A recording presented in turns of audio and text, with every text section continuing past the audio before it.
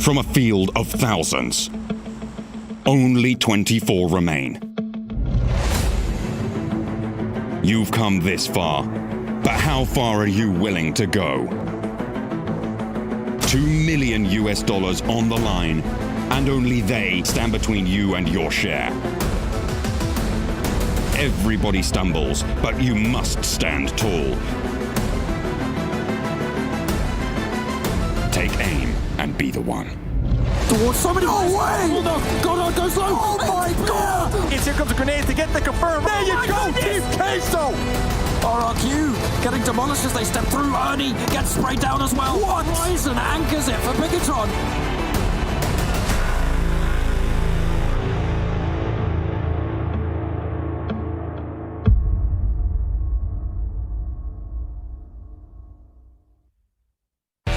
Welcome back, everyone, to the PUBG Mobile Global Championships. I'm your host, Jason Kaplan, and we have a very exciting day of games coming your way today. Very important day of games as well, speaking of, considering we're into our very third day of our second Super Weekend. So at the end of the day, we'll be halfway through the entire event. Now, you guys at home can't see this, but we have an extremely excited person towards my right-hand side. We'll check in with a second who's just been dancing away because he's ready to get things underway. But we have to talk about the missions that are going on still within this Super Weekend. Starting off with Southeast Asia, it comes down to this. One more chicken dinner, and they will have accomplished the super mission for you all in the region. So you can pray and hope that they're going to be able to pull this one off today. But let's be honest, it's very likely they're going to be able to do so with what they've been able to accomplish so far in our very first 2 days. Now, I said there's a very excited man dancing. He stopped dancing. He's back to dancing. Was that from the 1920s? Is that the something like that? Yeah, it's like that. We got Demon and Max. Well, he's not dancing for us. I'm going to be the serious one here today. Oh, okay. Okay. I've never been the serious one. It's a first. No, it's a first for everything. It's okay. I'm excited. Things are close. Bigetron are not running away with it anymore. It's good. Yeah, they are not running with it anymore. And speaking of that, let's just take a look at our overall stance. You guys at home can see what did happen, obviously, from our second day of play. We had a 60-point lead coming in for Bigetron, and that lead has shrunk. Now, as 400 men have charged their way up the leaderboards, you can see 15 points now separates these two teams. But RRQ Athena, that's a 44-point separation between second and third place. Yeah, a pretty big differentiation is starting to really get involved in this top 8 position. Of course, 400 men, what an awesome day it was yesterday. We'll talk a little bit more in depth about that one, but 400 men really catching up to Bigetron overall. Secret Jin, and Klas did slip a little bit away. I think the Secret Jin, a team that definitely were potentially expecting to ride off that high there on the first day of the second Super Weekend, did drop a little bit off yesterday, but I'm sure it's a team that, going into today, they are looking to get some really big results in. And of course, Nova sticking around that top 8 position here, man. Yeah, Konina Power slipping away as well. Loops had an okay day. It was certainly nothing like their first day. Now a second page. Power AAA, I mentioned it yesterday. I'm going to continue saying this. Power AAA is a team that started, I think, not very scared, but maybe a little bit not very confident. That'll be the word. And I think that now, over all these games they've been having, they've been feeling more aggressive, more confident, and going for fights that on the first week you would never see Power AAA go for. And it's been working out for them really good. They picked up a lot of kills, good positioning points also, and they're so close to actually hitting on that top 8 page. They were so close to taking that Go game against Nova. Also, Nova came out on top. They actually took down by Nova and 4AM. It was China combined. We'll take down Southeast Asia. Futbolist, a horrific day. 18-point day yesterday for them. Not what they're looking forward to. Hopefully they are back in their rooms and ready to go for this one, not sitting around the pool or something, because it has not transitioned from the great league play they've had, has not transitioned into the Super Weekend yet. They had gained ground. Yeah, think about it on the final day of Super Weekend week 1, but they've not transitioned well so far. Yesterday was a bad one, so I'm expecting the big things from them today. Well, we always talk about footballs and their consistency, right? But they've not been consistent ever since the very first week of league play. They had like one and a half maybe good days in the Super Weekends, but since then we've been wondering, where's this team been? They dropped off a little bit for sure. After, so far so good, they're in the top 16. That's where we want to be to qualify for the finals of this tournament. But we are still expecting a lot more from the PMWL East West champions. We're expecting a lot more. I mean, they got to hit it because they got to hit it in the lobby. Then you can go for it. But of course, Futbolists, they are a team that's very explosive. They get a good day, they get a bad day, they get a good day, get a bad day. Hopefully today's going to be a good day. Yeah. We'll see how they go on that first game, because if that first game doesn't go well, you can expect it to be a bad day. We know they can do it, but the irony is they ran into DA, the other Turkish team, all the time yesterday. They were constantly, Yeah. and they were losing out all the time as well. Bottom half of the table, obviously, A1 had a great day. Zeus are still keeping on track. But remember, these three teams, I should say, and let's not forget GODSENT, although they've had a pretty forgettable weekend so far. They are chasing down 69 points in 16th place. And obviously, the top 16 is where you want to be because that's the qualifications to reach the global finals. Yeah, and I think if you are these three teams, obviously trying to break through that 69-point threshold of Abrupt Slayers is your first goal.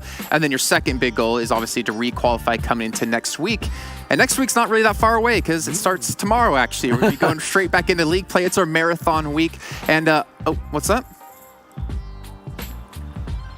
Wait, I just got word. We've intercepted a parcel? Hold on, I have to... 1 second. What's this? What do we... Wait, no, this can't be... How did we get this? Guys, we've actually intercepted... What? It looks like a letter from BTR's coach to the team. This is... Okay. I kind of don't want to actually check this. I don't want to open this. Check it. Should we check this? Yeah. We want to know the top I wanna secret know. strats. Okay, hold on. What's this say? There's strats. Avoid A1, please. I mean, that kind of makes sense considering what happened yesterday, but I don't know if they saw it. Were they supposed to get this? I guess we'll find out today. Okay, let's hide it away. Gonna... Hey, we got it off the screen. Okay, I was watching, like, did I throw it far enough? But that's a very good point from their coach. A1, 3 times yesterday, they took them down. This team has massively stepped up. Absolutely. They had a fantastic performance. They took the win on Vikendi map too. And obviously we're finally seeing the Bangladeshi team that we know can do it turning up. And then again on Sanok, they wiped out Bigetron.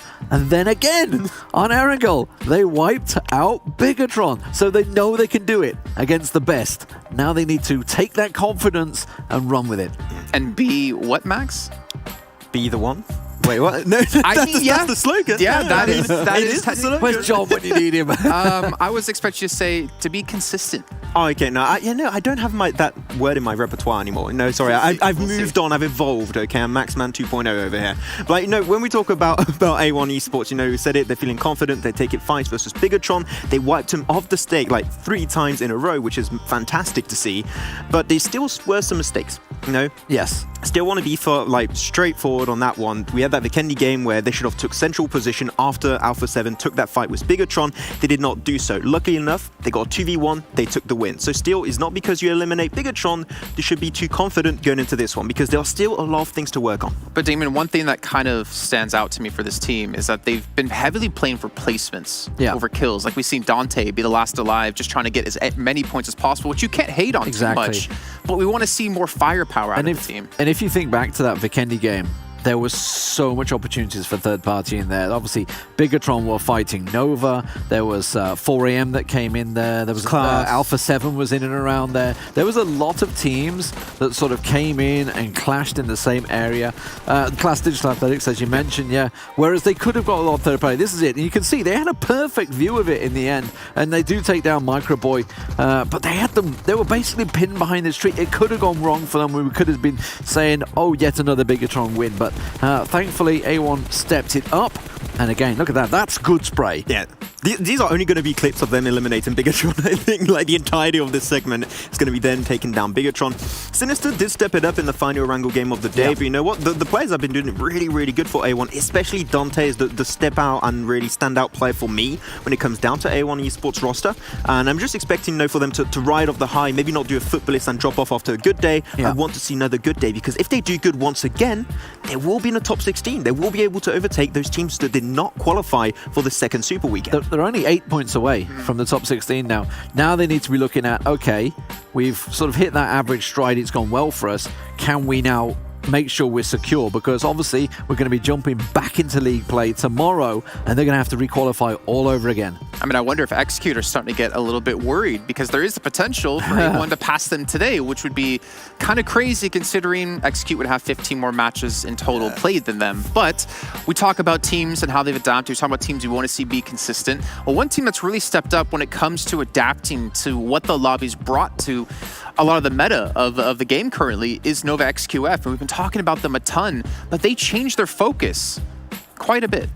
I mean, yeah, look at these stats overall. You know, they've been playing a lot more about their position in the circle. We saw in the very first game yesterday, they went dead center, which is something that normally we do not see happen too much. And then also they tend to regroup a lot faster in the early game stages to not lose players one by one in the first 5 to 10 minutes of the game, which has been working greatly for them so and far. More importantly, they chose to pull out of a fight. They were in a fight with Bigetron. It was a straight up 4v4. Yes, they were surrounded and there was a lot of third-party options.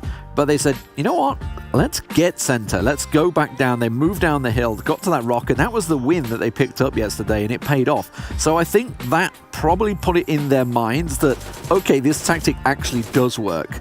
So the transition is working. They have been slower to transition compared to, say, 4 Angry Men, who have obviously been doing fantastic, but it's a clear transition. They can't just rely on Powerboy's fragging power, because he clearly has it, but they need to get into those positions with 4 alive. So often we see them with 1, 2 people in there, and yes, they can pop off, but you're generally not going to win a game with 1 guy left in the final circle. So Max, let me ask you this question then off the back Unless of that. you're Ryzen. Yeah, well, unless you're Ryzen. I feel like Jimmy isn't kind of going... Oh, sorry, Jim. My bad. For Jim, okay. He's not being as crazy with his like scouting as much anymore. Going into the point of what Demon's saying of keeping everyone alive towards these later zones. What's your thoughts? Which I think is a good thing. Like, really, they tend to regroup, playing as a team. If you go for like a 4v4 breach, you got a way better chance of winning that fight. And when you have Jamie out in the very first 5 to 10 minutes, it is not going to work out for you. So I think so far they found a game plan that's been working for them. And also, you're going in third-person mode, right? Normally they go in first-person mode in their tournaments in China. So you maybe want to go a little bit more central to get more information. Now from like the edge of the circle early on, you can get some really good scouting done. And then from that scouting, find a central position. And that's a great point, because obviously from Jimmy's scouting positions, like things he may get away with in first person in China are sometimes visible. So maybe there's a spot that he knows that I'm going to scout into this dip and I'm going to have a look. Well, you're probably visible in third person. So it's maybe things like that. They've just been a little slower to transition than the other Chinese team. I mean, they're still looking pretty good. We can't really knock them too hard, but the other Chinese team we are talking about, yeah, exactly, right? They're still in the money. They're still into the finals if we were to end things off today. But you mentioned the other Chinese team, 4AM, had a phenomenal day yesterday. I think it was 98 points. Yeah. It's the biggest Super Weekend point haul we've seen so far in one day. A lot of it came from, obviously, they had a massive game on Miramar. Sook himself got, I think, 11, 12 kills in that game alone. Had Svan alongside him. Jing'e had some big moments on Erangel. Hasaki saved them on Sanok. I think he was the final man standing that took down... It was the last man from Loops charging at them. Federal, wasn't it? Yeah. It was almost took them all out. If it had just thrown that nade a little bit better, it would have been the sweet spot, but it wasn't quite. But yeah, I mean, these guys, clearly they have the fragging potential. Like Sook and Svan have been phenomenal so far. I mean, yesterday, Bigetron, they would get eliminated by A1 or by Svan. One or the other. And Svan took, like, I think it was 1v2, 1v3 at one point in the first Wrangle game from that high ground position. Really, really well executed. And of course, when we are going over their overall stats from yesterday's games, I'm going to be seeing something coming out is, of course, their kills. Yes. Extremely high, except for the Vikendi game. We don't talk about that one. But overall, like, also 2 games on a Wrangle and having an average kill of 6.5. They were second in that Vikendi game. Yeah, but, like, we don't talk about the kills because it's only 2 kills. But still, like, they had still really, really good performance, and they've been consistent throughout the entirety of yesterday. And now I'm expecting that to be the case once again, because if it is, we might see them actually top the tables above Bigetron. I was thinking of day one, that was when they were second, and the castle finish. So the castle finish is burned into my mind. Yeah. But I mean, I'd love to have been the fly on the wall with 4AM, with the coaching team, with the whatever happened between the day before and yesterday, because they had 11 points into a 98-point day. We've talked about it before. If you have one of these really bad days, you need to have a massive day to make up for it. We saw it with Bigetron in the league play on the very first week, and we saw a 20-point game. We were like, whoa, what's happening? They're down in 20th place, and then they had a 90-point day. Well, obviously, we saw it with 4AM, an 11-point day into a 98-point day. A massive, massive performance from these guys, and Sook was popping off all day long. I mean, Sook is just the man that, I think he was potentially the MVP coming up from 4 Angry Men specifically going into those games. And this is the game also that I thought was so great to see from 4 Angry Men when they were playing on that Miramar map. Yeah. The dead center's position, that compound was held by 2-2 split from Zeus, and they were like, that compound is ours right now. They breached it. It was a 4v2 breach. They took the control. They had the high ground position. And from there on out, it was just a child's play. It was going to be so easy. They had all the information in the world. Go for the spray from up above. Picked up also an extra bunch of kills. That's the main reason why Sook got so many frags in that Miramar game. And it really goes to show that 4 Angry Men are a team that I would say compared to Nova, they take a position and they also convert a position into kills, which maybe is what Nova is lacking right now. And that's what they did on Sanhok as well. We saw it before with the victory they had. They went into that Tatmok warehouse. They know how to play that circle. They've obviously rotated really nicely on the west. They were the first ones into cow. Everybody was coming in behind them, so they picked up a bunch of kills from that position and really transitioned well. All right, Max, you know what time it is? Actually, I don't know. Now you confuse me every single time. Normally I would know. Throw it in there. I feel like you just don't even listen to the producer at times. I don't know. I reckon, Jason, we're going to look at the schedule. We might be. We might be. Yeah. Well, you could have looked, Max. I don't cheat. I'm sorry, okay? I want to try and be an upright citizen. Well, when you got a negative 20 on your math test, I can tell you don't cheat. But you can see our schedule today, pretty standard. Starting things off on Erangel, going to Vikendi, Miramar, Sanhok, and Erangel once again to finish things off for the day. Now, predictions. In the first game. To Erangel. So my prediction more is, are BTR going to have a ridiculous day after seeing 4 AM do that? I wonder if Secret Jin are going to turn back up because they had an off day yesterday, whereas they had a cracking day, and Erangel was the place where they did it. Okay, you know what? I like going for an underdog team, and I think that the underdog team right now is Execute. They've not been performing at all. I'm going to go Futbolist also for yesterday, but I'm going to say, I want to see Execute take a good game, hopefully a chicken dinner, so that's going to be my team to look out for. All right, we'll find out here in just a few moments while we head over to our commentators of John Allen and Blink. Last day of the second Super Weekend. I was getting ahead of myself there, not the final one. Second Super Weekend, last day is about to kick off. We're going to be heading over to Erangel as per usual to start out the day. There we are, John, heading over to the classic. You know, the well-played, the well-used, we're ready for it. It's going to be good to go. I mean, most teams are pretty used to this map at this point. We had some fantastic stuff coming through from the desk. Obviously, intercepting that note, that was your doing. I know this. You've been doing the underground I have no work. idea what you're talking about. Oh, well, I mean, okay, I understand. We'll keep it secret. I'm a man of mystery. But still, A1, they've been really putting a lot of spanners in the works for BTR recently. And I mean, Bigetron need to figure this out. Today, they are going to continue to play Sanhok. I want to see a change on that map, to be honest with you. The same thing has happened to them twice in a row now. Maybe let's change that rotational path. And you have to remember as well, there's two factors that really play into the fact that they have been crashing into A1, right? You've got Bigetron and A1's drop spots, first of all, the interaction between those, and then how the circle falls. Because we actually did have some pretty off-the-wall circles yesterday, like in terms of where those rotations actually had to go. And so maybe it's the first time they've really had to take those paths and be challenged on those by A1. Maybe we won't see that today, so perhaps they'll just be able to, as their coach so rightly wrote on their note that nobody knows how we got, because who would know that? Kind of weird. Why would you even say that? Kind of weird. They can just avoid A1. They should be able to. I mean, let's look back a little bit to the previous matches in the tournament. Is that RRQ used to make that same rotation path on the eastern side. They've actually changed things up a little bit. Now they're over towards Hatin area, dropping down underneath the bridge side, which is, in my opinion, is good. It's a nice change. We saw them get quite far with it. Obviously, D2E with the hero players on Sanhok yesterday was really, really cool to watch. But again, this is a thing where, if RRQ can change up the drop spot, have more success, certainly something Bigetron can do, especially with the prowess that they show in-game. Well, we're not going to have to wait too long to find out if they're going to be able to display that prowess. I mean, they're still sat at the top of the table, so they'll be all right for now. But we're going to get into our first map of the day. Of course, Erangel. And the plane path sends us from shooting range to Novo.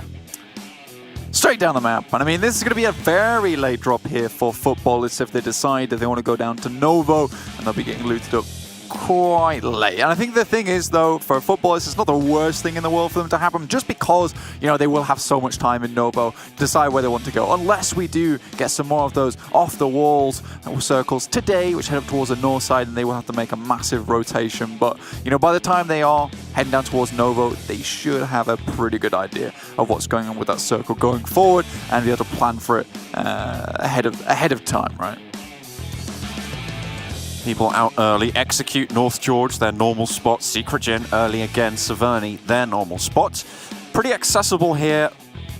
Perhaps the team that I'm most interested to see where they go is Power 888, and it looks like they're going to default back to Milta Power. We saw them drop in Stauber yesterday on that sort of split on the north edge when the plane path wasn't super kind to them, but they haven't dropped out early enough to be headed up that way, and I think they're going to go out wide.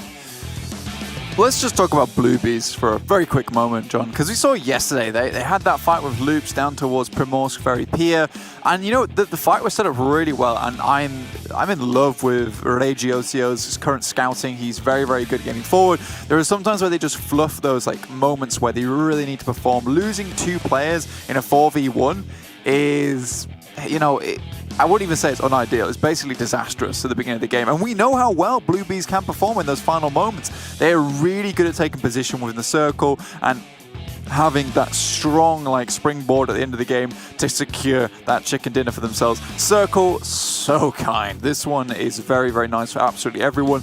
No one's worried about this. Pretty much the entirety of all these teams are in. Execute have got a generally decent rotation path. So most teams are going to be sitting very, very pretty at the beginning of the game here, John.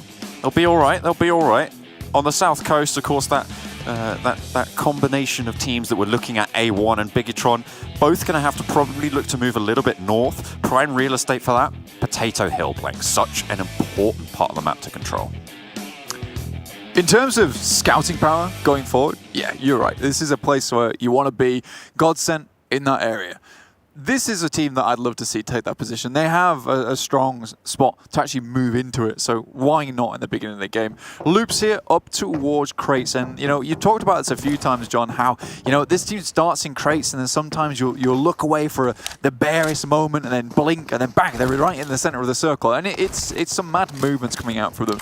Sure, yesterday it wasn't as explosive as we had hoped, but we've seen other teams not have these crazy days either, just like Futbolist. Now, Futbolists have this weird thing where they, like Max so aptly put it on the desk, it's a great day, then it's a terrible day, then it's a great day, and then it's a terrible day. So let's see if they can have that rebound, because obviously yesterday was their, you know, it was their due bad day.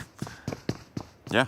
It's not going to be the greatest performance from them, but they'll be all right. You can see on the right-hand side of your screens that Loops still in 6th place, 209 points, very much tight enough with the rest of the pack as well to be moving up for several of those placements as well. And remember, there's still over half of the games remaining in these Super Weekends, so it's not like they don't have the time to be able to do it. It's the last day, of this Super Weekend, sure, but there should be more in the future. And Loops, if there's one thing we know, is that they can consistently qualify, even if they are having this yo-yo performance. Yes, I mean, we are starting to now see like these championship teams that, you know, I'm pretty confident is going to be making it to that global finals, right at the end when we head into next year, 2021. But Bigetron Red Aliens, obviously, they're up there. You've got 4 Angry Men. I'm almost certain they're going to be making it in. RRQ Athena, they're going to make it in as well. But again, I still have questions about this team. Because RRQ Athena, yesterday, we saw them find that really fantastic win at the end of the day on our angle, and it was a really, really cool one to watch. Ernie doing Ernie things, and you know, it's this player that's been fairly quiet, and we've always known him as this fragger, and recent times it's felt like he's been put on a bit of a leash, maybe pulled back, and now they're like, okay, Ernie, just do what you need to do, get it done. Finishing that game with a 10 kill is absolutely monstrous from this player. So fantastic from RRQ. I just want to see that kind of momentum continue, because you know, when RRQ does well, they do really well, and then it goes down to just this slump again. And you saw yesterday, Ernie was pumping his fists on the cam, and then we went over to Senior, the IGL, and he's there, and he's breathing a sigh of relief in that moment. And, you know, that's exactly how I feel for RRQ as well. I'm not pumping my fists in the air. It's a sigh of relief that, yes, again, they get that huge game, but they're always chasing that high at the moment, John. They're central in this circle, however, blank this time around. Obviously, the Pachinki dropping team, they're on our screens right now. Looking to rotate as well to the compounds just to the northeast of them as well. So they have got quite a good spot here, but they need to think about getting out of Pachinki to take control of some of that ground. Maybe play on the church. It's quite easy to leave there. You get a lot of sight lines that are available to you, but there's a couple of sight lines available to our viewers, Blank. And yeah. I would suggest that they take them at the bottom right-hand side of the screen. What is that? Do it now! Is that a special code that you could use to get some free skins? Is that secret agent John Allen offering up some skins to the viewers at home? I'm not a secret agent. I don't know what you're talking about. There's no code on the screen. If you were lucky enough to see it, then you didn't see it. Make sure you don't tell anyone. It's a super secret. Don't tell your friends. Don't tell your parents. Don't tell your dog. Those skins are for you and you alone. They are not for Barky. No, well, you've got to be snappy on the uptake if you want to be in with a shot. See if you can grab some of those. Futbolist split looting right now on Sosnovka. Nobody dropped there. They're absolutely fine here with the circle as it is. They know that the island's going to be basically clean. We saw some slightly strange rotations coming in from 4 Angry Men previously when the circle went out west, but this time around there's no way that they're going to try and prioritize that. Catching up with the team that you talked about earlier, Blank, GODSENT, they actually went to the hills south of Rozhok to try and control around that water tower. They didn't go down to Potato Hill. Very early there. They normally go. They are also the eastern side, very on much together right now, which is quite nice. We do like that, having GODSENT who have coalesced playing together, which is great for them going forward. Looking at the live rankings over here on the right side of our screen, John, honestly, it's beautiful because looking down from 1st to 8th space, actually, pretty much all the regions are here. It pays off. Pays off very, very On the north nicely side of the here river, with Loops have managed to cross up to the top side.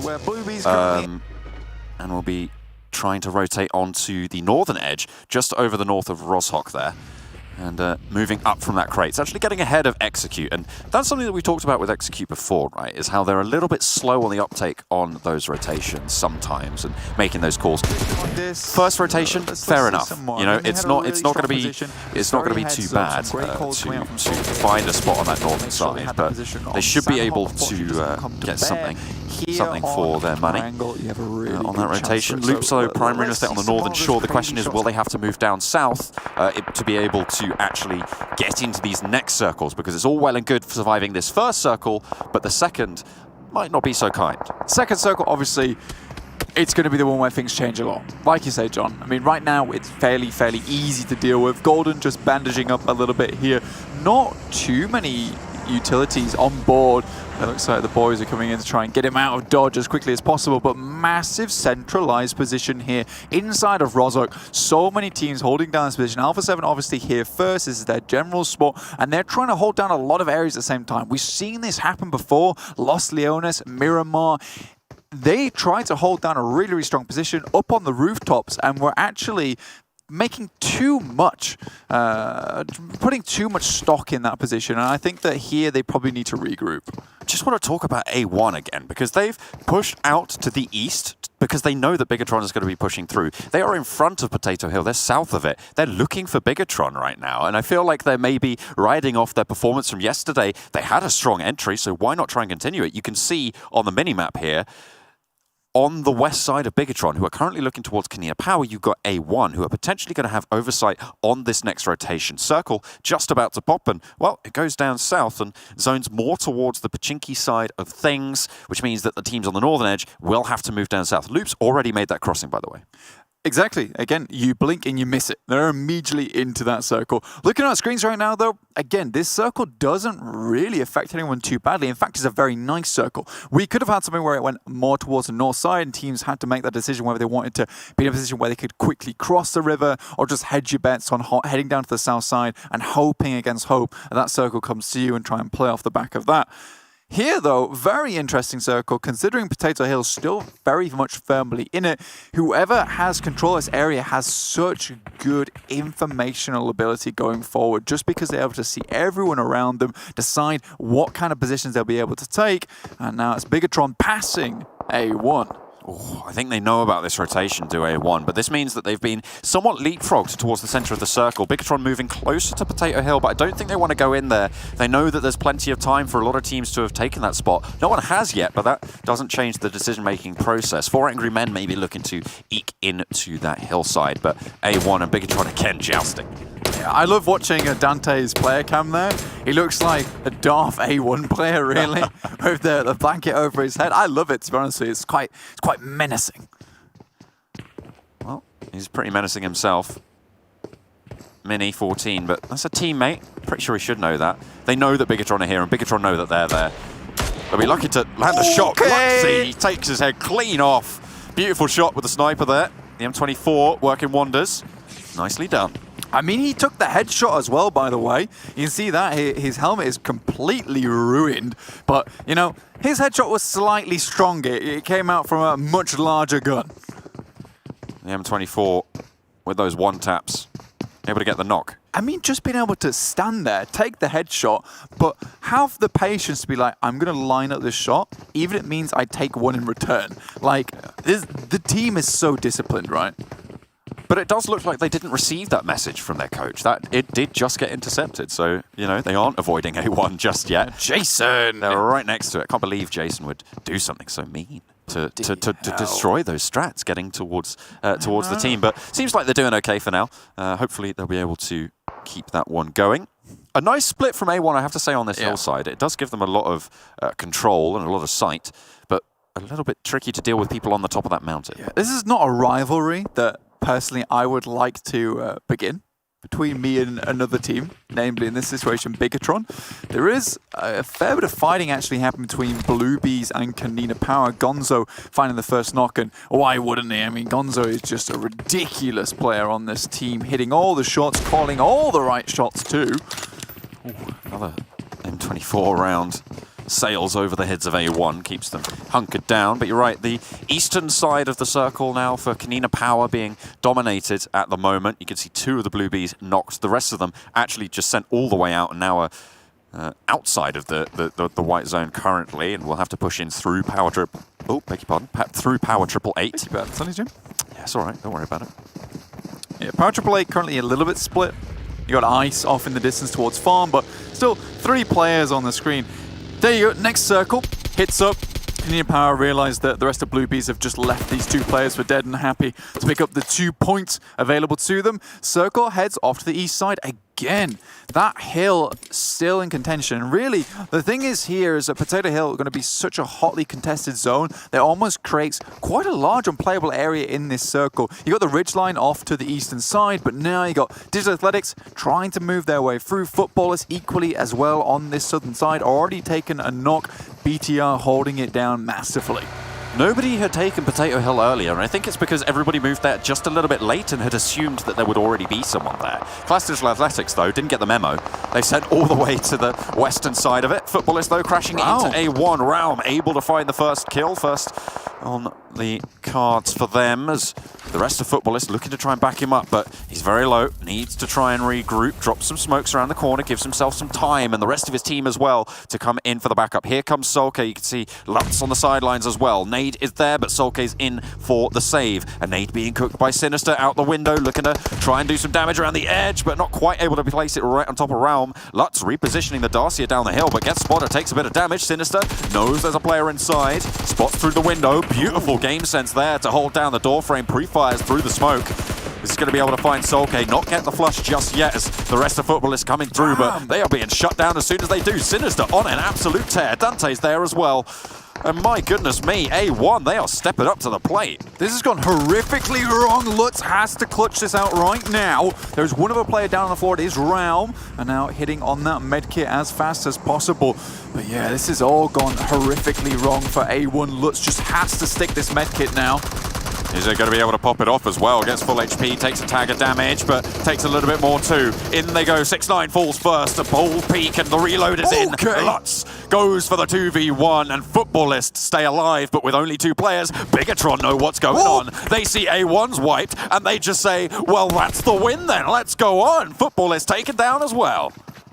How does Salim blow up that vehicle from on top of Potato Hill to finish out Futbolist? That is a cheeky little pickup. And Bigetron, in the meantime, they're happy to take a compound within the circle, nice and easy, but we have to give huge credit to Lutz there. What a big clutch from him with the TP in hand.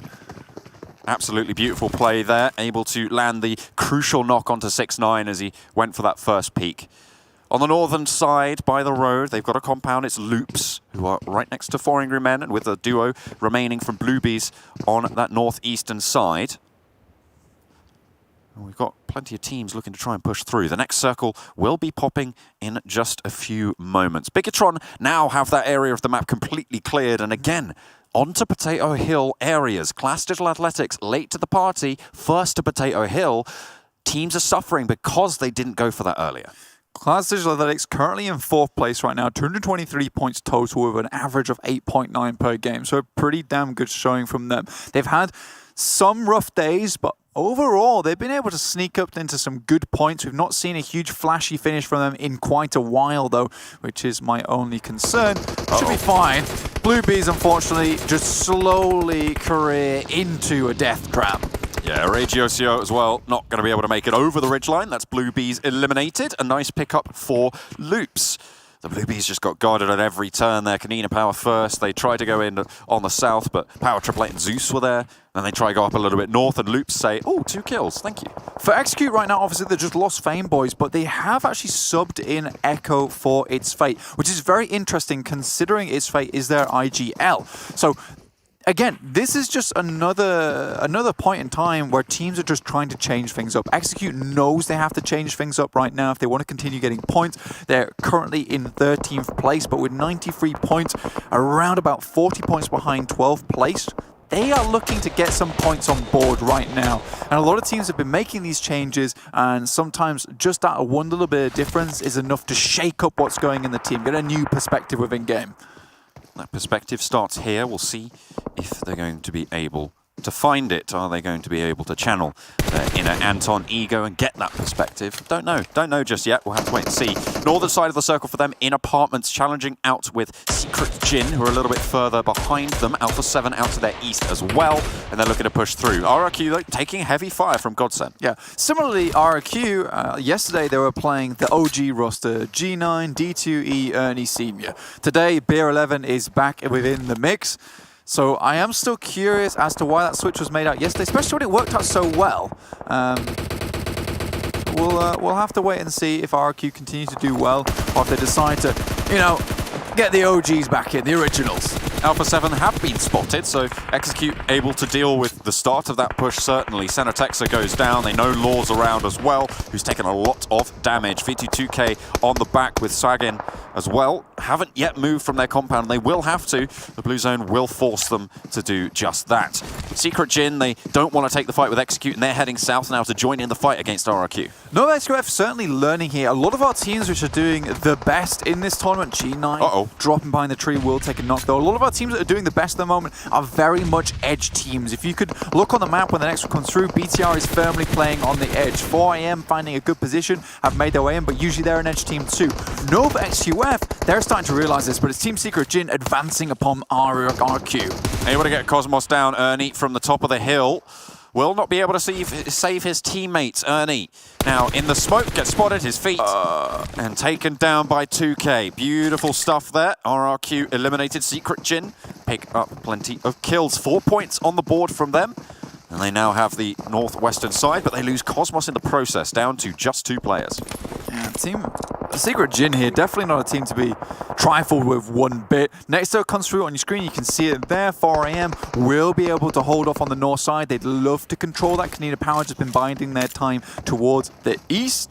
But again, talk about Secret Jin. They have just been coasting, and then suddenly, like a rocket, they've just taken off during these last few days. It has been hugely fantastic to see, and with them carrying through that kind of momentum, it's beautiful. Kill switch, finding Alpha 7, finishing out Alpha 7 now as well. It's fantastic stuff for them. They were just slowly turning the screws on that one. And Alpha 7 finally succumb. They will go down. Echo takes a knock. GODSENT taking the duel now with Execute, guarding them on the rotation path. GODSENT on the inside track here, but seems like Zute has other plans for them. Gets the knock, gets the spray down, looking to duck in and up, and keeps layering that damage on top. I think that's actually Secret Jin who have found a couple of shots from across the way. GODSENT lose a player, but Execute in a really sticky spot now. They're being pressured by the blue. Echo will not get back up. Zute trying to make that mad dash across, needs to heal. Yeah, but the circle will be heading forward. They have a vehicle to move out. Zute has to hit some kind of first aid. Kill switch obviously ready and raring to go. We'll just try and swing around, but he's just leaving Zute behind to try and find an off angle. Straight into Secret Jin as well. Will be able to get out wide, but has this given Zute the opportunity to move himself? We'll have to wait and see. GODSENT though, they spot 2K on that hillside, and Reeves just frags it down. Nicely done. I think that was actually, hang on a minute, Cool Boy from Nova across the way on the western edge of Potato Hill will be able to finish that one off. Clashing with Klas Digital Athletics right now though, as Zute continues to make his way up the hill against GODSENT. Currently edge guarding him, last player for Execute. Yeah, against all gods here, it will be Zute trying to make it into the circle. Nova XUF directly close to Klas Digital Athletics and making it happen. They would love to take this hilltop right now and play down from there into these next circles. It's a fantastic spot. Silas, though, with some big guns on board as well as the ghillie suit. As that grows up, whose bite is worse than its bark, and the bark is pretty mighty in itself. We'll see if he's able to get that done on the hillside. At the moment, they want the standoff, but they're not going to be allowed it, as that's going to be King finding Solus. We'll be able to get that flush as well. On the south side, Zeus have spotted Bigetron, who are pushing onto Power 888, as well as the eastern side, where Loops are dominating over Konina Power. You can see that mini-map popping up, all those kills flashing through, as Nova continue to just bide their time. Klas Digital Athletics not making the move. SQ unfortunately not being able to make in that circle there. Zute was able to take out one player from GODSENT, so he did a really good job to try and make it into this circle. 4AM starting to now flex their muscles a little bit in the center of the circle. Next one pops in, and now Nova XUF are a really strong position to get into this one. Zeus, however, fairly quiet, but very good position to inject on the south side. Power 888 stopping Bigetron in their tracks, and will have all 4 players left alive on the southeastern side. A pretty decent shout to this next circle. As you say, though, Zeus very quiet. 4 angry men, they've been biding their time. Clearing out the north team slowly but surely, and now on Nova XUF, they are looking to just flow over the top of this hillside. Silas has eyes on, and with a Grozer in hand, it's a lot of damage, but damn, out comes the fire from all these teams, and Powerboy is obviously cooking a nade. One comes over the top. Smart. They don't need to take the fight. They just win it immediately. Oh! Full knock onto Silas. Now just raised to deal with King. Jumps over the top, will reveal his position. Out wide they go, but he gets the knock onto Kings. Looks for another one to Coolboy. Drop shot 1, drop shot 2. Not going to be able to come through. Not making it happen there, as Paraboy will be able to take them down, but King is downed. Jimmy and Paraboy last standing for Nova, and they have to make a run for the next zone. Coolboy is now out, very much unfortunate, as well as King. And again, this is such a struggle for Nova XUF. Every single time they get to these end circles, they cannot make it with 2+ players. They are getting it down to just 2 guys alive, that secret duo, and they really struggle to get anything higher than the top third in this situation. 4 angry men have just been chilling right now, and they are going to start to pop off on the north side. Loops getting eliminated. Zeus now under fire from Paraboy from Nova XQF's position. Ronin gets flushed, and they're losing players in buckets right now. My God. Zyle taking a knee as well to Jimmy, and one more player standing for them. Very unfortunate. Nova XQF would love to get rid of Zeus in this situation, but you can see GODSENT starting to slip around on the northwest side. Just coming up behind Nova XQF. Obviously, they've got the hillside to protect them from for the time being, but they could go for a pretty high finish here, especially with the high ground they currently attained. People hitting the deck, going for the crawling games. GODSENT on the northern edge, not in the next circle. 4 angry men have spotted them. Boom goes the vehicles, but a lucky crawl away. Well, not lucky. A heads-up crawl away from them will save the life of the last player standing. Yesterday, 4AM finishing out with 93 total points, I believe it was. Coming in today, if you can hit another chicken dinner, that will be insane stuff. And again, they will once get closer to Bigetron at the top. Seen her fantastic shot onto Reeves. Haseki is going to end Gooey's life here on top of it. Or maybe not just yet. Hold your horses a moment. He's managed to make it to a tree trunk, and that will be maybe his final resting place. We'll have to wait and see. 4 angry men, though, they continue to roll around. Zeus getting eliminated. 8 kills for 4 angry men. 4 players alive for Power 888, and they're on 6 kills as well on that south edge. They have had a player go down, and Nova XQF still in with a shout. If there's one thing we know about this team is that you cannot count them out until the fat lady sings. No, you absolutely cannot. And I said, look, it would be great to see them with a 4 in the last circle, but even as 2, they are a fearsome team. You do not want to back them into a corner because they come out a biting. But 4 AM, 4 angry men here on the northeast side of the circle, looking to finish this game out strong and start the day as strong as they finished it out yesterday. And not only that, this is prime real estate right now for a third-party situation, right? Because you've got 4 angry men who have to push down south. Power 888 are going to be the first people to spot them. Nova XQF can just wait. That's exactly what's going to come through. First knock from Gooey, who did survive, by the way, finds a second as well, and 4 angry men get some retribution. This is a perfect spot for for Nova XQF to try and chime in. Brilliant chance for them too going forward. Coming into this one, Sook just looking around the side. He'd love to try and get some more players from Power 888, but it's Nova XUF creeping in from behind. The stealth from this team is fantastic. 3 players now standing for Power 888. 4 angry men, 2 players knocked, so it's a 2 versus 3 on that hillside. And Nova XUF counting their lucky stars yet again. A player from 4 angry men goes down. They're down to 3. Jinhe will be falling first. Sasaki not yet rezzed, and out wide as well. Very difficult to get to. Power 888 have the bead. Power 888 not only fighting for this chicken dinner, but they're fighting for you guys at home for that super mission to be unlocked here with the chicken dinners on board. So they really are looking to get this one done. So cheer for them all you can, but it's 4 AM with a huge advantage on the hillside here. Grozer in hand. Obviously, it's a 2v3, but if we know anything about 4 AM, they can still make this happen. Jimmy, oh, I think he's spotted waiting. Corpoi. He knows Corpoi's there. That's an easy pickup there. No one really for the refrag as well. Brings Power 888 onto even playing field. Sook goes down to ice. Svan now last standing for 4 angry men. It's so tense here on the hillside, Blank.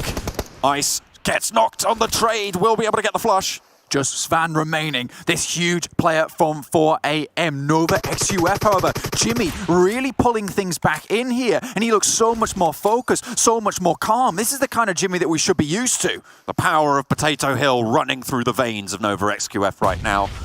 It is the positioning princedom that they've been able to find. Paraboy gets up, takes down 4 angry men, and now it's a 2 versus 3. But remember that one of the Power 888 players has been knocked. They've been in this extended fight with 4 AM. They're down on meds. Positions are known right now, Blank, and look at the open ground that surrounds them. Jimmy, he has this tree ahead of him, but he will have to start to make way into the circle. Power 888 currently owned the eastern side. Nova XUF just shimmying their way into this final zone at the moment, John. This will be a really big win for them, and a beautiful way to start the day for Nova XUF as well, considering we've talked about how they've made all these improvements, talked about how they're starting to adjust to these lobbies. 6 kills on board for Nova XQF, 9 for Power 888. The res came through, the heal's not quite there. Looks like booster's very low for Power 888. Paraboy up the top, Jimmy playing on the side of the hill right now. They're biding their time, Blank. They refuse to play together. They know in this situation they must play this 1-1 split if they are to have any chance here. If one goes down, they've got to hit an instant refrag. But what they're really hoping on is that either player gets 1 kill or 1 knock before they go down. That's the only real win condition here, unless we get a mad clutch coming out. But Jimmy, I'm loving this stuff from this guy right now. Seeing him in the final circle and playing like this is just wonderful. I think he knows that Corpoi is there. If he's able to take Corpoi down, Blank, that puts them into a 2 versus 2. There's no way they can get that res. They can't push out. As well as denying their off angle. There will just be 2 people in the same spot. It'll be much easier. Spray down. Paraboy now knows exactly where this player is. Moving around the side. This could be huge for Nova XQF. They split apart. They go back together. They're just shimmying through the grass right now. Paraboy yet to stand up. Doesn't want to take the fight. Ice so close. I don't know if he knows he's there. Beautiful positioning coming through from Power 888. But up he goes. Jimmy falls down first. Corpoi on the off. Paraboy falls. And it is Power 888 to stake their claim.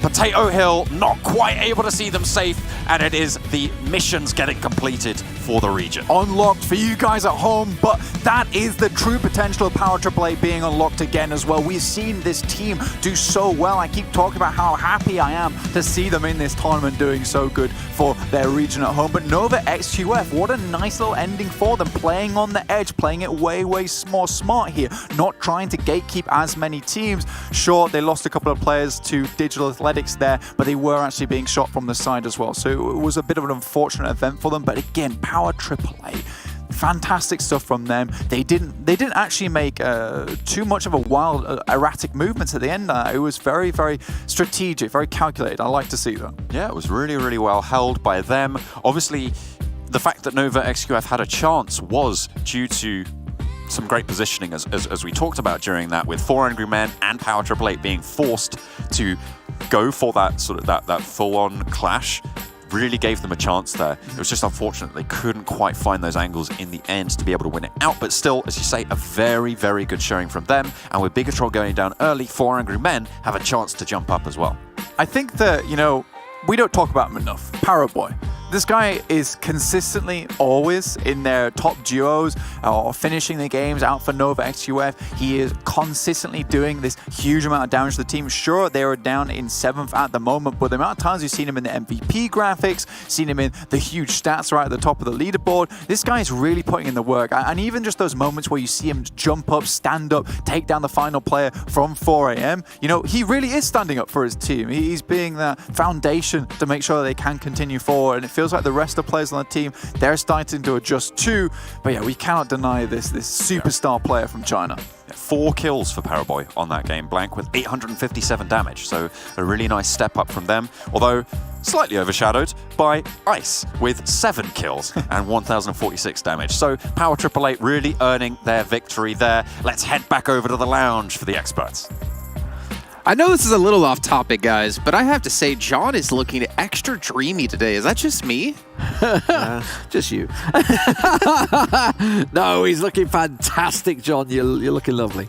And Blank, I mean, I feel like he's going to like give me a sermon or something. So, so for me, Blank's looking like, you know, there's that old picture of The Rock where he's in the turtleneck with the, I mean, I'm just saying. We can get one of those today at some point, I feel like. Let's take a look, though, at results from the last match. And Power 888 KPS, like they said on the desk, with them getting that victory, the super rewards, the super mission is now complete here for Southeast Asia. And 4 Angry Men getting in 2nd place, but respect to Nova as well. To see the 2 Chinese teams get themselves in the top 3 after we just talked about them, it's like we're clairvoyant here. It was almost a repeat of the first game in Erangel yesterday with 4 AM and Nova. Yesterday, they both combined and took down Power 888. This time, they didn't combine. They took each other out, and Power 888 rose to the occasion. We're just missing a Cosmos of Secret Gym to make the exact same game we had yesterday. But Power 888, like we mentioned them at the start of the broadcast, we said their team, they're feeling good. They're getting better every single day, taking it as a learning opportunity, and they take a chicken din on the very first game. Also, with 11 kills. That's a huge one coming up on Power 888. But hello. 1s and 3s down there. We've got a new leader in the Global Championships. Oh my god, yeah, Bigetron 1 point. Power 888, actually, Power 888 got Nova and got Bigetron. 2 top lobby D like destroyers, which is absolutely insane to see coming out from Power 888. And I think we will have a big shift in the standings there. Yeah, wow. Okay, it's happening. It's happening. I mean, 60 points behind yesterday, and we were like, oh no, here we go. It's all gone wrong, and they're going to run away with it. But no. 4AM have turned it round again. That compound is one they really love to go to. That's the 3rd time they've gone to that same compound. It's paid dividends for them. I mean, you guys are saying they took the lead. I think they rightfully took their place back because if we think back at the end of the second day of Super Weekend, they were 1st place. Yeah. Let's take a look, though, at our top players in that last match here and start to talk about them because they did work. Ice coming in from Power 888. Look at that damage done. It's not very often we see players hit that 1K mark on one match, but he was able to do it. And again, Sook and Svan, another day where they're starting to perform well. I mean, Ice was the reason why they won that fight versus Bigetron when they were trying to push their way inside the circle from the south. Yes. And also, it was the main reason why they were able to take that fight in the final moments versus 4 Angry Men versus also Nova XQuest F. So really good stuff coming out from Ice in this one. And I think that Ice has been slowly becoming like this staple player, this like leader man, the banner man of Power 888. But I would like to see a little bit more of the rest of the team. Corpai also has been doing really good. I think that now we want to see a little bit more from the 2 other players from the team. Yeah, they're growing in confidence. There's no doubt about it. You can't say we need to see more from Gooey. Gooey's done loads. True. No, okay, you know what? Okay, you know what? Fair enough. Give them credit. No, honestly, Power 888 are rising to the occasion. And as you say, they've just hit the super mission. That's it. 6 wins for Southeast Asia. So congrats, everyone from Southeast Asia. We're all jealous of you because I don't think we got anything in EMEA yet. Oh, no, we got 1 win. Yeah. We did get 1 win. Can I change my region? Can we change the in-game region lock in the phone? Do we get any special rewards for just being on the show? Maybe we can get unlocks from all the regions. Who knows? One thing I do know is I want to talk about Paraboy a little bit more here because this guy has been doing wonders. We talked about him at the start of the day, the one to really step up in terms of damage. That we did see Jimmy really rise to the occasion in this match. But taking a look at his radar here, we can see. He is just, I mean, look at knockouts. He's tied on knockouts for #1. Is he the kill leader? No, not quite. Not quite. 39, the next, the highest is 45. Not quite for the overall. I think that's because we've obviously had the likes of Ryzen and Sook and everyone that's been delivering so well. And actually, yesterday, we should mention Ernie, don't forget. I'm curious, Max, actually, real quick here. Damage received, okay, 5,200. It's not the best, it's not the worst. Healing done, though. Compared to the entire lobby, he's extremely low on that. So I'm kind of wondering, maybe I'm thinking a little bit too hard here, but it seems to me that when he takes fights, either he wins them pretty dominantly or he loses them, and then that's it. The thing that really stands out to me when I think about Powerboy, people call him like, the best player in the world, and I think that's rightly deserved. Like when he takes a spray, he just instantly gets a knock. Like he doesn't miss anything almost, which is the reason why he takes no damage, because every single time he goes for a spray, it results in a knock. It doesn't give the opportunity for the other players in front of him to fight back and get a bit of damage in. And also we saw he had very low assists because he doesn't like to share skills. He just he was playing with Coolboy in that game of Miramar. They were like fighting for the frags, and Coolboy would get the knocks, and Powerboy would go, no, my kill. I think it's like something you have to sign in the contract of when you join Nova XQF, that when you get a knock, you let Powerboy get the flush. Let's take a look at the two moments here in this last match, and obviously one big play stood out, which was something we're going to see here. A1 gets Futbolist was pretty insane. Yeah, and honestly, if they'd have played it just a little bit better, A1, they should have come out. And I'm talking about this bit here. So obviously we're talking about Lutz, the last man that goes in there, and then they kind of pushed him one by one instead of double pushing him, because we saw the guy outside the door. I don't know if it was Sinister. I don't want to throw anyone under the bus because I didn't quite catch the name, but at that situation, you have a choice. You either let your teammate heal and push, or you push them when you know they're healing. So, because obviously you're going to hear that audible cue and you just get straight in there. And he kind of just let him heal up. Yeah. I think what was kind of hilarious to me, though, at the end of that skirmish, Bigetron rock up. And I'm thinking back to, the classified information we had earlier of avoiding A1. I know, well, A1 was there, and maybe they wanted to, A1 died? Him. Yes, they were too late. It's time to go. And they even missed the kill on Futbolist as well, right? It was that got stolen by Klas Selim. Digital, so that got stolen away from them as well. But Execute, what is going on, boys? They obviously, again, there's Saverni, so they came down in that northern shift coming down from the south. But a lot of teams were doing that. I liked what Loops did. Instead of just sort of continuing the direct path, they decided, okay, let's hit it from the east side. So they rotated around. They came in obviously into Konina Power and then got crushed out there. Power Triple 8 here, absolutely destroying our what was leaders of the Global Championships, Bigetron. I think something we can never forget about from any team that's from Southeast Asia, Power Triple 8 might not have qualified as highly as some of the other teams, or Aerowolf Limax, for instance, but when you're in a region playing against the best team in the world with Bigetron, every team from that region is going to be extremely strong that comes in. So whether you came in dead last for Team Secret or you came in first with Aerowolf Limax, they're still going to be very, very good. It forces you to increase your standard of gameplay, right? When you're playing in the lobby with the best teams in the world, you've got to try and get better yourself and improve over time, which they have been delivering in really big fashion so far in this tournament. Then into the final moments, of course, Power Triple 8 going for a little bit of a spread, which I think is good. They were given the opportunity to go for the triple res, which I think was definitely maybe something that was not bound to happen. Then they get up, they find a knockdown, they knew it was a 1v3. Does get a really nice knock on the other side for the side of Jimmy, but it's just not going to happen. And at the end, Power Triple 8 take that win, and that's also the super mission done for the region. Well, let me bring up something here that we noticed in the start of the day with Nova. Usually it's Coolboy is like the longest standing member in terms of average survival time, right? And Paraboy has the highest damage, but Jimmy, typically one of the earliest players to die in the team, was actually one of the few remaining players. So talking about his scouting and being safer and keeping everyone alive towards the end of the game. What's up, Demon?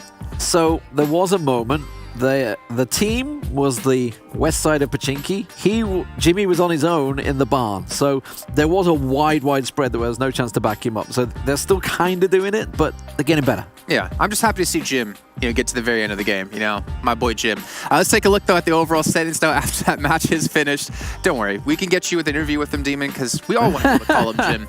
And we do, in fact, like you said, have a new overall leader. 4 Angry Men breach the 300-point threshold with 303 and get themselves that first place. I mean, we said we might be seeing 4 Angry Men taking that #1 position today. I was not expecting that to happen on the first game. A little bit of a banger on the first game of the day. Bigetron unfortunately died a little bit early, so 3-point difference. We're going to have a little bit of back and forth, I believe, today between these two teams. It's going to go a little bit up and down over time. But some teams have been, not really delivering. Loops died pretty early on, but Nova still sticking around because of that second position in 7 spots so far.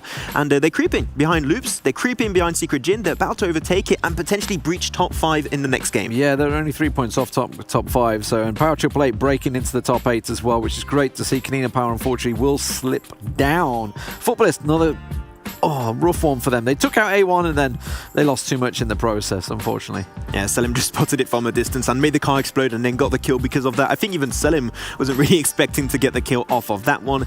Execute, I said it, I wanted to see a good game. Didn't really deliver for them. They struggled pushing into the northern side and they did go down pretty early. A1 Esport though, 5 points getting really now. close to the 69-point threshold and they're about to make it into the second page. And Zeus also got a few good frags in that game. Yeah, 10 points in that game. GODSENT got themselves 9. But if you notice, by the way, 9th place to 16th place, it's 130 points, practically. That's insane. We're seeing a big gap between second and third, which is about 60 points as well. So I'm getting worried for some teams out there. They need to start to step up here, but luckily for them, we have another match coming up. And luckily for you, it'll be in just a few minutes' time. So we'll see you then.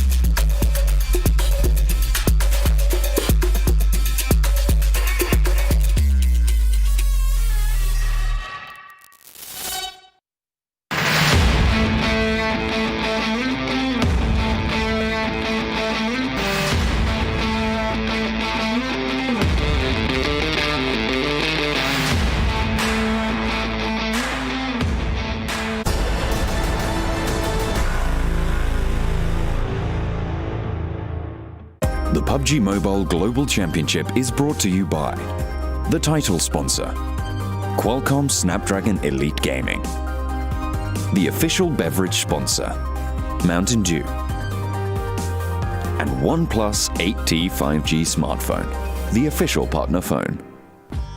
Well, with our first super mission now unlocked here for Southeast Asia, my eyes turn towards the other regions of any other missions that could be picked up today. We can take a look at our schedule here and see that Vikendi is going to be coming up next. You're smiling at me, Demon. I'm a little bit scared. It's just that every time I hear the sponsors call out, I look at John and John's doing it. He's literally reading out to Paul Zander every single time. So you guys at home don't realize this. When he was here on the desk doing it, he was actually saying the exact same time and the same pace and everything. It actually confused me and the producer, and we're like freaking out, like, what's happening? Why is there double audio? But yeah, no, he enjoys it. He did a fantastic job of it, to be honest. But Demon, if I'm not mistaken, we want to break down something that did happen in the last game, and we did talk about it a little bit. So, okay, let's go and have a look at this. So what I'm pointing out is actually a bad play. This is the point of this. This is a bad play. This is how not to do it. How did that load up? Go away. Okay, so this was the breach early on with A1, obviously, and Futbolist. Futbolist going in. They were just down to Lutz right now. You can see, actually, Raum is already knocked. Lutz is there, and Lutz is in a 2v1. So in he goes, pushes up the stairs, straight away, gets the knock on Sinister. Fantastic stuff. Now he's also taken pretty low on health. So he gets in and he starts to heal. Now, this was effectively a 1v3 at the situation. Obviously, with Sinister down, they had two alive. One was low health for A1. And at this point, they're thinking, okay, we know he's probably medding. we either rush him down. They got 6.8 seconds. You can see it on the screen right now. 6.8 seconds. You've got to push up and get there. They would have heard the cue. They knew he was healing. Or as 2, or did you just go as 1? Let's have a look. They decide to go instead. And they're so slow getting up here. You can see immediately just delaying. And he's kind of like, I'm in an orange. Should I push in? It's need. And now you can see 0.9 seconds. He's delayed that long. The Lutz gets a full heal off. And effectively, it goes to 1v1s. Instead of using your man advantage. So immediately what does Lutz do? Pulls out the DP, sprays down 1, says thank you very much, comes out, sprays down 2, job done. That's a situation that you really, really should not be losing. And obviously for Futbolists, well, they went down straight afterwards, but they managed to come out on top. But A1, you know, they had a great day yesterday. They can't afford to make mistakes like that. Yeah, and I think that's kind of what we mentioned earlier on the show too, that they're good at getting the placement points, surviving really long through the game, but we wanted to see a little bit more in terms of like firepower and being able to attack these complexes a little bit cleaner, because we've seen the importance of having 4 players alive at the very end, Max. I mean, they've been relying a lot on positioning points, and that's one thing to see. But like, it also goes back to what you were saying, I think it was yesterday or the day before, you know, when you are taking like a 1v3, breaking down into a series of 1v1s. Yes. There, A1 Esport allowed that to happen, and that's the main underlying issue. You want to try and make use of that man advantage to try and deny that from happening, or you just want to retrieve yourself from the equation entirely and move away, which A1, they would like, I think that here they just didn't make the decision at the right time. They were thinking, we want to disengage, but also you want to take a fight, and sometimes indecision is your biggest enemy, and I think that's what really strike down on A1. They could have smoked it, they could have got Sinister back up on his feet, made it a 3v1, just pinned him in the room. There were so many choices. Instead, they kind of hesitated, and that's a risky situation in the Global Championships today. I was wondering, where's the utility? Where's like some nade? Exactly, that's what I'm saying. They could have smoked it out. Yeah, just smoked him out, or just naded him in the room. Yeah. You knew he was on the room on his own. There were so many things they could have done. Instead, it's almost ego play to go for the gunfight play, right? I think in my head, I'm also wondering, were they scared of like a third party? Because we did see, like after the fight finished, within 10 seconds, Bigetron was like, hey, we're ready to go. And speaking of ready to go, we're ready to go into our second match of the day. It's on Vikendi. And of course, it's with John Allen and Blake. Thank you very much, Jason. I'm still riding that high from what he called me dreamy earlier. Really, really big fan of that. It's all in the ironing of the shirts, Blank. Your shirt is wrinkled. More wrinkled than mine, Nan. Come on. Sort it out. I see you in there, and you literally spend about half an hour on the ironing machine, and you don't do anything with it. Yes, the ironing machine, the well-known device. Yes. The ironing machine that I do not understand. What is this? Those are foul magics. What is this witchcraft? that linen was creased, and now it is not. Oh. It appears before me as white as snow, as plain sheets, as Vikendi is loading on up. I'll burn you at the stake on top of Mount Kresnik, innit? Please don't. I will. I've got plans. I've got plans, mate. I've got place to be. Oh, dear. Shut off, come on. All right, well, first circle pops. You've got places to be going in to game. be Peshkova. Over out to the east. Dave, he's singing his heart out. Look at him. I can hear him all the way from America. I can too. What's that? What a circle. What a circle! Yeah, let's go. All right, well, we're going to have a little bit of an easterly rotation. Teams like Loops will be happy. A1 as well. They're slap bang in the middle of this one, so they'll be okay for now. Of course, the name of the game, get center, get early. It's Vikendi. Exactly. Very nice. That's the tagline, I think, now, going forward. This is going to be an interesting game, mostly because I would like to see Loops do quite well from here. This time they don't have to move in. They have a chance on Vikendi to actually play that centralized type of, compound gameplay that they most thrive at during the game. They have to get there early, though, and it's something that we've seen from them before on Vikendi is the inability to get central. And you were right in highlighting maybe from this position is different for them, right? Because they have that opportunity. Yeah, Vikendi tends to be a map where they don't do as fantastically well, just purely because, after we deal out all the drop spots before the tournament begins. It's true. Look, sometimes you pick the short straw and you have to do the four-way split up in Cosmodrome. Loops picked that one. But this is their area. This is their space. So honestly, this is where they're going to have to play. And it's okay. This way they can actually take a central position. Should be a better Vikendi game for them. I would like to see them start to solidify this position from that 4th to 6th position at the moment. I mean, getting towards Bigetron and 4 Angry Men at the moment is going to be a struggle. However, 4 Angry Men have certainly proved that it's not impossible. Ooh, no, okay, it's not happening. Bigetron and 4 Angry Men have certainly shown that it's not impossible, especially with 4 Angry Men's 98 game day from yesterday. 4 Angry Man's day. 4 Angry Mans. Where's your mans? I mean, pretty good, pretty good. Where's your man's games? They're all over the place, mate. They've got 98 points, which is bloody brilliant, I'd say. Big time. As things go, a repeat performance potentially on the cards after they performed pretty well in that last game as well. So we'll see if they can keep up pace and keep ahead of Bigetron. Currently, who are down in Winery, they're going to have to rotate probably through Hot Springs, which is actually quite a difficult crossing. This southern crossing, if there's teams around, is very, very treacherous playing. And it can be easy to get taken down. Usually BTR are able to make this crossing fairly easy though. They're very good at just, you know, testing the waters in front of them, deciding how they want to get in. And you know, they have to move through Hot Springs anyway, so it also makes sense in game. They go down to the Hot Springs, test the water, see how hot it is, and then if it's a little bit too hot, they wait it out before they head into the circle, try and take that edge position. With the 2K taking a knock on screen there from Power 888. Oh my lord. Oh dear. All right, okay, an early clash, trying to get early center positions, and teams are throwing the bullets to try and lay claim to it. A1's waiting in the wings as well. Yeah. As Power 888 and Alpha 7, they've lost a player already. You can see them trying to bail out. Spots Sinister across the way and looks for the flush. They'll find out if that's another A1 player, and it won't be. 6ix9ine takes a tumble as well in the meantime. A1, oh, they lose yet another, and this is not great for any of these three teams, really. For Power 888, it actually works out not so badly, to be honest with you. This is good for Power 888. They are going to start to move on in. Now A1 is damaged, as is Alpha 7, and they just want to pick up the scraps after this fight does conclude. Neither way, Power 888 can start to have very, very dominant position in the middle of this circle, getting rid of all the teams who have headed there in the beginning, which is so unlikely of Vikendi for us to see right now. If Alpha 7 go down and A1 go down, there will be literally one team in the center of the circle on Vikendi. We're just about to break that 5-minute mark, Blank, so this is the time when teams will start to be mounting up. They've already looted and they should be ready to get gone. Waiting for the teams out in the west to do that. Let's specifically execute Klas Digital Athletics over up towards Dobro Mesto and Krechas on the northern edge. And you've got Movatra currently occupied by Blue Bees, who went out west early on after the drop. They're all going to have quite a long rotation to make. Blue Bees, I imagine this game will be considering how they would like to play this one out.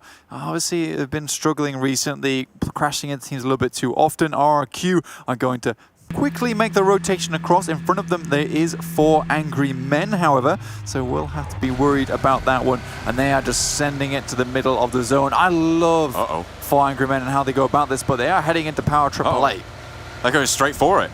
They're right in the same compound now. They're sailing past. They haven't scouted, but this Blank is 4 players in a vehicle. This is what you hate to see, especially on Vikendi. If that vehicle goes up, it's death. It's immediately a squad wipe.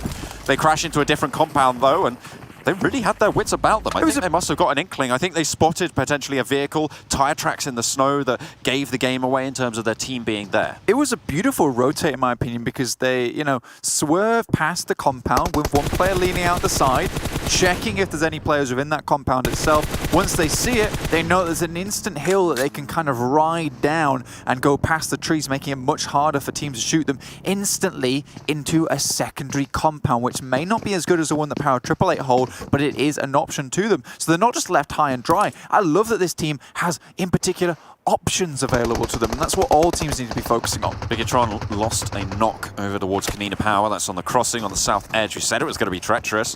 It seems like Luxley will have taken a knee there. GODSENT currently staking claim to a compound on the south side of the peloton in the middle of the Vikendi group right now. Secret Jin, though, maybe looking to pressure them out. Currently just spike damage going both ways. Loop's actually in not the best of positions I expected them to be, and obviously they're quite central, but they're not as central as I expected them to be at this point in the game. They do control pretty much the northern side, though, and obviously ahead of them is A1, who have taken a few knocks of their own. As you can see on your screen there, A1 all the way on the cliff side. Power 888, you can see them stocked up. They're ready to go. They're in a fantastic position going forward.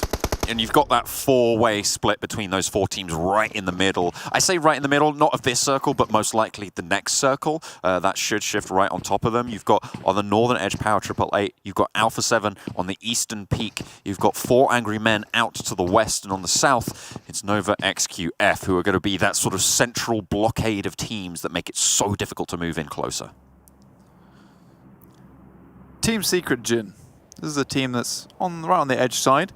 See them do okay on the last match hour angle. Again, this is a team that just likes to get those steady points in, and then they come out ablazing some of the games. Right now, they're in an okay spot to make it happen. Obviously, it's right on the southeast. They're going to have to kind of creep their way along the coastal cliffs if they want to make it further in this game. And Loops just pressing forward a little bit right now. A1 making their presence known, but there's only 2 of them. So they're going to have to be barking very loudly, pretending like they're a much bigger dog than they currently are.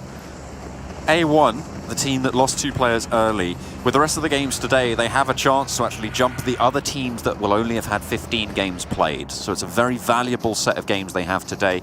Currently sat down on 64 points, but Abrupt Slayers just above them, you can see 69 points. And then above that, Aerowolf Limax 87, 88 for Team Secret. Now, the average points per game for A1 is 5.8. That's mirrored by Aerowolf Limax, and obviously only very slightly higher for Team Secret. So a very, very good opportunity for them to try and push through and make a mark here. And from what we've seen, they've been having good days, so maybe they're going to be able to improve on that average as well. And we've said this about A1 quite a lot, is that they're very willing to give ground, particularly because what they're playing for right now is consistency and the hope to get into the future Super Weekends going forward and just keep pumping up those numbers, which I think is a perfect strategy here in the PMGC, especially when you are towards the bottom of the tables right now. If you're 4 Angry Men, you're Bigetron, you have a big chance right now to go for that big money right at the top of the tables. For these teams at the bottom, your main priority right now should be getting to the PMGC finals themselves. You do not want to be losing out, being in that bottom 8 team spot that will be cut before we head there. Because remember, we are leaving 8 teams behind, and that's not like a very. It's not a few amount of teams there. That's quite a big number that can still go. Yeah. Execute is the team that is most at risk in my mind, right? They are currently sat on 26 games played. They're playing in this Super Weekend, but they have a 3.7 average per game score. That is the lowest of any team in the Super Weekends tables right now, Blank, which means that the only reason they're sat up in 13th on 97 points is just through sheer volume of games. But what that also demonstrates is the value of qualifying for all of the Super Weekends. If they can qualify for every single Super Weekend, even if they're only getting 3.7, they should be able to see themselves through to that global finals. However, not in the best of light, right? If you're looking at who's going to be able to take top spots there, it's not really that they're going to be on the conversation if they only get through sheer volume of games played. Yes. Again, we have to reiterate though, this is the PMGC. This is the PUBG Mobile Global Championships. This is the top of the iceberg right now that we are at. Anyone who's here has to be proud of themselves. You're playing against some of the most ridiculously talented players in the world. Some players that have been around for, God, a long, long time. Okay, even if you make it to that top 16, you are doing a really good job. But like you say, John, if they can still continue to eke out those points, get in those Super Weekends, continue to maintain their position towards the bottom of that top 16, make it to the PMGC finals, you have time to figure things out, play some screens, practice, try and become the best of the best. Not only that, it's money in the bank. True, you know, if you're able to qualify, that's another set of prize pool winnings you're going to be able to scoop on up for your team and yourself and bring that into the next season of PUBG Mobile games next year as well. Be great to see how they do progress, but this is the sort of time in Vikendi where everyone's sort of found their location that they're going to be playing from, and they're just biding their time. However, there are a couple of movements going on right now. Konina Power specifically injecting into the south side along that road on the east coast. Secret Jin actually taking a fight with GODSENT up the hill. This is right out on the coastline on the east side. And Navy on that outcrop, very isolated here, gets spotted out, gets pushed back, takes a tumble, takes the dip, and actually managed to find a ledge. Oh, laid bare in the open though with Zuku. There's no way you're getting away with that. That was probably the wrong decision to be making that rush right underneath the nose of the enemy team. You know, The thing I love most about Secret Jin is that, yes, they are very, very calm, very passive team, but like a sprinter out of the gates, they are super explosive when it comes to these kind of fights. They will just begin them and just send it. We've seen it on endings where they dealt with Nova SUF into dealing with Power 888, I believe it was, to get the win there. It is some ridiculously good stuff from this team, and I think they are showing it right here. 2K going down, but immediately there's the off angle. See, everything's covered here, and Team Secret Jin, super tactical, super quick, like a SWAT team, just absolutely launching themselves into a building. Yeah, it was an unexpected angle, so fair enough that 2K went down, but you're right, they absolutely picked up the pieces on the back of that unfortunate knock, and they'll be able to lay claim to the top of that cliff. They know that no one's really going to be pushing their A1, maybe looking to take a position, but they're only a duo, remember, so they're really not looking to take fights at this stage. We'll have to see what more they can do. Konina Power did manage to make it all the way up to Peshkova. As the next circle pops, not really going to put pressure on anyone, but it's the teams on the edge, teams like Zeus, teams like Klas Digital Athletics, who are going to want to try and swing around, maybe take some of these compounds in the area near Cosmodrome that is completely empty of teams right now. All right, John, this northwest side, very, very clear. I mean, it's super open ground up here. Most teams understanding that, you know, they'd love to be around Peshkova, where there's a lot more compounds to be held. Power 888 obviously still holding down that fortress of a position around the center, but a huge amount of teams on this southern side. I'd say it's more than 2/3 of the lobby is down here on the south side of the circle. Futbolist managed to make their way onto that northern side of the circle, though, just underneath Trevno. This could be the game that Futbolists want. Will they be able to convert, though? That's the thing. Will they be able to take those points, pop them in the pocket, and try and see themselves further up? Currently, they're sat in 11th place at the start of today. The start of this game. You can see the live rankings will be a little bit different for them, but they're down in 11th. 151 points total so far. They're looking to try and capitalize, see themselves safe, because they are actually quite a chunk ahead of Execute there, who are the lowest scoring 26-match team right now in the lobby. They're looking to change that, though. Shots over to Klas Digital Athletics, not quite able to land the shot. Actually, they lose a player in the process. RRQ have known their position now. It's not a good time to be giving away your position either, especially when RRQ are so much further into the circle than you are. Again, Execute, maybe taking these fights a little bit too early on the edge, especially on Vikendi, where you know there's going to be so many teams around you. We've had some interesting Vikendis before, especially that one where Futbolist won the other day, or, you know, they were taking shots at absolutely everybody. So that game finished a lot quicker than we might have expected. On a typical Vikendi like this, you've got teams in every single compound around you, and you've got to always assume that there's at least 3 people looking you at any given moment. I'm hoping that maybe Bigetron can have a decent showing in this game. They've been cut down now in the last, I think, 4 games or so that they've played. So hopefully they'll be able to have a little bit better of a shout, worthy of a team in that second spot. Remember, they had such a massive lead earlier on in this tournament, and that's just been cut down to size by a couple of games that have been unfortunate for them. So hopefully they're going to be able to find their footing. They are next to A1, so they haven't really listened to their coach yet again, but there is only a duo to worry about. It wasn't A1 who took them down last time, that has to be said. But Secret Jin right next to them. But Secret Jin is split, actually. Yeah, Secret Jin, obviously GZ over on the north side of this circle, just right on that coast. Team US Secret Jin trying to make their way in. I mean, it's a difficult rotation here specifically. I think GZ just trying to relay as much information as possible. And I think as soon as you see some fighting between Bigetron, A1, Konina Power, A1, Konina Power, Bigetron, you'll see GZ relay that information across, tell the boys below to be like, look, come on up. I think they need to go now, so Bigetron will have to move in, which will spark some kind of fighting over on this southeast side, which, like we can see here, should alleviate things a little bit for A1 to make Secret Jin to make this move. This is the second game in a row where I've been very impressed by Klas Digital Athletics' heads-up rotations now, Blank. I mean, we knew, obviously they took Potato Hill in the last game, unfortunately lost that fight with Nova SQF, but the idea was solid. Now they've gone to the northwestern side. Hang on a minute. 4 Angry Men fighting with RRQ. This is right on the southwestern edge. 4 Angry Men trying to crash onto the compound and taken 1, 2, 3 knocks now. Ernie goes down, and I think we're into a 1 versus 2 as Hasaki last standing for the squad. Mike Ruzi over the banks of the snow, but it's RRQ to come out on top, and all 4 of them are alive. Can they get those reses in time before the Bluebees catch up to their outpost Reiji? Yeah, Regiocio obviously always scouting forward. This guy's such a nuisance for all these teams. He's providing so much information back to his own teammates time and again. But RRQ being able to finish that fight without taking a single loss in terms of members versus 4AM is really big. It also shows me that RRQ is trying to be a little bit more aggressive now, taking position. And I love that. Too many times we've seen RRQ play the edge and play there for far too long, rather than being able to use that prowess they absolutely do have in the team. I just checked my clock blank and it seems like it's time for vengeance. A1 going down right now, being surrounded by Bigetron.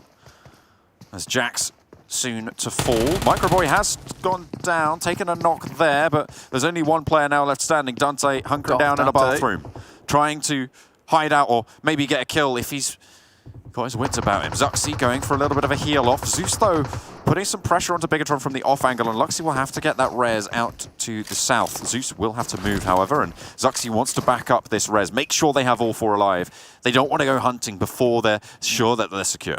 Darth Dante obviously been able to just force push BTR away from this position for the time being, as he will just wait in the bathroom. Ooh. Seeing just the shoulder of Ryzen. He's unsure whether he should take these shots though. Zuxi takes a little lick of damage from Zeus, but down the hill they go back to their compound, which is in the zone just about. They should be all right. It's early circles still, so the damage not going to be fatal. However, Dante just could be. I don't know if they think he's still in the compound. Microboy, oh no, he's caught healing. Dante with a micro Z should be able to get the flush as well. Microboy goes down, gives the game away for Dante's position, but that's a point and they'll take that where they can get it.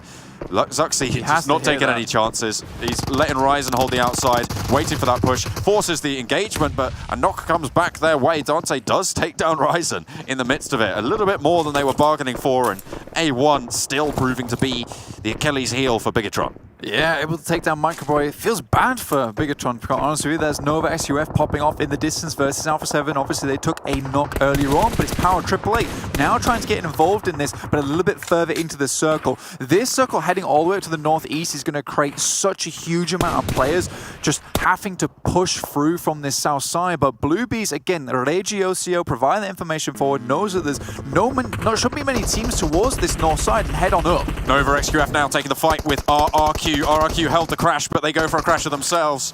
And Coolboy holds the wall beautifully. G9 down, and it's just BR11 left alive. I think Coolboy has the bead on him, just spotted a helmet there. Looks for the flushes outside of the wall, confirming those points, confirming that score. G9 yet to be revived, but BR11 looks to go for the run. Pushes up along the wall, gets spotted. Oh, a lot of damage, but just about makes it up to that wall line. Goes for another heal. And G9 looking to get up as well. Regardless of what happens here, John, Nova XQF have to make a decision. Do they hang around here, try and hold at RRQ, or do they try and get further into the circle? Power AAA has set up a blockade, holding them down with a 2-2 split currently. Coolboy obviously taking first shots from them. Grozer in hand from Powerboy immediately gets in the vehicle with Jimmy. Trying to get away. They're just going to leave their down teammate. BR11 will get spotted. Hang on. Are they just going for the points? I think they just want to take the fight and confirm those kill points out in the circle. It's a bold play, but Nova XQF going to be the one to make it. No, they do change tack indeed. Paraboy and Jimmy sending out to join King in the circle. Execute taking a fight with, I believe that to be Klas Digital Athletics on the western edge, but Power AAA still putting pressure on the teams out in the blue. Two of them are down. Alpha 7, though, still have a player remaining. It's Law popping that first aid. Should be able to stay alive, but the rest of his teammates will be falling to the blue pretty soon. Stops playing on that edge. Will have to move soon enough, but has the time to regroup with the rest of his team. Ice is down, so he's the last player standing. Coolboy will make an exit from the game, but like you said, great heads-up play from King to actually get into the circle, provide a position that Paraboy as well as Jimmy could meet up with him. Good shots coming out from all these players who are in this lobby right now, taking down a lot of teams. Finally, RRQ go down. I love the fact that Nova SUF decided just to leave that fight behind. Too many times they've been so preoccupied, and Power AAA, they've taken the consequences for trying to hold this south side for too long. Loops, on the other hand, this is what we're talking right at the beginning of the game about, is that they had a great chance with the circle that was provided to them to find a decent compound within the circle. Currently, they're right on the southwest edge, but they do have a position to play from. There's two edge compounds on this next circle, Blank. Loops and Secret Jin, who are on the eastern side. Again, just vibing right now. They're able to hold it down. They had that East Coast fight with GODSENT. They were able to come out on top, so they've got kill points on board as well. Right now, Secret Jin looking to be very, very strong here. But you've got Bigetron to worry about pushing up from that south side if Konina Power let them slip. Yeah, secret in the name, stealth in the game. Great stuff coming on from the coastal side to get into this position. They have obviously crate drop, 2-2 split, watching out over the road. They're going to just bide their time. Try and get as many knocks as possible. Bigetron in a rough spot right now, being held by Konina Power. Konina Power outside in the blue, this is very akin to the engagements we see between these teams on Sandhawk. And a lot of times, both teams have kind of crippled themselves, essentially taking this fight for too long. Bigetron closer to the circle, but under more pressure, I'd say. Konina Power have the ridgeline to play and stay out the sightlines of Secret Jin. You can see they're moving up for them at the moment. Horizon through the window, looks for one. Rodini goes low, but doesn't go down. The reload forced. Under the Dacia, can he hit the damage? Yes, he can. Able to find Rodini, looks for Gonzo, gets it too. 2 headshots, boom, boom. Horizon lays down the pain. Black-White trying to crawl up to the rest of them and looks for the confirms, actually. Spots Rodini going out to the left in that smoke, but again, has to go for the reload and the blue zone starts to become a factor. Stays peaceful though. Zen in his name there, trying to keep it calm, looking through that small window. Robdini will just be about picked up, and this is what I was talking about. Both teams kind of cause problems for one another. Nova XUF currently outside in the blue will just now go down to the play zone. Suxy spots out Secret Jin as they are trying to regroup, but what a shift this one will be. Down to the southwest. Loops very, very happy with this one, but football is still in the game. We know how well they've done on Vikendi before. This is their game to take it. Blue Bees, also another team that we've talked about how dominant they can be in those final circles. Well, John, here they are. This gives Bigetron a pretty clear decision to make as well, if they're able to stay alive, that is, because at the moment, they're just getting bullied from every single side. Luxy lost standing from them, but if they can get themselves back up, they have to push through Konina Power. They cannot swing out north. They know that they're there, and Loops are starting to challenge Konina Power's position as they have to push as well. Gonzo, though, doesn't even care. He's just going to be like, oh, a player challenging us. Thank you very much. Yeah, Gonzo is honestly one of my favorite players coming out from Konina Power. He just makes some very, very bold moves that you just don't expect from a team. I don't think even Federal expected it coming. Futbolist will remove Blue Bees from the equation. Now things get a lot easier to deal with. Secret Jin have moved down from the position on the northeast side during all this chaos, found their way to a loot drop, and should have a decent-ish position if they don't get rattled down by a few other teams. Bigetron get eliminated. 9 points on the game for them, coming out in 5th place. They'll be stopped from moving any further forwards. Loops still in their compound, haven't quite left it yet. Secret Jin proactive, as you said, moving across the way underneath that cliff now. They've got some cover and they've got a little bit of respite. 5 kills already found. They spotted out Soke, and that's an Orm. Lands the dome as well. There's no way you're surviving that. Lover's in very low as well. Quickly, we'll go for the res there round behind this shack. And honestly, this is an important game for Futbolist, 100%. I know they're currently down in 11th place, but we've seen how well they can do. They just need one confident game. If they get it in the second game of the day, they can start to pressure that advantage as we hit the next maps going forward. Konina Power up against Secret Jin. GZ goes down. Axel with a sliver HP remaining. Into the saddle. They ride on forwards. Cosmos now last standing for Secret Jin, but he's going to hold strong for now. Hits the deck, goes for the shots onto Axa, finds it, brings himself into 1 versus 1, but up the hill, Black-White gets the off angle, might be able to get his teammate back up as well if Loops allow them to have that rest. Kayovsky may be looking out to try and push the angle, but potentially prioritizing getting into the zone. Secret Jin, they had a good proactive play, but they get shut down. Now, here is the big fat question mark for Loops. Can they move from this position that they've held down all game into a better spot? We know this is something they struggle with. Let's see what they can do, as they've been really integrating that new player Golden into the team over the last couple of days and doing a fantastic job of it. But let's see if they can be fluid moving into this next circle. Futbolist, they're just holding strong for the time being. Konina Power moving over the top side. They have a crate in front of them, so they should be stocked up in terms of gear. With that game as well, you saw on those live rankings on the right-hand side of your screen that Bigetron were able to leapfrog back into first place, but it's still very much anyone's game. Carrillo gets spotted, but Loverzin takes the majority of the damage there. Pretty much the only damage as well. 3 teams now riding into this next circle. Konina Power, the the eastern edge, but Loops make their break right now. Blank, Kajowski looking to push forward. Good stuff from Futbolist. They take a couple of shots from the side, though. It's great stuff from them, suppressing fire to allow them to get to the second rock. Nades are flying over the top, but Lutz hits a nasty one onto Carrillo, and now Konina Power, they're also getting involved in the scenario. That's a knock onto Lovazin. It's going. That's a great nade. It's going every which way. A great nade sent over the top, but Black-White eats one himself. Solke lands it. 3 players of Futbolist. They have 4 total, but one of them knocked on the back. Lovazin did get flushed out, so they are down to 3. 3 ways, each of these teams. Futbolist is doing such a good job to fight 2 teams off at the same time. Great nades coming out from these guys, and now Loops down to just 1 player remaining. Gonzo trying to make this happen. 1 player back up on his feet from Konina Power. Black-White just healing up, and it's round to try and take down these 3 players on the side. Futbolist wish they could finish this fight as fast as possible. 8th circle, Blank, and they will be pushing forwards. Futbolist very low, and it's Konina Power. Again, the horses from EMEA will be able to gallop into the victory. Chicken dinner found for them yet again. A beautiful step up from that 8th place position, getting those points, racking them up closer to the top. It feels very different as well from the Konina Power I'm used to, at least. They're an edge playing team and they have quite the bite on them, but this time those hooves were stamping on teams and they were just flying in through that circle, taking fights this way, that way, all the ways. It was really, really good stuff. I think Futbolist, however, they're going to be proud of themselves that game. Beautiful nades coming from either side onto Loops and Konina Power. They were essentially holding at bay 2 forces at the same time, and they were incredible forces to hold down. It's a difficult thing to do indeed, but they managed to get it done.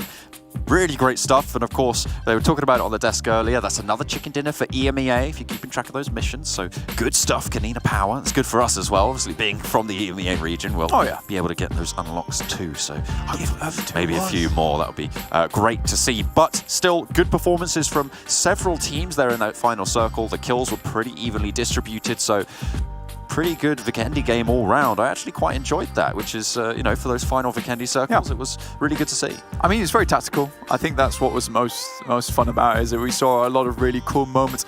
A lot of teams now understanding, like, seeing their opportunities in front of them and taking them as fast as possible. Specifically Secret Jin, I think they were in a really tough spot on that coastal side, and actually being able to get as far as they did under the pressure that they had bearing down upon them from all the teams surrounding them.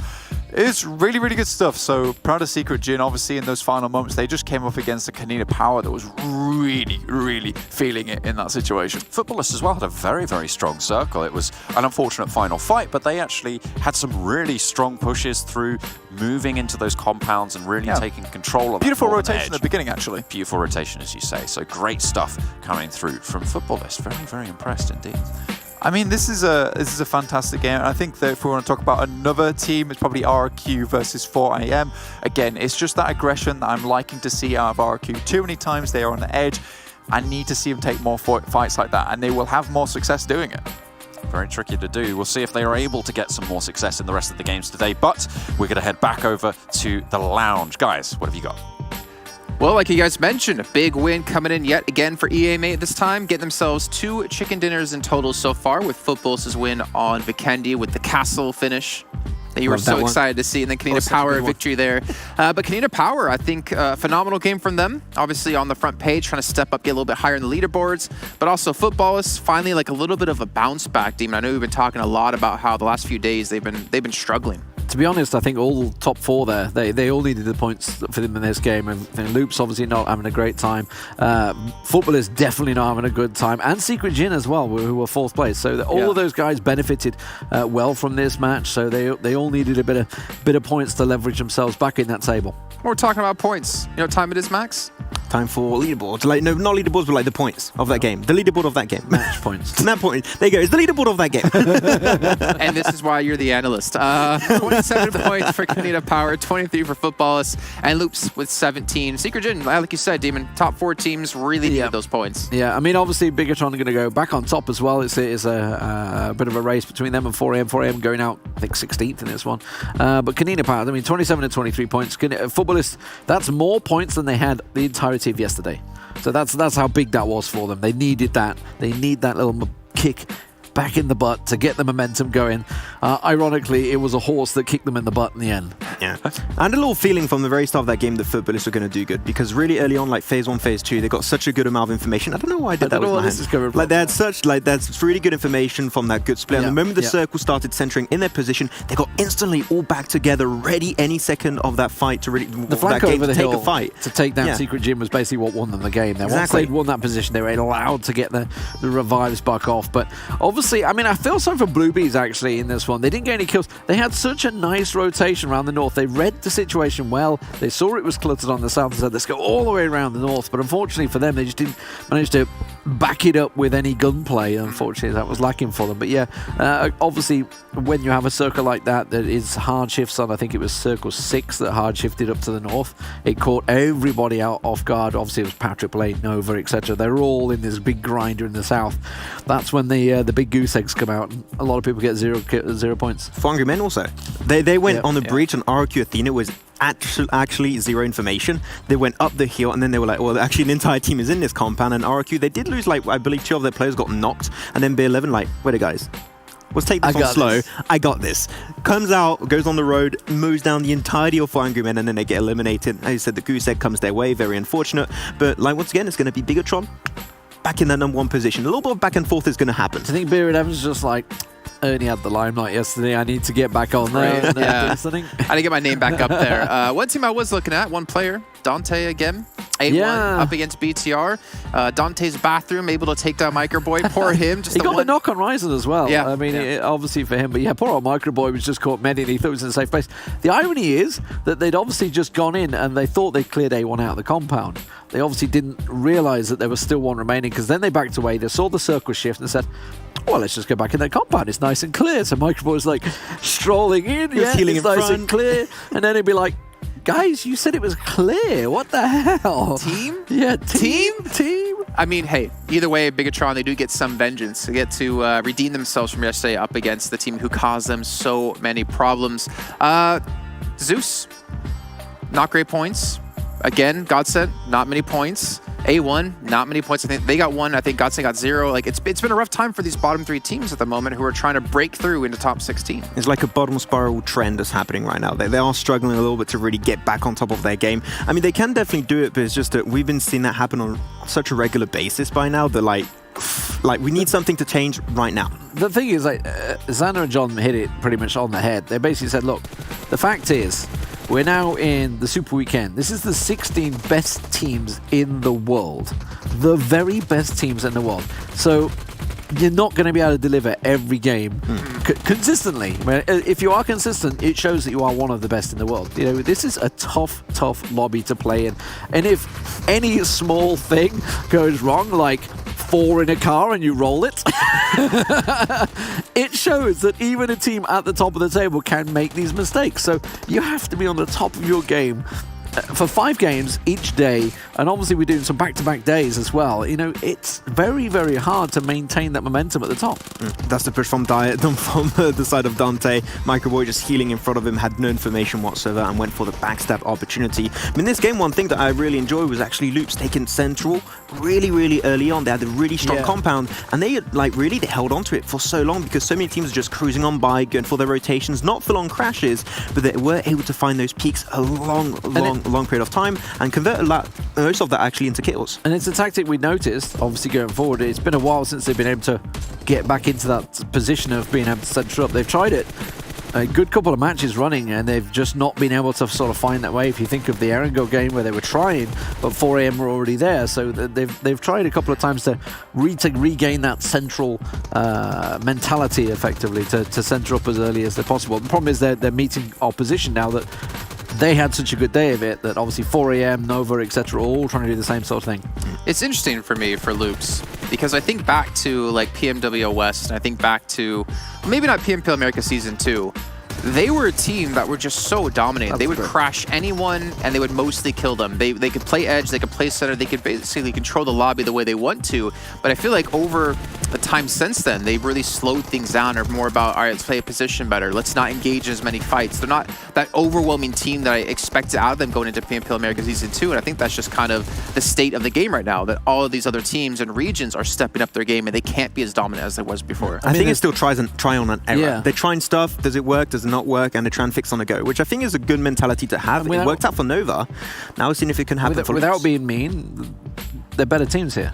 They are the world's best teams. So, you know, they realize that we can't just dominate like we have been in Americas. Maybe they got a little casual because they have dominated so strongly in PMPL Americas that they're coming into this and thinking, okay, we need to really innovate. Maybe they've done it a little bit too much because they started really well in the league play, but they need to sort of regain that prowess that they had. It's the confidence for me that I'm really sad to see that they don't have at the moment to that kind of level. But as you said, I can completely understand when you're playing against a much higher level of teams here in competition. Let's take a look, though, at our total damage from the last game we just had played. And I don't really know who's going to be on top. I would want to say maybe Futbolist, maybe Konina Power. It's kind of a split between those teams in my head, and it will be the horses of Konina Power. Not too surprising, it's pretty close as well between that top 4 teams, because there was quite a big fight around them. Obviously, we had Secret Jin and Konina Power fighting for a long time. Futbolist and Loops were fighting, and then Konina Power rolled in at the end to finish it off. Even obviously Bigetron up there, despite the fact they only got the 3 kills, 1,400 damage. Also, they were mostly able to capitalize on like the absolute like mayhem that was happening in the south. You had like Power AAA, you had Alpha 7, you had also some other squads trying to make it up then, just like waiting, gatekeeping, and picking up a lot of the kills, a lot of the damage coming out from that fight, which really goes to show that if you're able to gatekeep it and do it well, it will convert a lot of frags and damage going your way, which is exactly what Konina did that game. Yeah. All right, let's take a look now at our overall standings and see if anything has shifted up besides the Bigetron passing over 4 Angry Men. We're going to see RRQ Athena still in 3rd place, Loops 4th place. Secret Jin right behind them, though, actually, only by 3-point difference. It's probably one of the closest spreads we have with them and, of course, Klas Digital Athletics. Yeah, I mean, from 3rd to 8th is like such a small spread, really. Anyone can still, like, you can be in 8th position, you can be Konina, and at the end of, like, today, you could be literally, like, 4th, 3rd position, so it's really that close underneath top 2. I mean, a big win here will change it round for you. Obviously, we were talking about Nova almost getting into 5th place. Like, they were 2 points off it, I think, in the previous match, and you can see suddenly they're 11 points behind. Things are shifting. Power AAA back off the top page and down to 9th position. But Futbolist, good ground, gaining ground for them, almost up to 10 points. But you hit the nail on the head, Jason, earlier on. That big gap is starting to form now. It is actually slowly happening between Bluebees and Futbolist from 11th to 12th. And then actually you have another really big drop off, another 40-point drop from Bluebees down to Execute, well, 35 to be exact. Then, of course, Team Secret, Aerowolf, and Abrupt Slayers haven't been moving because they have not been playing in this second super weekend. But some teams that are really on the brink of taking over that position. 4 points are They got 1 point. For A1 eSports. Okay, increased average a little bit of 1 point per game. You've got to get a little bit more A1 eSports, you know, but like they are literally so close. We might see them up there in our next game, actually making it up into that top 16. Well, they've got 3 matches left of the Super Weekend to sort of pick it up and get past and get into that top 16. That's what all these 3 teams are going to be looking at now. And I wonder if that's kind of pressure for them to pick up the pace here, to get a little bit more ground built up so they can build a little bit of a buffer maybe between them and some of these other teams. But we do talk about missions here on the show. We talked about EMEA a little bit. We're actually going to take a look at South Asia now, as you do have A1 representing the region from there.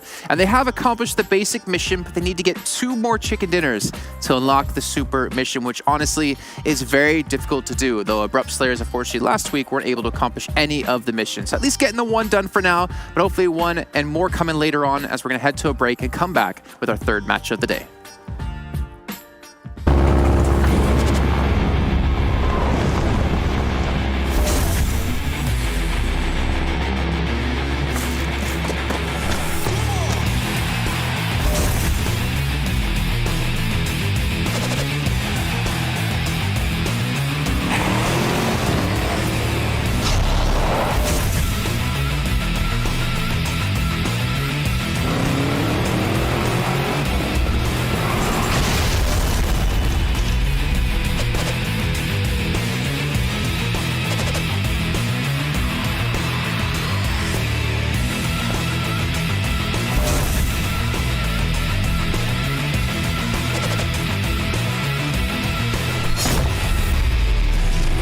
Lightweight installation function available now.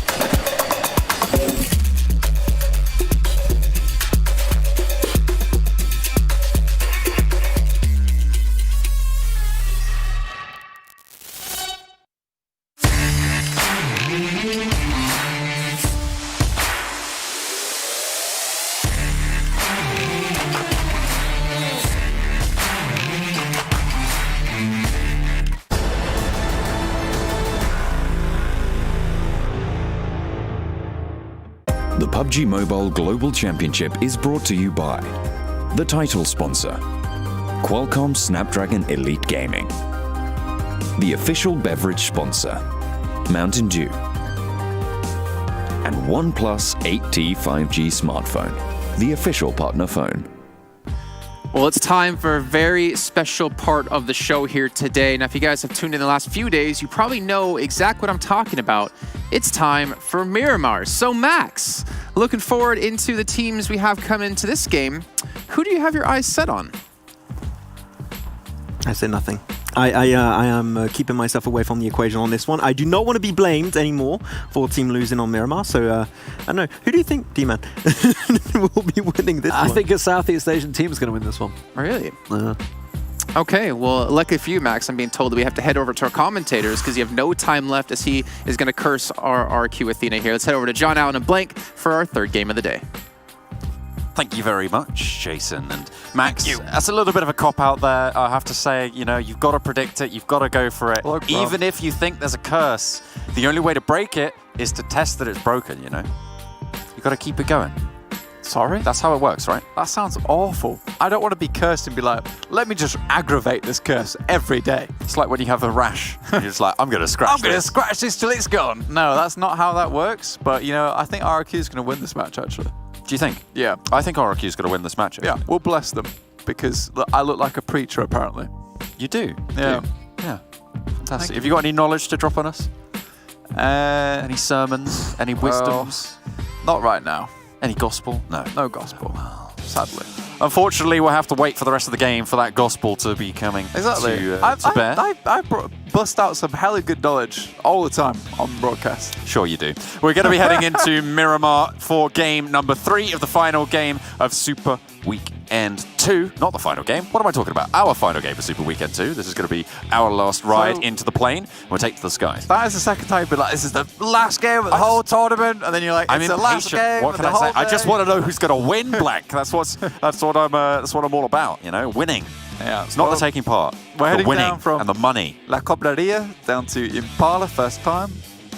That's pretty nice from me. Well, I like that. Top showing. Top showing from me today. So this is very, very even. Most people are very happy with this circle. Most people get to where they would like to go. Now, if there is a team that you are thinking, John, that can do well this map, just from what we've seen today, who are you looking at? I'm going to go a little bit off the wall. Okay. I think. All right. On this one. Okay. 400 men. Really unlikely team to be able to do well here, don't you think? They are going to probably have a good spot. Let me rephrase that question then. Is there an underrated team here in the lobby that you think is going to do well, and why? Okay, GODSENT. Okay. I think that they're going to do well on this Miramar. They have had some good spots. It's just that their fights sometimes have let them down. If they can keep people at distance, they should be able to have a better shout moving forwards. I'm hoping that they're going to be able to rotate smart, rotate well. We've seen them do it on Miramar before. Seems to be one of their stronger maps. Certainly in my mind, I'd have to check the actual stats on that to make sure I'm not just telling porkies, but hopefully they'll be all right. The circle pops out west. Yeah, no, I would actually agree with you. I think GODSENT today has looked a lot cleaner, a lot nicer. It's good to see them here, and it's nice to see them actually fielding Zuku a lot more because, you know, during the EMEA League he wasn't actually thrown into the mix as much, but here in the PMGC he's getting a lot more playtime, and, you know, getting that practice on board while she still can, it's good. I'm okay with it. Like, he seems to be a pretty big member of the team at the moment. Team that I'm looking to do well here is probably Nova XUF. I think that here is a place where they can shine. It gives them a lot more room for error in trying to perfect this kind of edge play style that they have been going on today, right? On other maps, it's a little bit more difficult to go for this edge type of play. It's still very effective, as you've seen from RRQ, Bigetron, the likes of 4AM. Nova XUF still yet to perfect it. But here on Miramar, where there is so much terrain, so much zone, so much land, you can go a little bit haywire and still get away with it, especially in the early game. So let's see how that one breaks on down. But yeah, currently the circle, it's not too bad. The actual playing path is very, very even too, but there's absolutely no one down to the southwest at the moment. No one's made the breakdown there yet. You imagine it's going to be teams like Klas Digital Athletics, who had, as I said, some pretty strong rotations in that last game, who might want to move down towards La Riera, towards Chumacera as well, which is, again, an open drop location at the moment, with the plane path being as it was. But you've got the teams out to the southeast as well, who might try and swing in. That's A1, that's Konina Power, that's GODSENT as well on the back of that queue. And then the teams all the way out on the northeast who have to figure out how they want to piece it all together. But I'm imagining that in the next 5, maybe 8 minutes, we'll see teams move towards that southwestern edge. Of course, depending on where the circle falls, but the top end, of those hills down the south, they're actually quite decent to be able to hold. They are, it gets a little bit choppy though when you go down there. Like leaving there is very difficult too. But it's a nice bit of area that you can actually play. Salim taking some shots over on that side. I think that you just got to be very wary on Miramar that there are some high heights that you can take. The difficulty is the fact that you have to come down them sometimes. As we've seen a few teams before really try and prioritize having the high ground. And then later on in the game, it's a case of, well, now we have to come down from the high ground and we don't have a ladder/rope. We must jump. We just have to go. Just got to do it, but pretty tricky to get done in the right way. Interesting that they have decided to clash so early. I don't think that either team really should be looking to chase the rest of this fight. I mean, they know that maybe one of the players from Power 888 is quite split, and if they have that scouting information, obviously it's going to be a good fight for them. And in the mix of things, stops though, gets on the bike and sends straight out of there before Klas Digital Athletics can run him down. It's leaving as fast as possible. Miramar tends to be a pretty slow game at the beginning, at least. Not many teams wanting to do too much. Unless you have hot drops, but we aren't seeing that anymore. No hot drops. It's quite funny because Vikendi actually is happening way quicker than we're seeing on Miramar at the moment. We're not used to, but this fight between Power 888 as well as Digital Athletics continues to rage on. I say rage, but really it's just like a minor tantrum from both the teams. It's an Englishman in a queue when he gets cut. Yeah. And he's like, oh.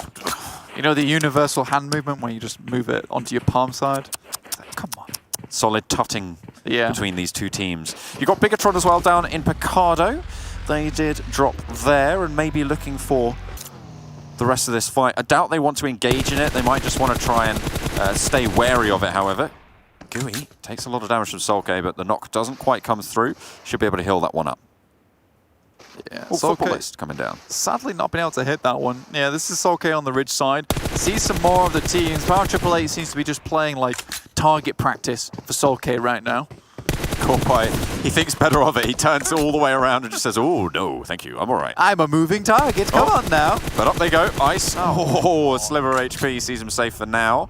Back behind the ridge line, and actually they've managed to cover the cross. Corpy up close and personal now to Solke's position, isolated from the rest of the squad. They're up north, not quite yet making it for the backup. 3 players for Power 888 now, maybe looking to push onto this position. Nade being cooked from Solke. Oh my nicely God. Found. That's a lot of damage, gives him a nice advantage, but will not be able to stop the tide. 3 of these players moving forwards. Power 888 take down Solke. The rest of Futbolist not near enough to help. If he'd thrown that grenade a fraction of a second earlier, that could have been one of the biggest grenades I've seen in PUBG Mobile history. I'm not even going to lie. Like, that's a big triple that almost happened on screen. You know, even going back a patch ago, where the radius and the damage was increased for grenades, that would have been a triple. Might have done, but you've got to step your game up, you know? You've got to get those nades a little bit more pinpoint accurate. That's what we like to see here at the PMGC. It's what separates champions from bottom of the table, really. Gets those points on board. Bigetron did not try and move up to challenge in that fight, and fair enough, you know, you don't want to lose players early. They haven't had the strongest of days today. They did manage to have 9 points on the last game, but they are known to want to get more than that. I mean, their average across all games at the moment is 11.4, so they were down a little bit on that average. just trying to keep up appearances and see what they could do, get to those later circles. I mean, it's difficult for Bigetron to even go for that fight. Sure. Because you're literally going up a cliffside to go to Power Triple 8. I think you can make it if you are going full speed in a buggy. But in this instance, no. Bigetron just going to leave it out. Especially when you're like fighting uphill. It's not fun for anyone. RRQ make their way in. Again, this is this slightly more aggressive RRQ than we are used to. Sorry, yesterday on our angle paid off. Paid dividends for them then. I want to see more of it. I love it. I think it's very nice, and I think RRQ has always struck me as a team with very, very high fragging power, and slowly over the months we've seen them like kind of bring it back, slow it a lot down, and I don't know. I much preferred it when they did have a very, very fast gameplay. They even brought Beer 11 in, who obviously is that really, really high mechanically skilled player, but now we are back to the original roster again. We've got G9, D2E, Senior, as well as Ernie. So we're back to what we saw in the final game of Ringle yesterday when they won that chicken dinner out. Slowly teams making their way towards the center, towards a little bit closer. Klas Digital Athletics obviously not quite making that full break, but they're currently in between Power Grid, Monte Nuevo, in between Picardo. They've got that central hill under their control. A couple of compounds for them. RRQ a little bit further west of them. Bigetron did move down southwest from Picardo, so they're playing on that edge and between that and the hills of Chumacero, which are, as you said, a little bit rocky to be getting in and out of.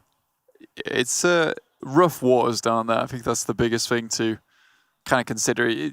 Like sailing becomes a lot less smooth in that area. You've got to watch out for teams coming over the horizon. It's quite difficult, and I think that holding it down works well when you get to a later game stage where you can kind of guarantee the circle's going to head that way. For the time being, teams are just going to bide their time.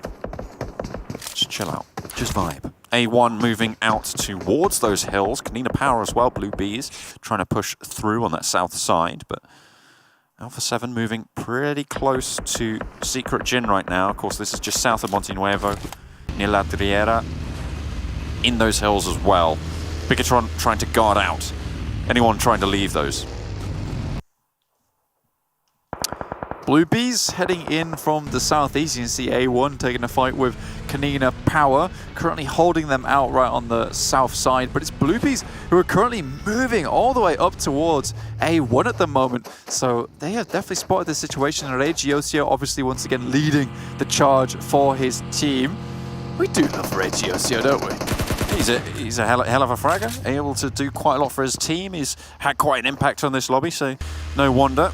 Secret Jin, they have a compound, Alpha 7, moving to a separate one, so they've placed themselves pretty effectively. RRQ waiting in the wings, though, out on the west, and maybe looking to move in. Alpha 7 will be the first to get hit by that push.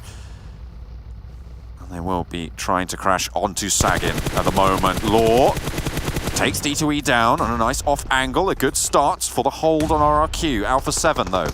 Sorry, for the crash.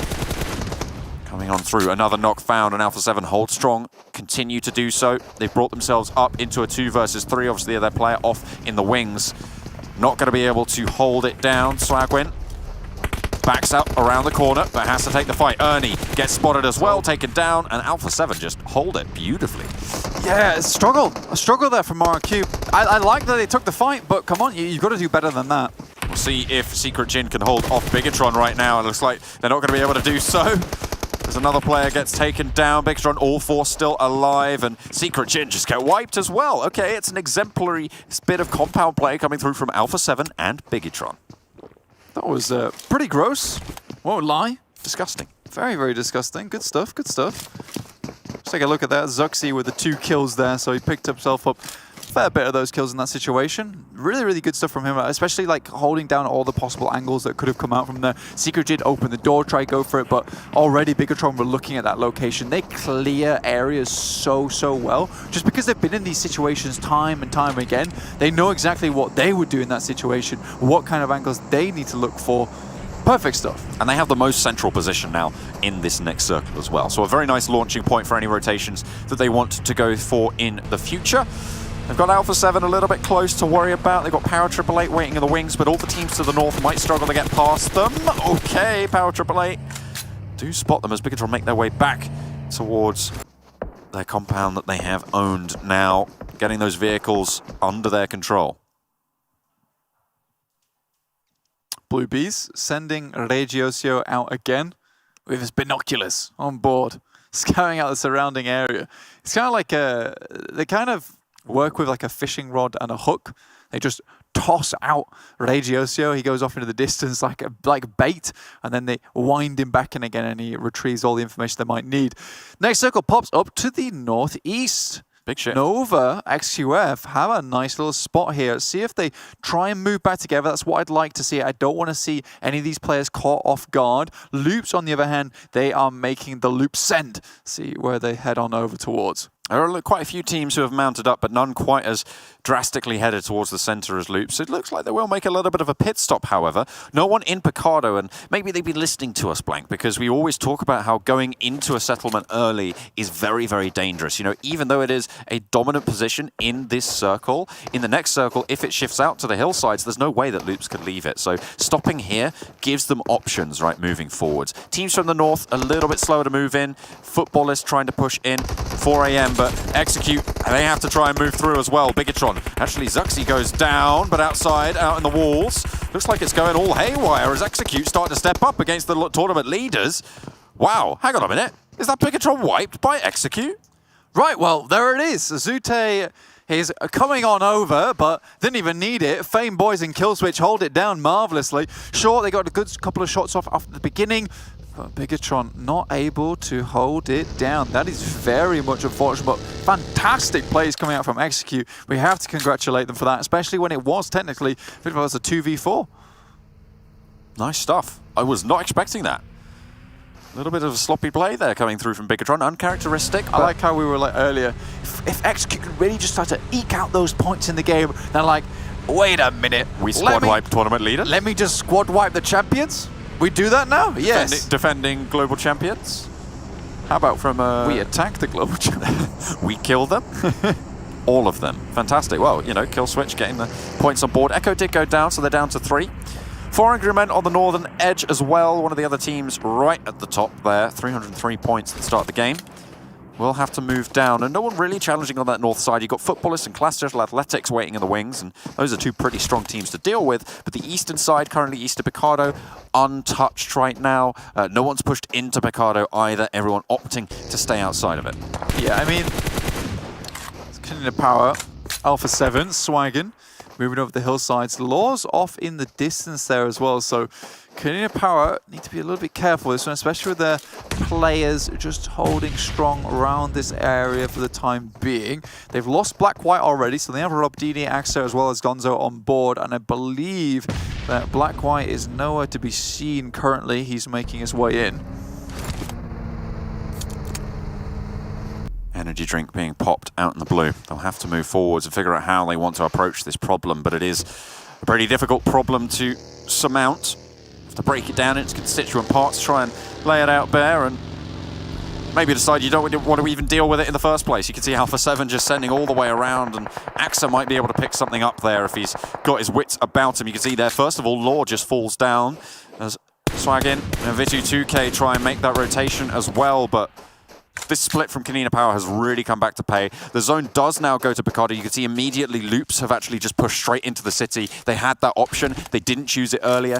Now the decision has been made, but there is a team ready and waiting to receive. It is Nova XQF. And they are going to be a hard team to dismount from that peak. Bluebees and GODSENT right now, duking it out on the south side, but there's also a 1 waiting in the wings. Dante going for the reload inside the building, holding off against GODSENT right now.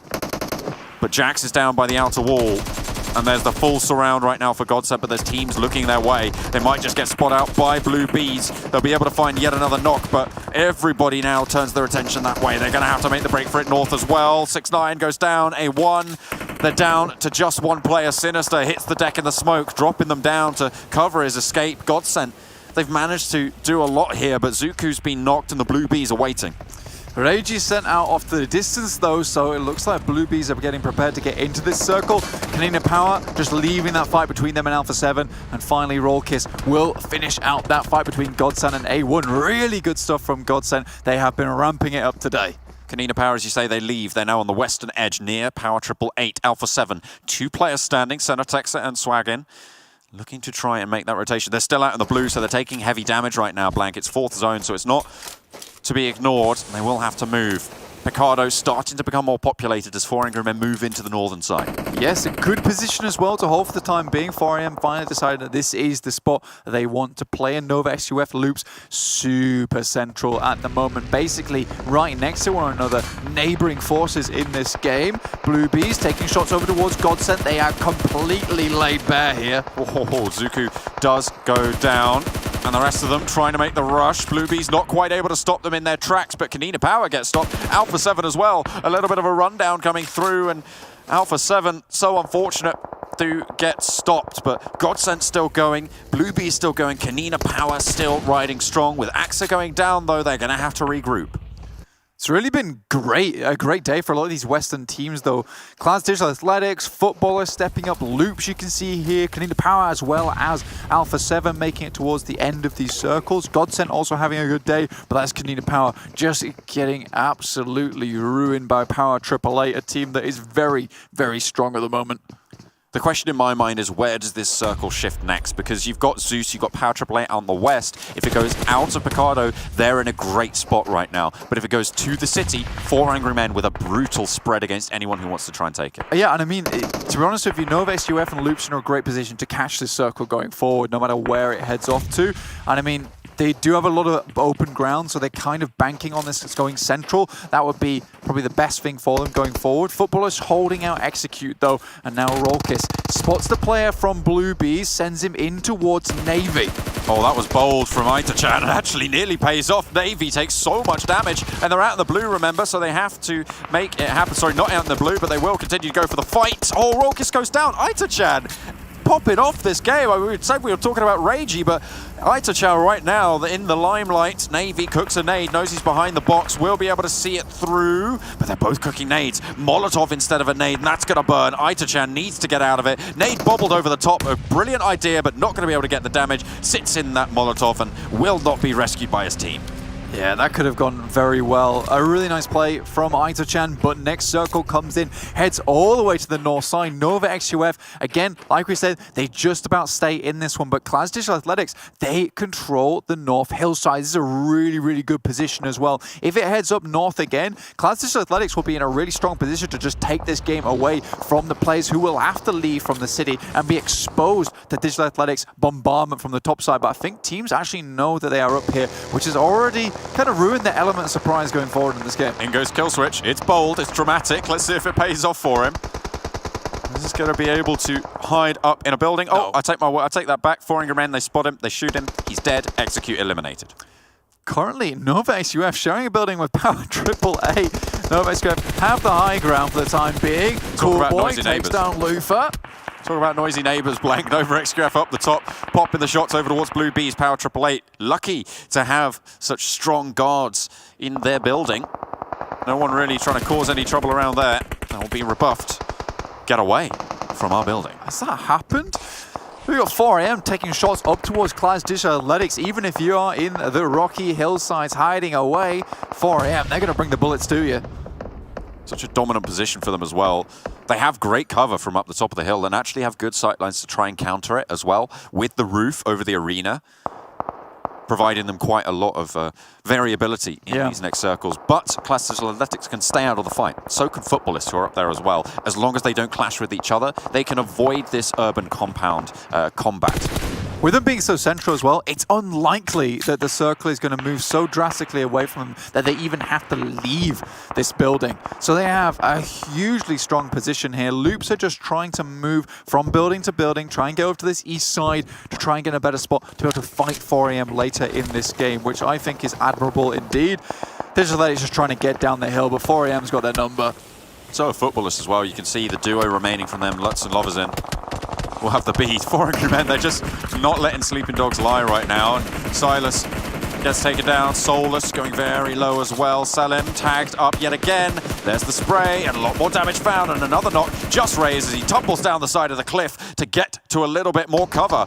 Survives for now, but for how much longer? Wow, what a shift. Big shift down to the south side here, John. Nova XQF very happy with this one. It looked like their central position wasn't going to pay off, but equally as 4AM, they get the big north shift. Now it's coming back to China on the south. So really, really good stuff. Hopefully they can keep this one going. Currently they are in a 2-2 split though, which is the only difficulty. Nova XQF really would like to get out these pesky squatters in the building in tops, Kopai as well as Gui. Slapping the eviction notice on the door. We'll see if they're able to get rid of their tenants, but we'll tune in with that later. 4 Angry Men spotted Zeus. I've been very impressed with Loop's micro rotations here, Blank. They've really given themselves a very strong spot into this circle on the eastern side. Stops there, actually taking down players from Futbolist. This looks down, and now just one player from Futbolist remaining. Can he make it in? He's desperately trying to make it happen, but pretty much everyone on that team saw him. Urban combat finish, Blank. 7 teams all packed into Picardo. 23 players alive. Klas Digital Athletics still up on the hillside. With Futbolist getting eliminated, they're the only team up there. But 4 Angry Men, they've known they've been there for a long time, and they will not stop continuing to pressure that out. Zeus on the western edge, though, no one really going to be able to push into them. They're just going to have to wait and see where the circle goes. You got to keep your eyes peeled, especially in this kind of zone. If you see someone peek out of a window, you can take shots at them. What you're mainly trying to do here, other than just ruin Digital Athletics' day, is try and take out helmets, try and take out vests, do that damage early, make sure that utility is forced out early on, because no one's really going to be leaving their compounds going forward, which means that no one can start to loot anymore. Pick up new helmets as you finish a fight, go into someone's compound. So once helmets are gone, it's pretty likely for some time they won't have a new one. You are way, way, way more vulnerable in that situation. Blue zone point for the final wipe on Alpha, sorry, not Alpha 7, Klas Digital Athletics on that hillside. So everybody now in the city. We are fully urbanized. Nova XQF take a knock as Power 888. They want to send up. They're finally going for that eviction.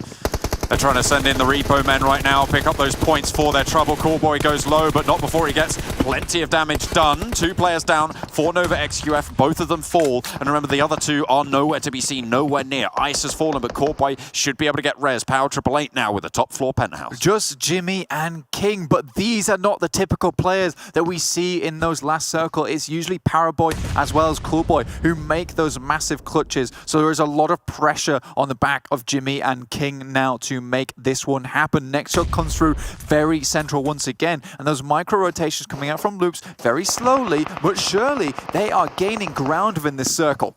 Oh, but speaking of gaining ground, Svan just continuing to take everyone down who peaks them for 4 Angry Men. They've only got 3 kills though.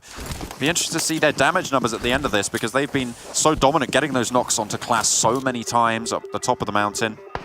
Controlling so much of the ground here. They're going to make their cross down to the south side. Of course, they're going to have to leave that arena as they pick up a kill onto Blue Bees. Make that 4 now total for them. It's Loops and 4 AM in my mind, Blank.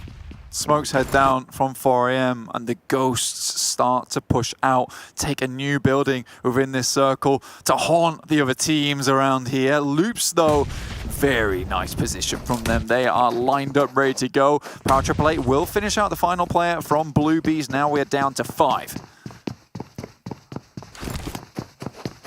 The rotations will start to get loaded in. Smokes to cover the crosses. They're dropping them to make that push, and Loops looking to control the ground around them, stop these teams moving forwards. And over XQF with those 2 players make it across to the wall. Power 888 trying to displace Loops, force them to reposition as Zeus start to take the fight with 4 Angry Men. 1 player down from each of these squads, but Zeus all lined up. Isfan swings this wall. He might just be in with a great shot there. Nade around the edge, and Power 888 come into the fray as well. Jimmy takes a knock from Power 888 from Nova XQF, so 1 player standing now from them. Zeus in that dumpster. I think they have the cover from the metal at this stage. Svan, though, he knows what's up, goes for the jump shot in the smoke. A lot of damage sent in, but they start to vault out. Icy goes down. Svan as well as they swing wide. Zyle and Ronin now last for Zeus, but another player from 4 Angry Men takes a knee. Zyle holds it down 1 for 1 again, and it's a 1 versus 1. 4 Angry Men might just be displaced. Ronin around the edge, and he makes it happen. Blank. 4 Angry Men fall, and Zeus,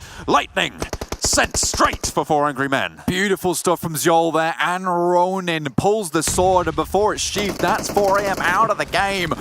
Loops trying to keep this one intact because they've had some great movements within this game, and I think there's any team that deserves to win it is definitely Loops. Sure, they've not been super loud like that nade, but they have made some very, very tactical movements. King, though, holding on for the time being, trying to be as silent as possible. Only one kill for Loops, and they've got the positions to show for it. Federal actually crawling away, might not be able to get away with a life, but the information gathered could be invaluable. Blank Zeus, remember, are going to have to push into this as well. They'll be healing up for the rest of the fight. Only 2 players standing for them. Corpai, I think he knows there's a player on the other side of here. He's going to move out, try and clear him out. King looks for it so low, goes for a big jump shot here, has to move around the side. Reload comes through, but it's not enough. King goes down. That could have been an ultimate 1v2, but it's not to be. And now Loops can maybe take this chance to move up. It's just 2 players remaining from Power AAA, despite their dominance in this circle. But Zeus still alive, obviously removing the Spectres in terms of 4 AM, and now this is their haunting grounds. The God Killers across the road looking to try and dismount the position from Loops on high, but it's so difficult. They've dropped the smokes. They're trying to suppress those windows that they know are there, but they spotted out Power 888. Nades being sent across. A nice cook there. Might find Corpai, but no. Only a tickle of damage. Another one will find it, though. Zyle takes down one of the players from Power 888, so only 1 player there, but Carrillo, he's biding his time. He's waiting for these nades to come through. Outside the window, not quite landing. A Molotov to send them away. And this is Zeus controlling the ground. I think Zyle's going for the heal off right now. Ronin just stopping anyone pushing out, but he just gets knocked. Not too sure about that one. Ronin steps out wide and everybody shoots him.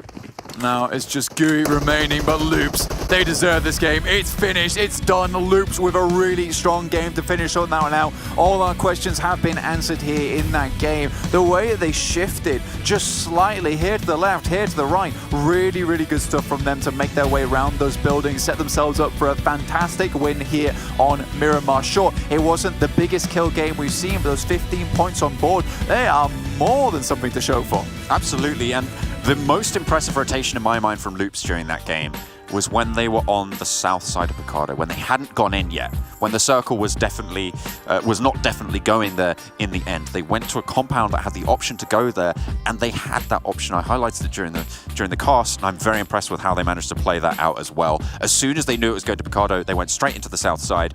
Even though they knew Nova XQF were there as well, they took a different building.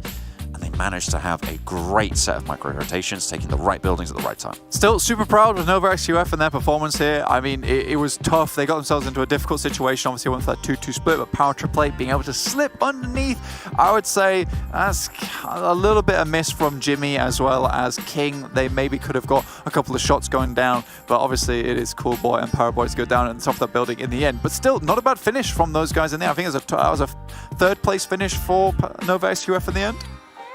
I believe you're right. Oh no, Zeus went down in 3rd. So it was a 4th place finish there. So not bad. But still, very, very strong performances coming out. It's consistent as well. I'll tell you what, I was happy with Zeus. I want to talk about that final push from Zeus as well, because I don't quite know what happened there. It just felt like they were like, we're done playing this game. To be honest with you, they'd used a huge amount of smokes to get into that situation anyway. I don't think they had any money remaining. No more utility. I think that Molotov was the last thing they had on board, and it just wasn't enough to dissuade Loops away from the situation. Well, you might as well go for it. We'll have to see if they're able to get more done in the next games for the day. Let's head back over to the lounge. I mean, we could head to the lounge, but let's be honest. Let's just get a close-up shot of Max's face at the moment, because right now, going out. In what place, Demon, was it? 16th 16th place? Can we just get a close-up of his face right now? Because I feel like it's deserved. Even closer. Can we go even further? No. Stop it. Don't look at me. 16th place, RRQ Athena. Max, what have you done? What juju are you broken them. I didn't even say their name. Like, did I just have to think about the team and I just cause them demise in their games of Miramar? I have no idea. If you have some tips, tell me. I don't know how to break the curse. I have no clue. I'm sorry. Somebody that did break the curse. Execute. Finally. They took down Bigetron. Things did. have finally started to happen for them. Yeah, and as we take a look at the map rankings, we can see how many points they did accumulate over the courses. I guess we'll touch on a little bit of time, as unfortunately they didn't make it to that top page. But Power AAA, KPS, another big, not victory for them, but big amount of points coming their way. We've already talked about how they're closing the gap. Power AAA really stepping it up. And I also want to talk about the fact that the centralization from Loops Nova and 4AM happened once again. Phase 4, they saw the situation. John just pointed out that the Loops were sort of edging for it, and they allowed it in. But Power Triple 8, they decided, you know what, Nova, we're going to take your building from you. And yeah, ballsy play. I mean, we were said back there, we were like, I'm not sure that I'd want to push Powerboy and Coolboy upstairs, but they executed the play so well. They got the knock, and they were 3 stack up the stairs so fast. You said it, they're really good neighbors. We're not going to try and contest that position away. But of course, Bigetron did go out. They got himself 5 kills, but also 4 of those kills for Execute were taken actually on top of Bigetron. I see it crazy that Futbolist and DA were 12th and 13th. Because you think where they were at the top of the hill. Finish, yeah. And once the circle went onto Picardo, 4AM sent it for the center. They were up at that same spot, and they read the situation early, got in position. They were just too late to move, and you can't come down the hill at that stage. Everyone's going to shoot you. Yeah, just free kills as we had to see in that one. Let's take a look at the total damage. I'm really curious, where is Zeus compared to everyone else in this one? Because they obviously had a very good game for them, but unfortunately the damage won't be there. But also another team that's not there that I want to touch on, Nova. It seems like they've done a complete switch of like only playing for placements, because their kills today have just been so low, so minimal. Yeah, they're dwindling down on kills, that's for sure. I mean, they are having a different playstyle, which is playing central compared to before. They like to play on the edge, so I think they're still adjusting and trying to find what works for them. Mean, like, Loops is surprising to me. Loops with 600 damage, hello. They took a win, and they didn't get involved until like the very last moment. They were still up as a 4-man team. They're like, okay, I think we've got like only 2-3 players remaining. Now we're going to get involved and steal that win. They literally stole it. They played it really well, because they came in, as John said, they came in at the same time with Nova. Nova went to the left building the 5-story. Loops went to the right and said, okay, let's get a bit of space. And they went across, and they also sent a couple over the road, just in case that, you know, in a city, if you have to cross the road, it's a horrible situation. So they went, okay, let's get that 2-2 split across the road so we can just smoke each other up and cover over. So they separate themselves away from it. Really nicely played, and that's what won them the game, because they had that freedom of movement in the city to sort of get in the new position for their final circles.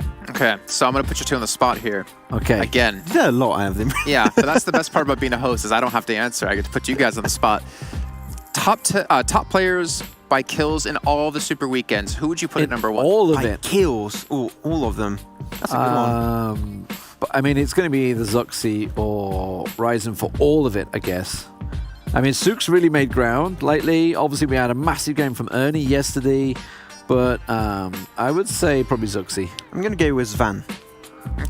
Okay, so Bigetron, 4AM. Let's take a look. Who currently is in our first place for kills overall? And it's going to be Ryzen. 46. Should have stuck with my man, Ryzen. Said it right from the beginning, but yeah, Zuxi, he surpassed him at last. There you go. I mean, 4AM also got himself 3 players up there. They got Hasaki, Sook, and also Svan. It seemed like Sook were able to overtake his teammate Svan, especially in that Miramar game when it came down to it yesterday. I love this, though. I mean, we always obviously been singing the Beer 11's praises for RRQ, but Ernie's really stepping it up. Obviously, had a massive game yesterday with 11 kills in that match yesterday. So great to see him up there, putting the hurt on, but Southeast Asia dominating that table. Yeah. Senor was playing at one point, but now B11, you know, he's playing today once again. He's ready. He's going to try and snatch it back for himself, I'm pretty sure. Well, let's take a look at our do-the-do moments in the last match. Maybe start to break down some of these plays, and also maybe break down in our heads who would be the overall kill leader of the entire tournament, including league play. Because I know, like, Order, for instance, had a massive amount of kills. League play. Yeah, I don't know. I think it's a tough one. Nah, it's still either Zuxi or Ryzen. I think it has to be like still potentially a Bigetron or For Hungry Men boy. Like we'll have to check and see how that happens. But this is the big fight early on. I'm like, well, Execute actually took that one. I think that Bigetron, they went into this breach. They had no idea whatsoever a team was in there, and they just like went completely unknowingly of what was happening inside the gas station. They breached it. Instant squad wipeout going away of Execute. So really good stuff for them. Now I want to try and get a little bit more kills. Well, Max, we need to remember as well, it's Fate's not playing for Execute today. So Zute is actually playing the in-game leader role for the team, and Echo, who played in PMPL Americas a little bit, is kind of filling in for the team.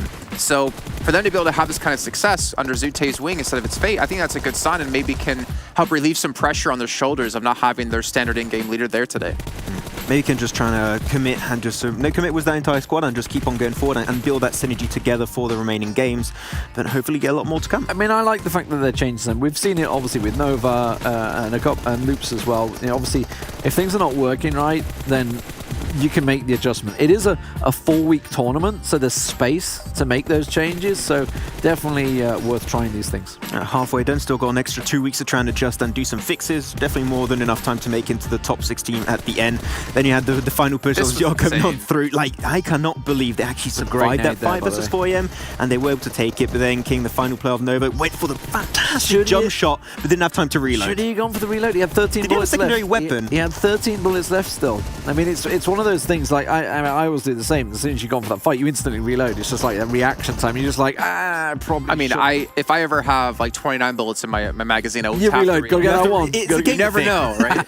You never know when you need that last bullet coming through. Okay, so top 10 killers the entire event. Now give me some names. I'm gonna go with Zuxi. Yeah, well, Ryzen had 7 over him there, didn't he? So maybe Ryzen. Maybe Ryzen.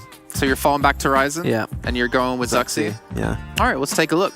Currently see who is our frag leader overall from the entire event. Hey. And Ryzen at 84. Wow. Not only is he miles first, ahead. but exactly, he's miles ahead of people. I mean, he's on 49 in Super Weekends, wasn't he? So, wow, he's putting some work keep in mind this, how many names changed and maybe positions from Super Weekends only to this? We have Paraboy in 4th place. He was not near that high before. Ernie was a lot higher before. You have Lutz, you have Gonzo in there as well. So there's a lot of these names, I'd say, that aren't performing as well when it comes to Super Weekends as they've been able to do in League play. Yeah, definitely. I mean, Federal's probably in there from the first week as well, right? But yeah, I mean, he's there also in top 10 for just Super Weekends. So at least Loops do have that fragging potential.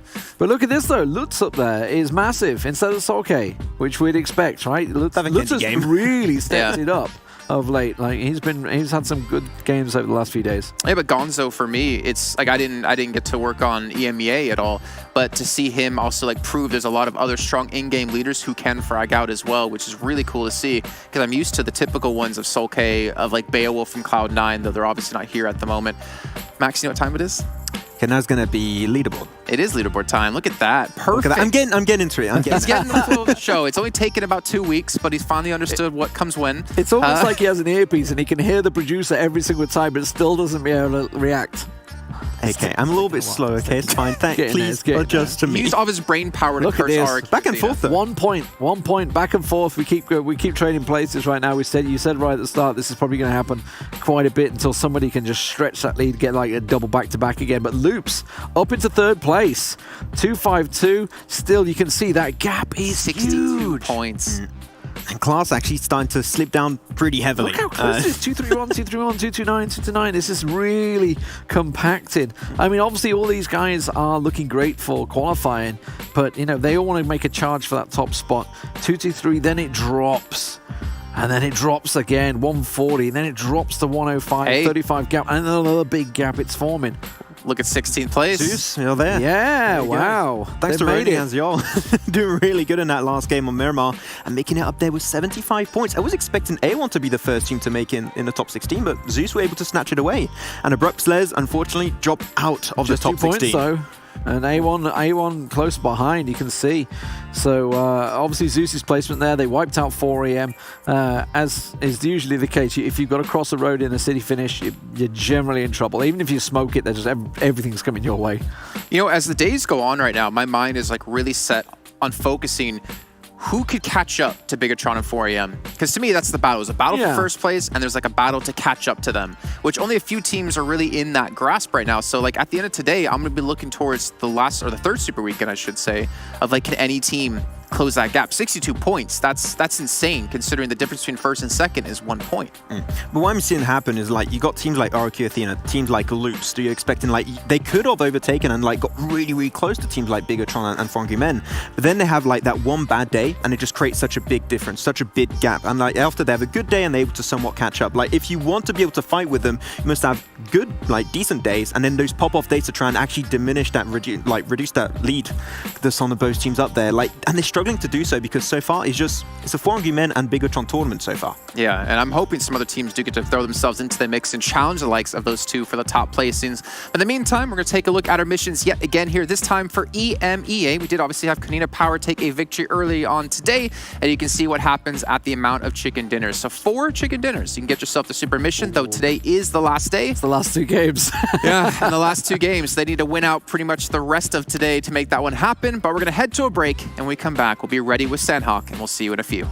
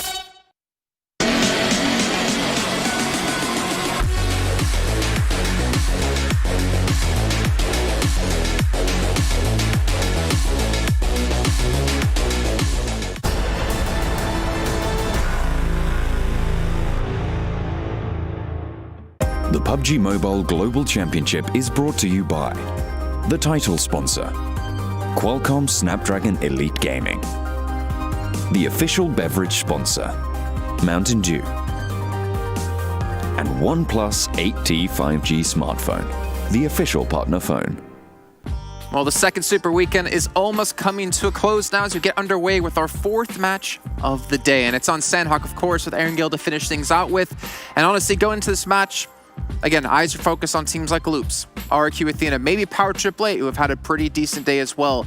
But also, eyes are focused down towards the bottom of the tables. Execute. I want to see them step up because they need to create that distance against other teams, knowing that if they don't qualify for the 3rd Super Weekend or 4th, if they just miss one of the Super Weekends, I guess we should say, they might not make top 16. I mean, talking about teams at the bottom of the table, I want to see Blue Bees do good. I think they had some good original ideas on how to enter circles, but they always struggled, like, puncturing the circle and finding a decent spot. They would always get gatekept and they would struggle just so much. So Blue Bees, when it comes down to a Sandhawk game, it's a little bit in the air. You don't know really what's going to happen. It's hard to predict, but I would like to see Blue Bees make it up because their moral must be at all-time low right now. I mean, obviously we just had Loops take victory on Miramar. I want to see what they can do in Sandhawk because we haven't seen much from them on Sandhawk. They've always, they drop in boot camp for crying out loud. Yet they've always sort of faltered and gone out sort of 10th place and never really had that big, epic game that we're expecting from them. We know they have the power to do so.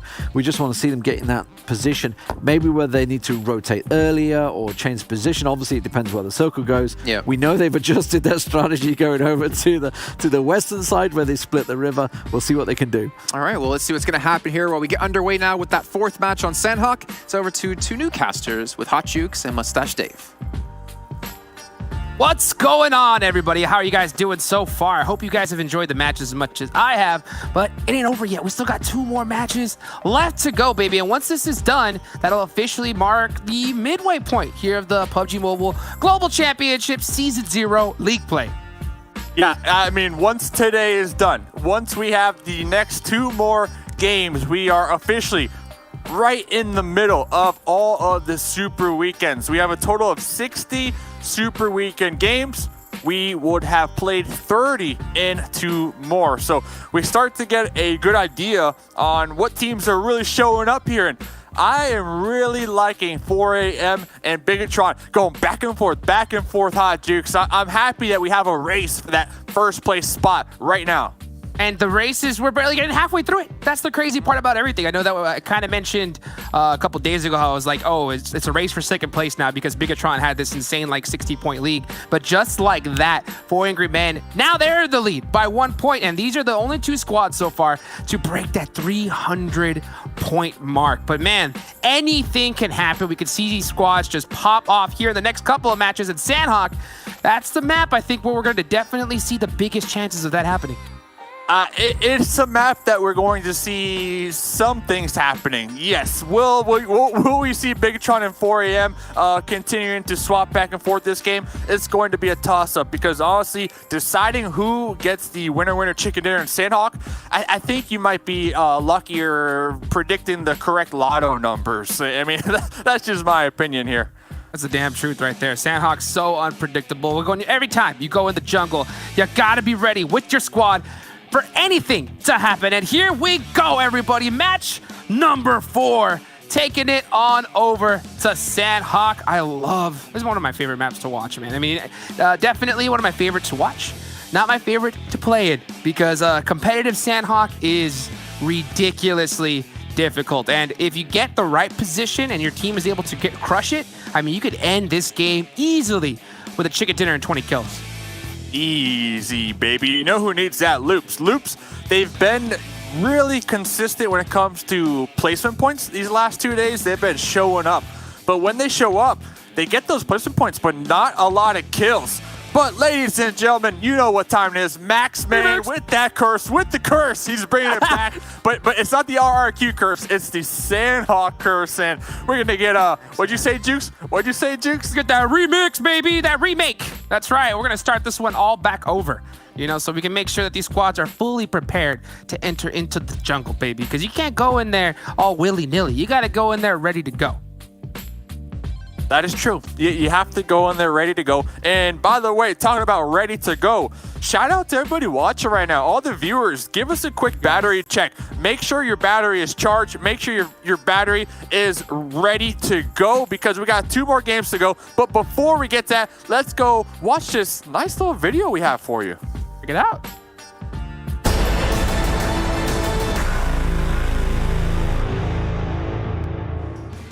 Which player outside your team would you most like to play with? ドクシー。一緒にやりたい方はビゲトロンのライゼン選手です。Sarah dari Jepang. Lutz from Futbolist. I'm very fanboy. Zuxi. Well, Luxi. Becker. Nikitanga. ทีม Nova Quest คูบอยเขาเป็นไอดอลผมกันนะ Maybe Paraboy. SKF Paraboy. ผมก็ไม่รู้ครับไม่ค่อยมีไอดอลอะไร What's your team's preferred playstyle? Aggressively. อันนี้บอกไม่ได้ครับมันอยู่ที่สถานการณ์วงเลยครับถ้าเราเข้าไม่ได้เราเปลี่ยนเป็นโหมดฆ่าอย่างเดียวเลยครับผมการเล่นแบบหาเลี่ยงการบวกมากที่สุดครับบวกแค่เมื่อจำเป็น Gaya permainan yang disukai oleh tim aku yaitu lebih ke arah objektif nggak terlalu apa ya mengambil resiko terkecil untuk sebuah keputusan. 저희 팀은 외곽 플레이를 좀 자신 있어 합니다. 戦闘し続けることです Membunuh sebanyak-banyaknya. Aggressive. Yara agresif, yara defensif. Yerine göre. Passividade, atualmente. Which type of grenades would you consider the most useful? Jenis granat yang yang frag grenade. Karena radarnya begitu gede, jadi bisa wipe out satu squad. Осколочные. แกนเนตครับผมสามารถเปิดไฟได้สบายน่าจะเป็นสโมคครับ一番役に立つ投げ物はスモークグレネードです Hand grenade. 연막탄. Smoke. A granada de fragmentação. Hand grenade. What would you do with the money if you won the Global Championship? Купили бы остров возле Роналду, играли бы с ним в футбол. ก็เก็บผมให้ทางครอบครัวแล้วก็ส่วนหนึ่งก็คือเราเอาไปใช้จ่ายไปเที่ยวอะไรต่างๆครับผม Yang pasti saya akan di zaman corona gini, di zaman COVID-19 akan berbagi dengan orang-orang yang membutuhkan di zaman pandemi ini. Itu yang pertama. Dan yang kedua tetap ngebantu orang tua. Yang ketiga mungkin diinvestasikan ke hal-hal lain seperti ya, ke emas atau ke tanah atau gimana. Terserah nanti. Lihat nanti. Yang pasti membantu yang sesama dulu dah gitu. 今は考えてないですね。優勝を取ることだけが目標なんで、お金の使い道は考えてないです。ยังไม่ชัวร์อาจจะให้พ่อแม่แล้วก็เก็บใช้ยังไง 저는 조금 이제 부모님한테 드리고 남은 건 이제 저축하려고 합니다. Investasi dan berbagi. I will save it at the moment. güzel bir game house hayalimiz var. Onu gerçekleştirdik. Eu pretendo investir qualquer coisa. Not one player out there said they would give some to us. How dare they? Wow. Come on. We're sitting here talking about you, making you look good, and you can't even give us a couple pennies. How am I supposed to afford my OnePlus 8T if you won't give me money for it? You get it for free. Anyways, moving on forward. Talking about all the action we've had today, I want to take a look at our top MVPs we've had within Super Weekends, because this is important, right? Yeah. At the end of the entire event, the #1 placing player will get themselves $10,000 extra on top, which they can use to invest, like they said, give it to their parents, save it for themselves. In any way, shape, or form, they can use that money. But I'm curious, who would be at the top? I'm, again, leaning towards Ryzen, leaning towards Zuxi. But the thing is, there's a lot more factors that come into it. It's not just kills. It's about your survival time. It's about your damage. So it's a kind of combination of those three things to be able to get yourself towards the top. So, Max. I mean, most of the time it's going to be your fragger, right? On the spot. Wait, always put me on the spot. I mean, I'm used to it by now. You know, it's okay. I'm okay with it. It's got to be Ryzen up there, obviously, as the top, since he was so far ahead. Like, what, 20 kills ahead? 25? Yeah, I'm not sure what he was. It was less than 20. I mean, now we know why you failed math. Yeah. Okay. So getting bullied over here. Oh, Max Money bringing curses. Or Max Money can't do math. Or Max Money blah, blah, blah. You just ruined the map. I'm sorry. I'll just leave. Okay. Wait, was it that easy to get you to leave? How is that possible? Let's take a look, though, at who currently does stand in our top 5 MVPs so far. And Svan, actually. Svan. He's going to be #1. Okay. So that's obviously based on survival time. As you can see, his average survival time is much longer. His kills very close to Ryzen. So this is across just the Super Weekends, of course. Yes, man, wow. And more damage, in fairness. So Ryzen's obviously either efficient with his kills or third-party stealing. And you only got Bigetron and 400 men players so far, like no competition for the other ones. And I said it, like normally you would like to see like normally fraggers, because kills are a big part of being that MVP part of that equation, but survival time makes part of it also, and that is why you see such a 3 players of Bigetron being up there. It tells the story between the two top teams right now. The survival time difference, obviously 4AM clearly alive longer to get those higher placement points, whereas obviously for Bigetron, while they go out, they might either go out early, which they have actually done in the last few games. Or they win games quicker. Or they win games and get a lot of kills doing it. Yeah, so I'm actually curious how that works. I don't know the actual full-on formula. If it takes into account of, if you win your games quickly on like a Sandhawk or a Vikendi or something, right? The games are typically shorter, but you get a lot of kills. Does that set you behind? You're going to drag it out. Yeah, you drag it out. Guys, don't kill him yet. We need our survival time. I want my 10K. They're going to look at that. I want my 10K. I actually want to ask for some more things. And hopefully Adrian, our producer here, is on point today, which he always is.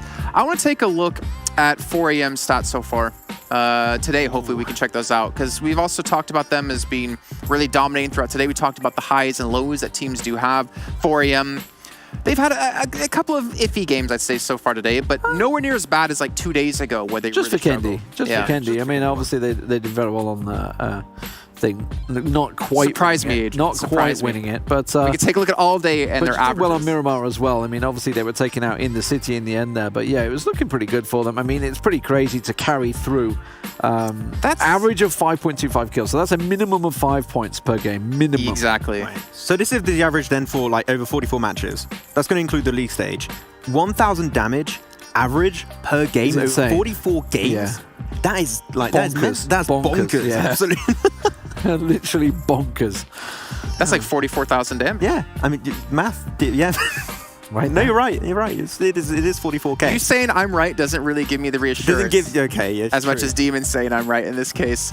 But again, like we've been talking about, the battle for number 1, the battle for number 2 of who's going to take that number 1 spot, and of course the $300,000. But there's a lot of these mini battles still going on. We finally had, was it Zeus finally overtake 16th place and taking over Abrupt Slayers. You still have A1 trying to cross that threshold, but they still have to pass Zeus to even get to there. But then you have Team Secret also there, kind of looking on the sidelines of like, please guys, 2 games left, please calm down.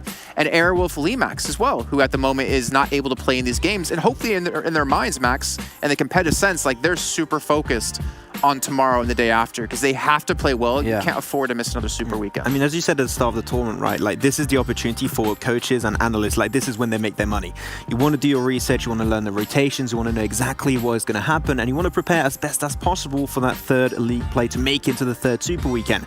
And making it to that stage is going to be a pretty hard one, because you know that if you do not qualify, there's a big chance they will not make it to the top 16, because that means you would not have played 2 super weekends. That's insane to think. 30 games are just gone. Easy. Navi are watching, Be careful, be careful. Maybe I was just going to mention that. Yeah, I mean, for them, they're obviously looking at it. It's for teams that haven't made it in the first 2 super weekends, there is a chance because of teams swapping in and out. Yeah. So obviously going forward to Super Weekend 3, there's another chance that it may happen again, and maybe someone like Navi, who've been 17th place 2 weeks running, have a chance. I mean, you got teams like DRS, you got the Unnamed, you've got, let me look over my list, I'm trying to remember fully, Elite United teams still who have not been able to cross that threshold and make it into a super weekend, but there is a chance. Like, technically, if you qualify in this next week and the final week, it's very likely you could pass some of these teams and maybe get yourself in a top 16 and just skate by barely into the finals kicking off early next year. But the game is ready to go,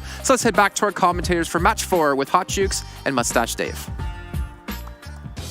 What's going on, everybody? We're back. New match made, locked, load, and ready to go. And as you can see here, we're jumping straight into the game, baby. They say, you know what? The producers say, well, they don't want to see your faces, guys. They just want to see the action. And we're jumping straight into it. But what happened is I called for the battery check, and our producer's like, oh, man, our phone needs a charge. So they had to go real quick and plug it in, plug that bad boy in. And ladies and gentlemen, Sandhawk, we got 2 more games to go, and then we are 50% done with the Super Weekend games. We will have played 30 games in total, officially at the halfway mark. And you know what? We're going to have a halftime show with Hot Jukes. He's got the guitar. He's going to be coming out with that hat on once again. Hey. Get your tickets ready. Dude, I'll bring it, baby. But bring it to everybody that's plugging in their phone right now that's got that OnePlus 8T, because I'll tell you what, it ain't going to have to be plugged in that long with that warp charge. But speaking of warp, we are warping on over to this first circle, and it's going to be headed right into the mainland here, Dave. Yeah, pretty solid. I mean, execute. This is going to be a nice plane for them. But GODSENT, hot dropping A1. Sinister behind that wall, taking some shots. Forced to retreat right here. One member, Zuku, down already. Thirsted from 6ix9ine. 6ix9ine able to find that AK. That's the gun you want in the early game. You can see him with the iron sight, trying to make some plays. He's going to hold that wall right there. He's going to be holding it for a while, but RX Jax catching up from the behind with that M4. What a sneaky play right there. Great shots going all over the place. Hardly any armor on any of these players right now, and they are pretty well traded up. And it looks like you got one, remember, RX Jax over here by this hill, if he's able to catch Rolkis. But it's a 2v2 right now. It is 2v2. Like you said, a lot of these players, they have no gear. Dante on that roof, yep, is going to be jumping down, looking to potentially get the pickup, but before they do, Reeves jumping out with the Uzi. Dante, 2% HP, able to get that final bullet in that thirst. Now it's down to Rolkis. Such a close trade right there. It's going to have to go for another one, but RX Jax is going to shut down GODSENT. And man, GODSENT, they are going to be sitting, or so far, they were 19th place. And that's not the finish that they wanted. Regardless, though, A1 just able to come on top by the skin of their teeth there. Hot drops, man. I mean, it was a close one. It was a close one. And honestly, when we look at GODSENT, you kind of touched on it right there. They're at the bottom. So they need to change something, and they need to make some waves, you can say. And I think hot dropping a team like A1, it set them up for the potential to make those waves because both those teams are right next to each other on the bottom of the leaderboard. So if they would have gotten that squad wipe, that would have been 4 points added early game. Like, that's the type of gameplay that we need from GODSENT, honestly. We need them to get those early game kills, but we also need them to, of course, win those fights. And then number two, we need them to get those placement points and continue surviving, moving towards that late game. So they did qualify, you know, from the league play. They had a huge 360 change compared to week number 1. I just think when it comes to looking at their super weekend performance, I want to say, you know, I hate saying this, but they might be a little nervous. They're playing really hesitant here this week, and this is when it counts. Like, these are the games that get you those championship points. So I don't know. I mean, GODSENT, I think in order for them to kind of recuperate their first super weekend and, you know, their performance, I definitely think they need to, like, it's not an option, but they need to secure themselves the next 2 super weekends spots so that they can continue to get these points. Yeah, they're going to have to put some up big time. Well, that's going to be in a couple of days, but they still have one more match after this as we move on over to Zuxi, getting some shots on the Lufa. Here in that corner, he's going to drive on by with that motorcycle, but that's the tough part about early engagements. So I think that's why you see all the top teams just try to avoid them as much as possible, because there's just so much RNG involved and what kind of loot you're able to find and how you're able to get those initial knocks. I mean, we saw those trades, you know, going back on those 1v1s, and if you have a 7.6 weapon, you're going to have a big advantage over somebody that maybe has a Vector or something like that, and it just looks like A1 was able to just come out on top. Yeah, and when we look back at GODSENT, like, they swapped out Marley for Zuku, and that's how they qualified for this super weekend. But I'm almost looking at it, like, I'm looking at the numbers, and I'm thinking maybe it might be a good idea to kind of bring Marley back in, you know, include that spice and that synergy with the team and see what they can do. I mean, this is something that we've been seeing from multiple teams. I mean, Blank and John, they were talking about RRQ, swapping a player here and there. And then a big one that we are seeing today, Execute. Jukes, Execute, swapping their IGL, its Fate, for Echo. And this isn't something that we've normally seen in the past before. And talk about trying to see something in the past. We saw it last game. Look at that code. Look at that code, baby. Type it in. Right at the bottom right, you can see it right there. Get your fingers going, because 100 people per code are going to be able to get themselves a nice t-shirt and parachute. And it's gone. Just like that, man. You got to be on point. You got to be on the ball. So hopefully you guys are able to get them screenshots real quick and get those codes typed in as we move on. The execute. The execute swap. I mean, back to that. Like, what's your thoughts on that? I mean, I would assume Zute is doing the complete IGLing at this point. It's a tough one, that's for sure. I mean, it's Fate. The one thing I loved about him is his nades. I mean, that man was just a straight monster when it came to that grenade play, and especially here at this high level, it's something that you really need. Regardless, though, I mean, the swap has been made. You have to just be able to play together as a team. I think that's where Execute right now is struggling more than anything. Zute, he's going to have the most experience on that entire squad for playing at these global lands. But the thing is, he doesn't have a lot of experience playing with this team. So you already have the fact that he hasn't been playing with the squad for very long, and now you're mixing up the roster as well. So that's going to add just another challenge for Execute here in the PMGC. Yeah, and looking at the numbers just from the first 2 days of Super Weekend, Fanboy 6 kills, Killswitch 10 kills, It's Fate 2 kills, and then Zute 8 kills. So I get they swapped out It's Fate because maybe they want some more firepower. And I'm not trying to put pressure on Echo, but so far in today's games, I think Echo has no kills. So if Echo wants to stay in the games moving forward, you got to at least frag out a little more than that player that you came in and replaced. Big thing, though, is that you got to play as a team. That's the #1 thing when you're playing here at this high level. If you look at all the top squads that are performing so far, it's almost like they're like Spartans, just pushing so close together and just working as a unit. But if you have a team member that just kind of panics, runs off, and there's miscommunications, you're going to get taken out almost every single time. And you can see RRQ on the same page right now as they're starting to sneak up onto A1, playing this really, really sneakily. For example, if you just had one player not listen, run up on that hill and make a shot, that could instantly turn the fight and get your whole squad wiped. But you guys got to be on the same page. Yeah, I mean, that's a fact right there. And looking at RRQ, I mean, their communication, they're all hitting the dirt right now. They're all crawling. They're all trying to scout this out, moving forward without overextending and getting their head taken off. Bluebees, looks like they might have spotted out something. We heard some shots from them just a couple moments ago. RRQ, though, I'm looking real quick. RRQ, who did they swap out? Did they swap out Beer 11? Yes, they did. I mean, that's very interesting to me personally because these past couple days, I feel like Beer 11 has always been that insurance policy for the team. When everything fails, Beer 11 is always that person alive, you know, trying to run away, trying to survive, trying to get those placement points. So I thought they played a really important role for RRQ.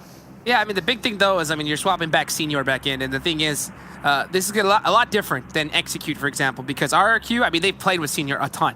So they are going to have that experience already with that player. So we'll see how it ends up working out for RRQ. I mean, they're currently sitting in 4th place, but these are the last 2 games of this Super Weekend to put those points on the board. And if you want to be able to gun for that top 2 spot, you got to get it done right here and the game afterwards, I think. Yeah, and, you know, RRQ, looking at their swaps, they definitely have a lot more room to work with when it comes to the actual leaderboards. Like, if they have a poor, you know, not too hot of a day, they're going to be looking good as long as they continue to qualify for those Super Weekends. The next zone does going up. We see Secret Jin all the way out there. Camp Charlie, they will be moving on in. Execute, I know we've been talking about them a ton. They will have to cross on over to the other island that Futbolists are on. And now we start to see teams in their vehicles start to push up, press the situation, try to find a better spot in this Sandhawk zone. Man, vehicle rotations in Sandhawk are always so sketchy. And you can see right now, Blue Bees, they're doing it pretty early on right now, so they'll have a little bit of room to do so. And it looks like they are going to be able to sneak on by A1 for now. In that Ronnie, got a couple Ronnies actually. And we'll see how they're going to be able to position it up. Did see the kill feed go off. Looks like Loops was getting into the mix already. And we're starting to see this game start to fluctuate just a little by little. A1 and Blue Bees, these squads are going at it. Dante is going to try to put some shots onto SQX OCO. Not going to hit the mark just yet. Uh-oh, here comes Sinister, jumping in with a nade. Does not go off. He's going to press this up little by little, trying to be able to get this knock. By themselves, very interesting. I mean, there's okay. Here comes 6ix9ine from behind. So they got a little 2-2. They got 2 members on the outskirts, making sure that Sinister doesn't get pressed up upon for free. And A1, remember, they took out GODSENT really early on, already with 5 kills. So if they get another squad wipe, that's a cherry on top, baby. They're going to be feeling really good. And so far, they have 1 knocked onto Blue Bees and finished. So A1 could definitely come out with a big dub right here, as OCO is completely stuck. Here comes Reiji as well, trying to possibly support his team. Idochan has a great angle. I think that it's going to be all on Idochan to be able to kind of stop the bleeding here and help out his teammates. And you know he's going to start popping shots here any second now. Oh, but here comes Nova catching Jimmy. That's going to be devastating for Blue Bees, making things so much harder. And then, yeah, just flooding on in. And they're going to take out SQX right there. 6ix9ine inside the compound in the smoke will be able to get that pick up the revive. And Blue Bees, they're down to just the solo and a dream to continue to survive. But the grenade right in front of them and explodes in that tree will be saving Idochan for the time being.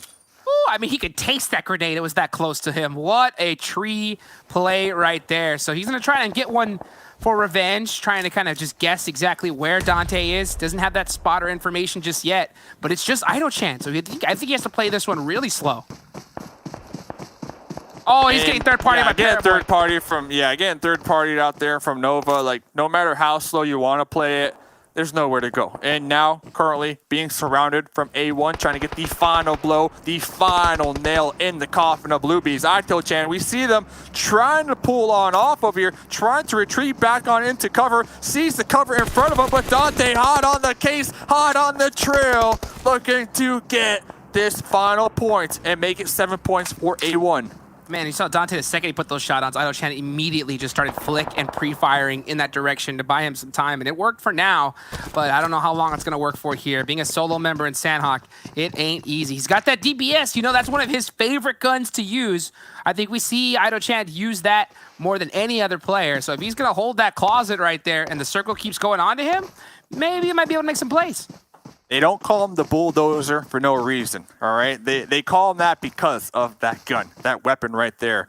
Just shreds you. It just shreds you. One thing, though, that I am starting to see develop, A1, besides the next zone popping, I am seeing Bigetron down there to the south. So, yes, A1, they want to get this final kill, but they also need to think, okay, teams, they will start to push in this southern end. Can we afford to be out here in the open for much longer for only 1 point? I mean, I think we definitely got to keep a close eye onto Bigetron right here. Look at their position in this circle. If they win this match, I mean, they're just absolutely insane because for some reason, always around circle number 3, they tend to just play that edge and just push together and just start bullying people purely with their gun skill. I would love to see how they finish overall here, but we got a lot of squads on the southern side of the zone. Nova, A1, 4 AM, pretty close together here as this next circle shifting on over. Oh, wait. 1v1. RX-Jax. Aito-chan with the DPS. He doesn't have it out. He's got the M4. Oh, the closet. He peeked it. And that is going to be it. Gets one. Switches to the shotgun. Pre-fires it. But yeah, just not good enough right there. 1v3. Oh, so close. And you saw how even though A1 didn't hear any movement at all, they still just shimmy peek that closet just in case. Got to do it. It's PMGC. Process of elimination right there. If they wanted to play it a little safer, because Aito-chan almost got the thirst. If they wanted to play it a little safer, maybe a grenade, maybe a molly would have been the desired play to safely flush them out right there. But regardless, it worked out. It worked out in their favor. Futbolist over here making the push, making some moves. They are going to be up here to the north. Right on over the hill will be Power 888, but somehow RRQ managed to sneak past a couple teams and take up Camp Bravo to themselves here. So you're talking about looking at Bigetron. I am going to be looking at RRQ. RRQ have a really solid position here, so they're going to be big chilling over there in Camp Bravo. They're going to have a lot of eyesight on the rest of these teams right here. One thing I want to look at is, guess what? You know, if you get the circle and do well, I mean, at this stage, you should always do well if you get a crazy hard shift on you. But the championship teams, those are the ones that can still perform even when they do not get the zone. And that's what I love to see from these squads, be able to, you know, step up to the challenge. And we're seeing right now a lot of shots coming from across the map, trying to catch somebody slipping. Yeah, and we've seen this zone before, and in the past, Bigetron was the team that liked to go into Camp Bravo, and they're actually going to be making their push on into Camp Bravo. RRQ, it might be a huge fight, so we'll pay close attention to that one. But right now, we have a stalemate between Zeus and DA out here on that west side, and we can't write them out. We see Rob Dini over there in the distance, Konina Power, so a three-way standoff for that Paradise Resort edge. And circle number 3, and everybody's already started to hit the deck right here, just playing this so sneakily. You cannot overexpose yourself. Secret Jin, they're going to get that res, and it looks like they're going to try to go for a hard reset right here. Not a bad play, considering that it's still early on. Do not want to get caught slipping by Nova, but look at Nova as they're starting to just spread their wings a little bit and start to surround Next zone. Yeah, got to make... Oh, look at that hard shift onto the south. So now Loops, 4 AM and A1, they're going to be sitting pretty, but look at that Nova, Secret Jin, really close to here, and they're going to possibly get gate-kicked right now. Oh, JGC. Did he spot Paraboy? You saw something. You saw something. Paraboy 1v1. Paraboy, spotted. Yep, spotted the bait right there. Not even able to pull the trigger on their weapon. GZ still over here trying to flush out the remainder of Nova. That is pure team synergy right there. The second he got that spot, he told his teammate in the back, hey, there's one right at this tree. And with that kind of teamwork, it eliminated that chance for a 1v1, and you're able to take out one of the best killers in this lobby just like that. Love to see that teamwork from Secret Gym. I gotta tell you what, they have been stepping up big time. Currently, they were 5th place before this match started. So these guys are definitely starting to fire on all cylinders here. Maybe they're starting to download that technology, figure these teams out. Okay, hey, they're that update. Yeah, they got the update. They are definitely downloading something because they have been popping off this week, and they're looking to be one of those contenders for that first place spot between Bigetron and 4AM, in my opinion. They're getting up there. They are surely getting up there. We see in the kill feed, Futbolist taking some shots, Execute. We were just talking about 4AM. Looks like Power 888 getting the better half of them. And this is what's going on. The blue zone start to close on in. Teams, they have that pressure to take a compound. Power 888, Corby bleeding on out, but here comes the press. 1v1. 2v1. Nice with some great pre-fire there. Gooey with the drop shot, and that's going to shut them down right there. What a great finish. 4 Angry Men eliminated. That's the first place team gone and out. You know, that's going to hype up Power 888 big time. They're also really well positioned in this next circle. Great plays thus far, but shots going from all over the map right now. You can see Execute. They're going to be eating a whole bunch of blue, and this just seems to be always happening to them. You know, they always seem to kind of get caught on the edge and just cannot push their way in. They might be taking a page out of Bigetron's book. You were talking about Bigetron. They like to play edge. And now Bigetron seeing 4AM get taken out. They're only 1 point behind them when it comes to the overall leaderboard. This could be their game to reclaim that spot back. But Futbolist casually strolling on over here on a scooter. Losing one in the process. And actually losing everybody in the process. Hey, let me go ahead and check your license right there. Looks like your insurance is expired, baby. Get back into the lobby. Can't drive up on RRQ like that for free. You're gonna get taken out every single time. You can see them trying to get these reses off as the blue zone shifts up to the north. This circle just keeps going back up and down right here. So RRQ are gonna be sitting really well since they do have Pet Bravo, but back on over, you can see a big fight between Digital Athletics and Power 888. Power 888 just finished off 4AM. Can they do it again? Oh, but Digital Athletics are pushing this so well right now. Yeah, they are. They are pushing. Oh, pre-nade! Oh no! It bounced off the pool right there. Ice forced to reposition, almost losing their life in the process. The last one alive, and spotted, stabbed in the back right there. DA 6 kills, overthrowing Power 888 for their position. But looking up here on top of the hill, Secret Gym up against Nova. Non-stop action, baby. A Secret Gym's going to have to hold them down right now. King is going to be playing this really quietly. Doesn't want to give away his position just yet. He's going to spot one of these members, though. GZ at the end. Real bit of a sneak play right there. And you can see him with that nice pre-fire with that M4. And now they're getting third-partied by A1 with a hardcore gatekeep right now. Secret Gym just got punished. Punished big time. And, you know, I get the aggression.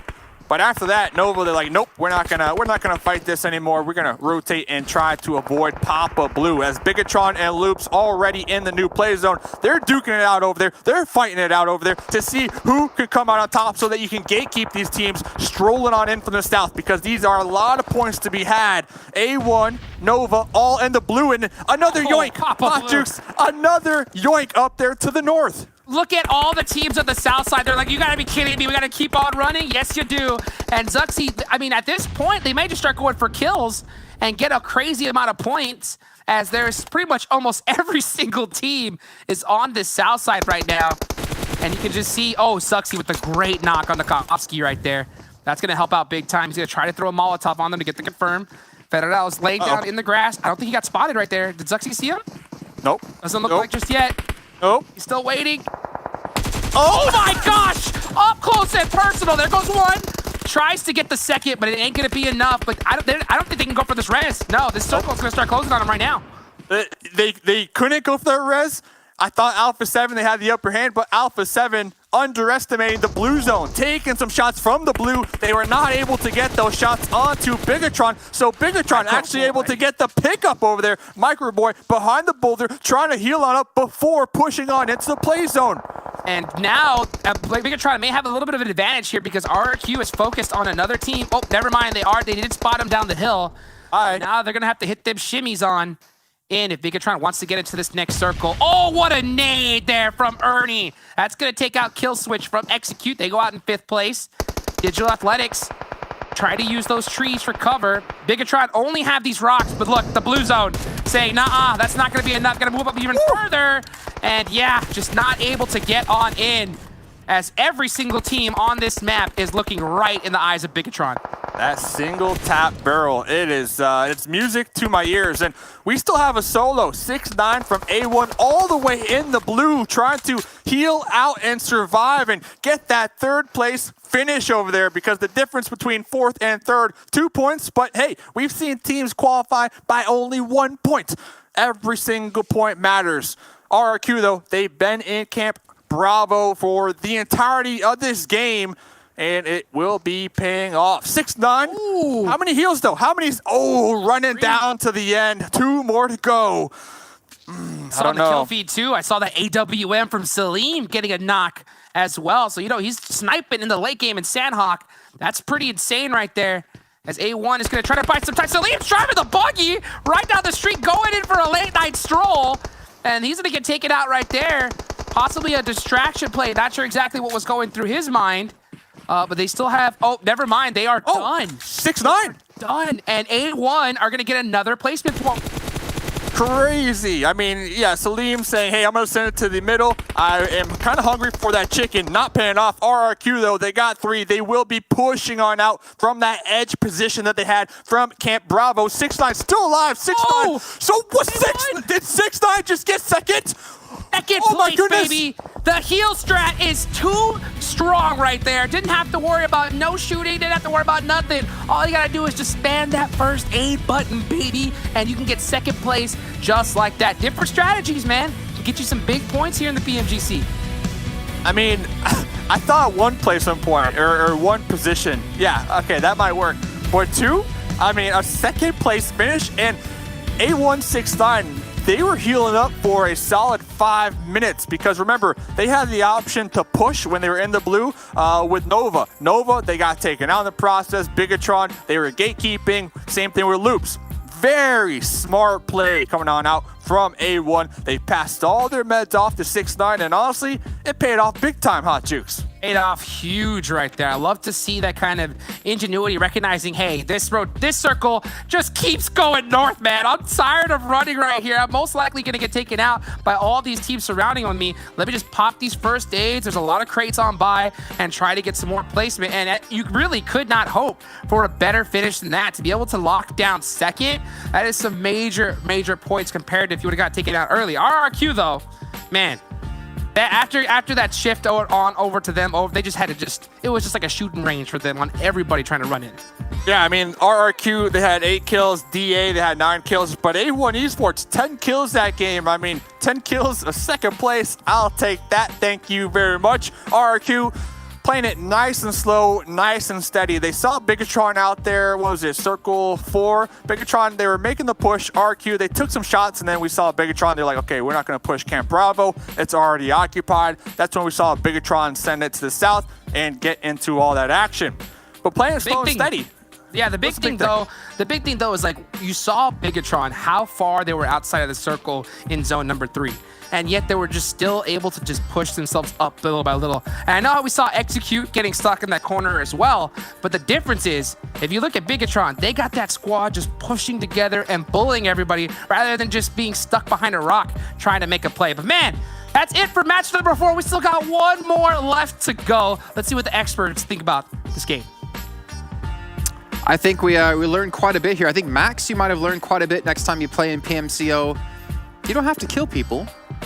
You could just stay in the blue and heal it off. Get the second place. I mean, they obviously had a lot of kills to boot, but I mean, obviously with RRQ, you know, winning the game, I think the real story to me is about A1 in that last match. I mean, 6ix9ine there being an absolute thief. He stole away their second position away from Bigetron Microboy, which, you know, it is the game. It does happen from time to time, and he get himself a juicy 22 points. And that makes them actually go above Abrupt Slayers, getting really close with Zeus, actually, to make into the top 16. And honestly, I think it was a little bit of respect play from Microboy from Bigetron respecting RRQ Athena. He saw 5 people alive. He assumed it was a 4v1. So he crawled into the blue to say, I'm going to deny 1 point from you, RRQ, because we feel you are a possible contender. I mean, they're up there. They're certainly make a bet on this. Yeah, well, you've always got to do that. So, unfortunately for them, obviously, it does mean they get the 3rd place, but it's still 10 points to 12, so it's not too bad. As you can see, it was a bit messy because it obviously, you know, we heard Jukes talking about it, that once the blue, it keeps pulling away from him, especially on Sanhok when you're not using vehicles. You're running through the blue zone, you're running through the blue zone, it moves again, you're going to carry on running through the blue zone. It's disastrous. Yeah, and it was very difficult for teams because it kept shifting like northeast, it felt like, away from the majority of them. But then looking at what happened in this game, 4 a.m. died really early. Exactly. I wanted to talk about that compound because they centered on it. And Power 888 made this great cross across the road. I've been talking about all the time, crossing the roads is so dangerous. They nailed it. I mean, really good use of utility also. They just went for the fight. And like, really, Power 888, they're not only doing good, they're taking down the top teams in this tournament, which is meant to have got the best teams in the world at Power 888, taking down Bigetron, taking down teams like also Nova that we saw in the first game, also taking himself a dub, taking down also 4 Angry Men. They're making a huge statement for themselves as being recognized of one of the best teams that can contest for the top 1. But you know who came in behind them? Digital Athletics, straight into the same compound, and then they wiped out Power 888 in perfect style, and actually got themselves some decent points at the end there. We saw not too sure on the tactic with the buggy at the end. Selim was like, let's go. Get in the middle there, but you know what? Sometimes it works, sometimes it doesn't. You got to make those big plays. Yeah, you do have to make the big plays, and I think that teams like RRQ Athena and A1 definitely did make some big plays in this game, which is why we're going to take a look at the head-to-head between these two teams and look at how this last match did go at A1. Really good damage for them, but RRQ Athena, I think they're just happy to, you know, pass Miramar and get on to the next map where Max obviously won't curse them anymore. I mean, hey, they got a win, okay? I'm not going to say the curse is broken. We're getting there. We're entangling the things really slowly. But here, RRQ Athena, you got to keep in mind also that the circle, you said it was hard shifting towards them every single time. I mean, they're going down here and they just no. They drop in Painan. Yeah, and the later stages. They rotated all the way around. It was a long rotate. Yeah. Bigetron were actually hot on their heels every time, and they chose to go Cam Bravo, which is risky, because if it pulls away from Bravo, you kind of screw getting across the road there, which we saw with Bigetron, I think it was a week ago, the exact same sort of similar circle. For A1, they had to fight from the drop. They were fighting GODSENT the second they hit the ground. In great style, by the way. They managed to take down GODSENT, no problems. And then they took on Bluebees as well. Yeah. It was really fun when they got Cam Bravo, when the circle started being really good for RRQ Athena. And then all the teams were going down here and they were all fighting out each other and they were struggling to do so. Yeah, that's great. That third party. You've got this wall surrounding you, so you can just sit there and take pot shots free. Hey guys, have you guys seen the graphic? There's a graphic, yeah. It's graphic. What, the damage received, you mean? 100 Wait, 100. I know, that's what I say. You've got this wall around you in Cam Bravo. You just take pot shots. I thought that was 1,000 damage. I was like, that's not. I was like, wait, exactly. I thought it was as well. And then I was like, wait a minute, 100. That has to be the lowest damage received we've ever seen. For a winner, it's got to be close, because we've had 300, right? For Futbolist? I think so. When we were in Castle, yeah. That's ridiculous. That's insane. Let's take a look, though, at the moments in this match. And we're starting things off with the fight you talked about, Demon, right away here for A1 up against GODSENT, where they did come out the victor. Yeah, I mean, instantly from the beginning, and then it was just simple 1v1s. I mean, bearing in mind, they're fighting without armor here, so it's literally grab a gun and away you go. Everybody that's played PUBG Mobile has been in this same situation when you drop and you're like, oh no, there's another team with us, Max. I mean, Reavers almost did a really good play for his team, and this is when Bluebees, unfortunately, this is where caused their demise. They tried to enter it, but A1 Esports, we mentioned it, and fighting from the very start. He tried the shotgun. Always go for it. Tried to go for the DPS shot. Unfortunately, a little bit too much for Aitochan to take that fight, and he did go down with his team really early on, but still some good trend. And then Klas Digital Athletics, there's a team that you mentioned many times, D-Man, on when it comes down to Sanhok, they have some really good rotational path coming away from Paradise Resort, then from the northern side, took the breach onto Power 888 that we're seeing happen right now, actually, when they were fighting versus Fongmen. Then they had another fight with Klas afterwards. But Power 888, in the later stages, like, they had no breaks. They were fighting continuously.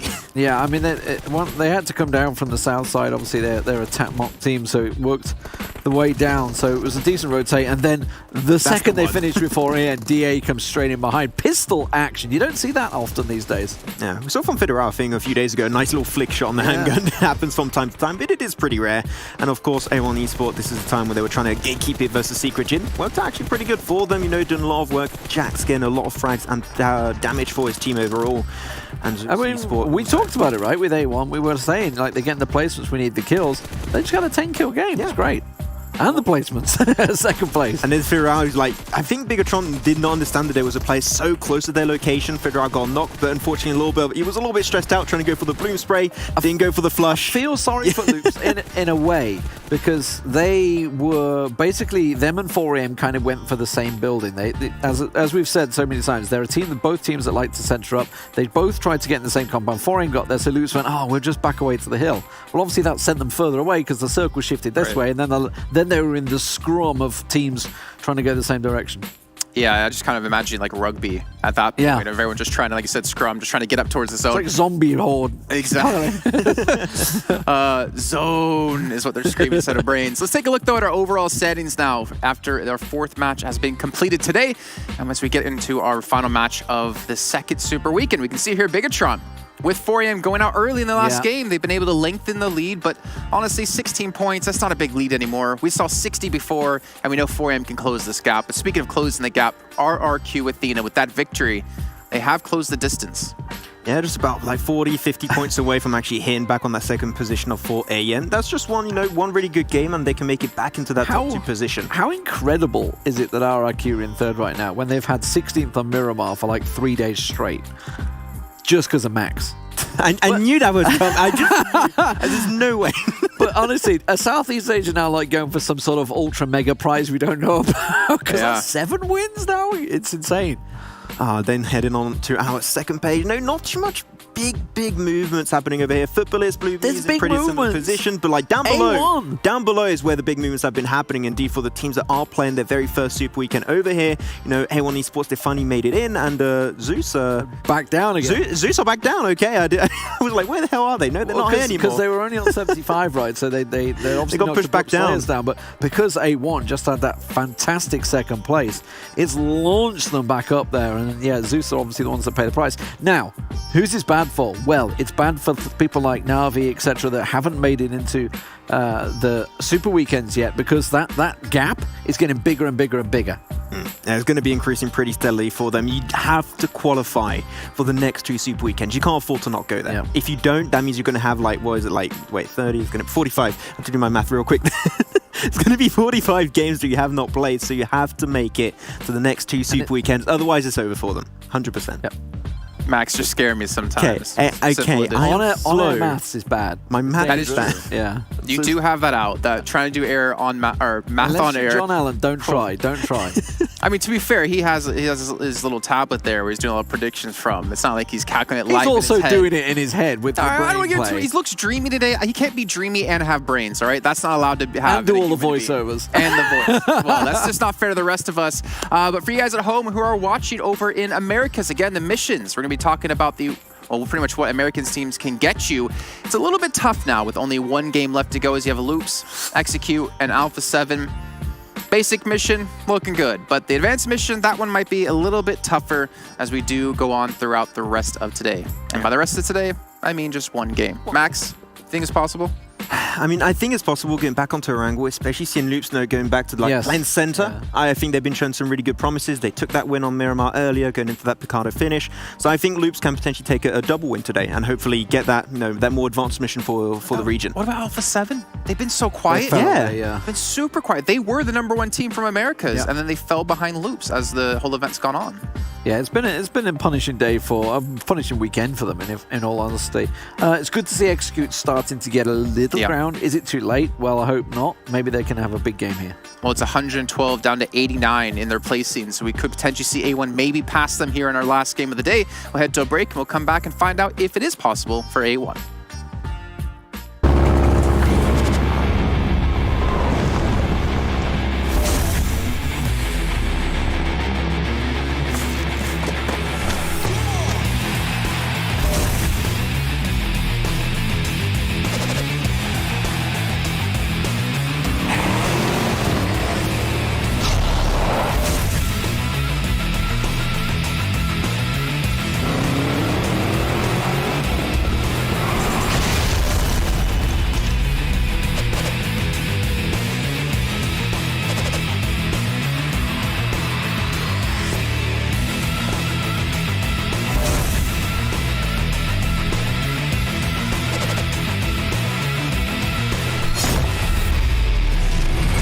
lightweight installation function available now.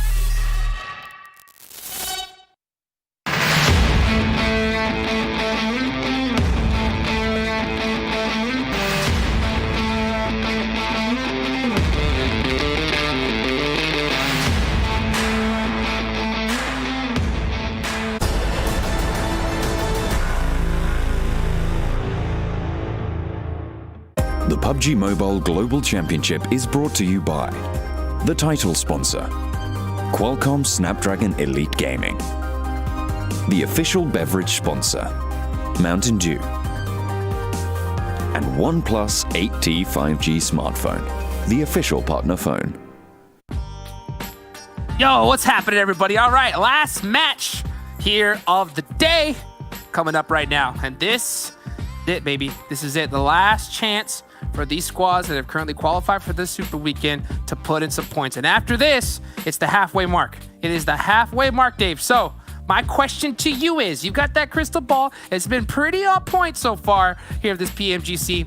Who do you think is going to win this one? Bigetron. Bam. There you go. Bigetron.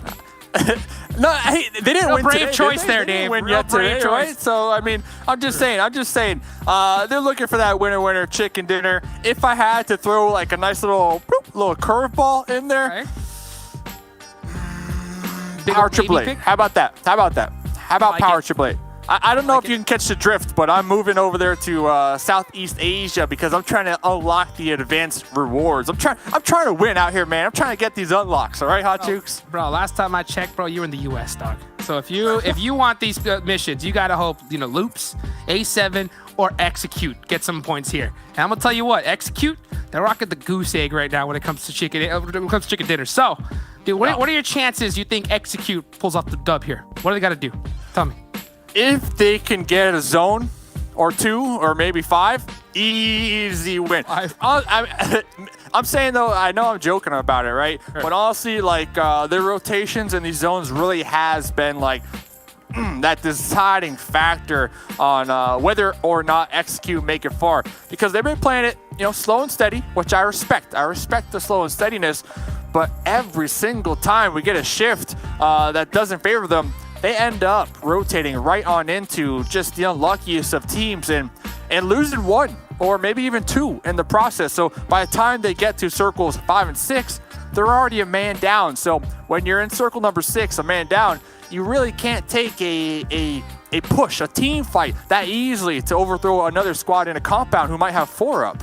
Which is totally true. I just think that if you look at the teams right now that are on the top of the leaderboards, they have been consistently be able to do that more often than not. Like if you look at Bigetron, when they get gate kept, they have the better chance of being able to play together as that team, be able to hit those shots and be able to get it done.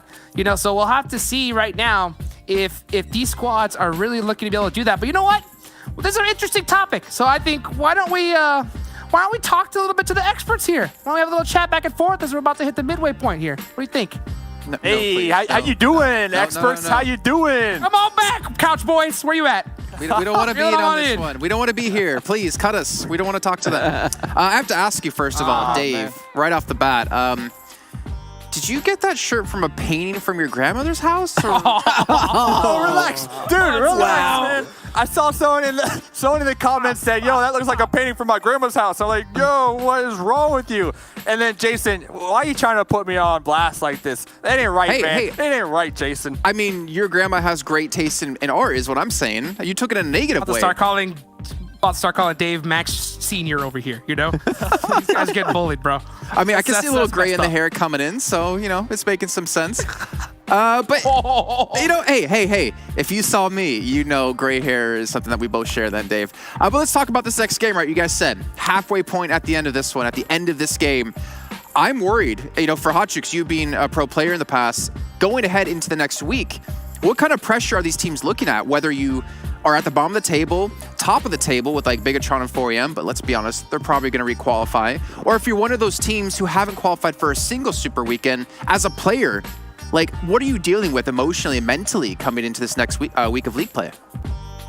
I'll tell you what, man. I mean, speaking of gray hairs, every single one of these players are going to have some after this one because, I mean, the pressure is on more than it's ever been before because this is, in my opinion, the truest test to see who is the best on the planet. You have a couple of big things going on. Number one, it's a long-form tournament here, so they have plenty of time to be able to show up. Number two, this is technically a LAN event, but obviously because of what's going on, we have people in the comforts of their own room, so they don't have the pressure of all the extra lights and noises going on at the LAN. So this is gonna show like, hey, these are these players playing at their peak. So if you get shut down and you go out super late, I mean, the numbers aren't gonna lie here.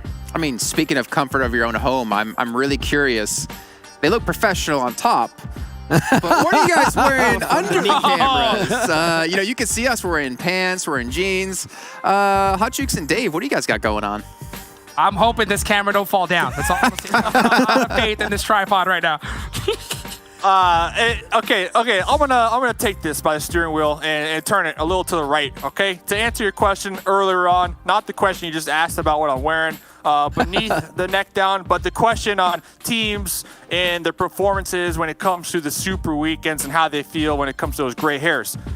Navi, I mean, that is a big surprise for me. I know you guys have been talking about it on the couches all week long. Like, this was the best team from EMEA. Like this, I know they're fairly new, right? And, you know, they had some things going on with their players that they picked up a player, wasn't able to get to compete in time for those roster locks. But honestly, this was the best team from the region. Everybody put their UC on this squad to just pop off. If Navi cannot qualify for the third time, what's gonna happen? I don't know. I mean, are we gonna see some cuts on the team, or honestly, what's gonna happen? And this is an open question to you guys. I don't know. I mean, that's a good point, right? Because Max, you do have Adder on the sidelines waiting to join the main roster. Whose position does he take within the roster then? Is it whoever's not performing well in PMGC? Do you think it's maybe already decided? I have literally no ideas what's happening on their side. I haven't had time to really see what's been happening for the side of Navi, but I think also they're trying to adjust on what's going to be happening, adjust what's been happening into the 2 first weeks, because it hasn't been working. And also, you got to keep in mind that their morale must be so low. The first Super Weekend, they did not qualify by 2 points. The second, they did not qualify by 4 points. Every single time they were that close and not able to make it. So I think that now they need to adjust in big ways, change their playstyle, because sure, it worked in the EMEA League. It has not been working on the international stage, so maybe it's their rotations, maybe it's their playstyle in terms of how they team fight, but something has not been working and they need to adjust it ASAP for tomorrow. Well, we've seen obviously already Nova making changes. Obviously Loops had the changes as well, and today Execute making changes. We just saw also obviously RRQ, they make rotations with Beer 11 and G2E, so D2E, sorry, not G2E, D2E, so they rotate quite regularly. So clearly these teams are all looking at the same situations and thinking, we need to make these changes, like RRQ 16th place, okay, let's make a change, let's bring him in. Not sure I agree with Beer 11 being replaced, but you know what, especially in a game like Sanhok, but it clearly worked. They just got themselves a chicken dinner. Now Navi may be looking at that and thinking, okay, maybe we should look at that while it's not gone perfect for us, because they're looking at Konina Power, a team that they wanted to lock out of the tournament, doing great. They're looking at Digital Athletics, climbing that table, sitting in, 4th, 5th position. They'll be thinking, what's happened, guys? We should be there. Well, on that note then, Hot Juke, straight back to you on this one. How quickly does a meta change and develop within a tournament like this? Because we have seen teams, like Demon said, going for more center play as well in these zones. Instantly. The thing is, when you got this much money on the line, you're going to have these teams try to pull out anything they possibly can to be able to get this advantage. I think that's why we're starting to see roster swaps here right before the midway part of this tournament, because you want these teams to start heating up towards the end, because there's still a lot of Super Weekend play left to be played, a lot of points that you can grab. The big issue, though, is there's a lot of different factors that we don't get to see as casters and commentators that go inside of the matches. You know, their team's communication, how someone's being able to kind of hold their position in that squad. And as these metas start shifting, I think that's why we're seeing some roster swaps here.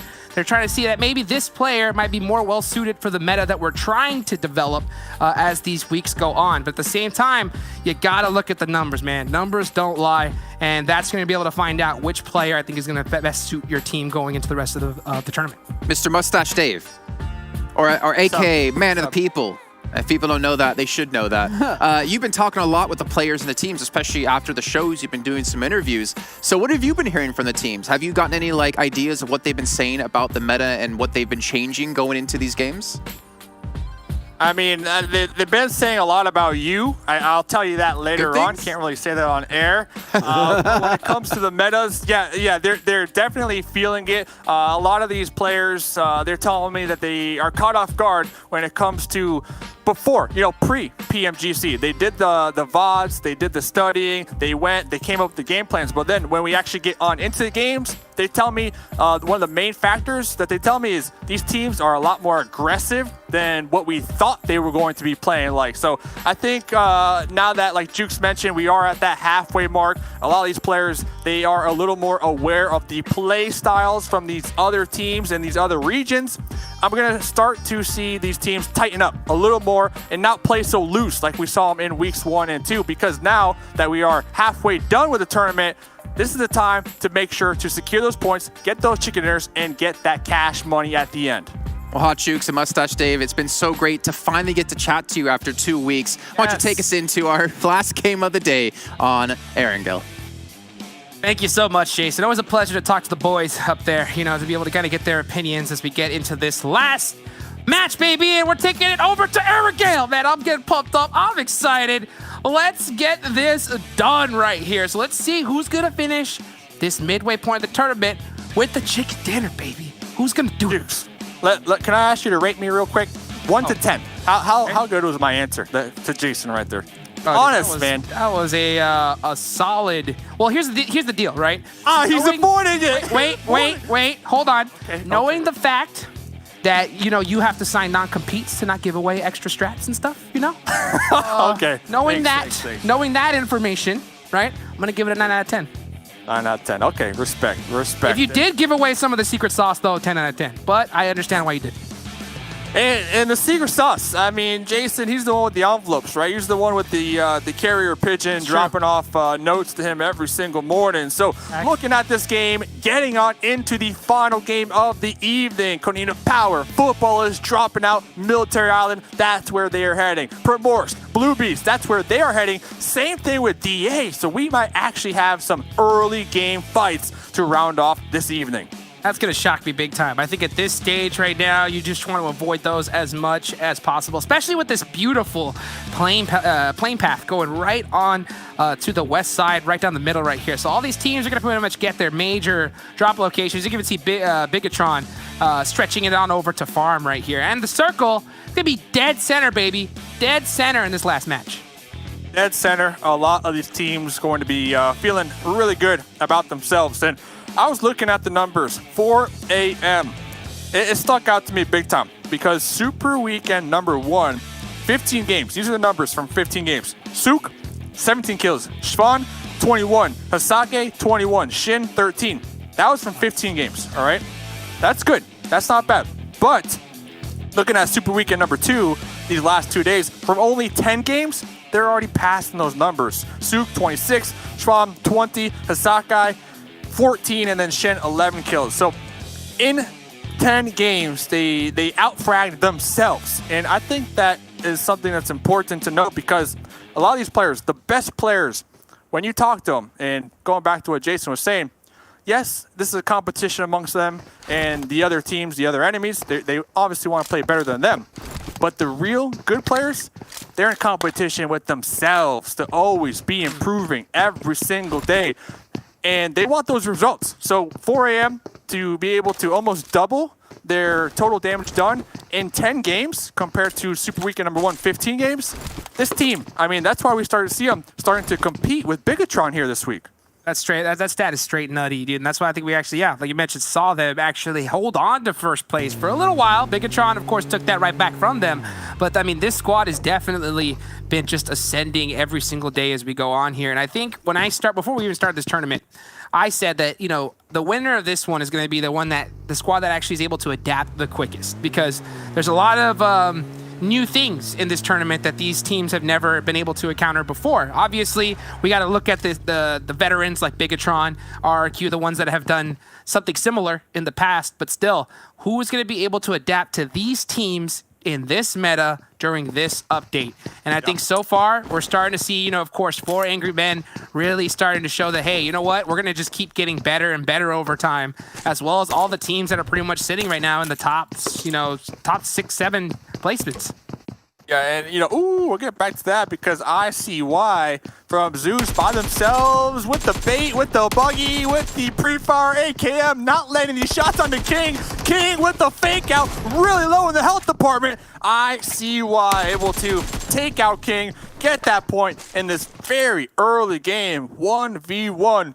What in the world are these two players doing out here on their own? I don't know, but at least ICY can say, guys, I got this. At least I got a point. What are you doing this game? Little split loot right there. You know, everybody's just trying to be able to get some little scraps on the sides of the map, and ICY able to spot King out and catch him slipping. I would have loved to see him, you know, use that M7 a little bit faster rather than the M4. Up close, that's the gun that you want to use. Regardless, I just think he just got caught off guard, and ICY with that AK was just able to get it done. I see why they call him that, man. I do. After that play, I definitely do. And we might see another early game 1v1 over here. Looks like one of the members from Blue Bees, and I believe we saw Power 888, if I'm not mistaken. Remember, DA, they also dropped in this area as well.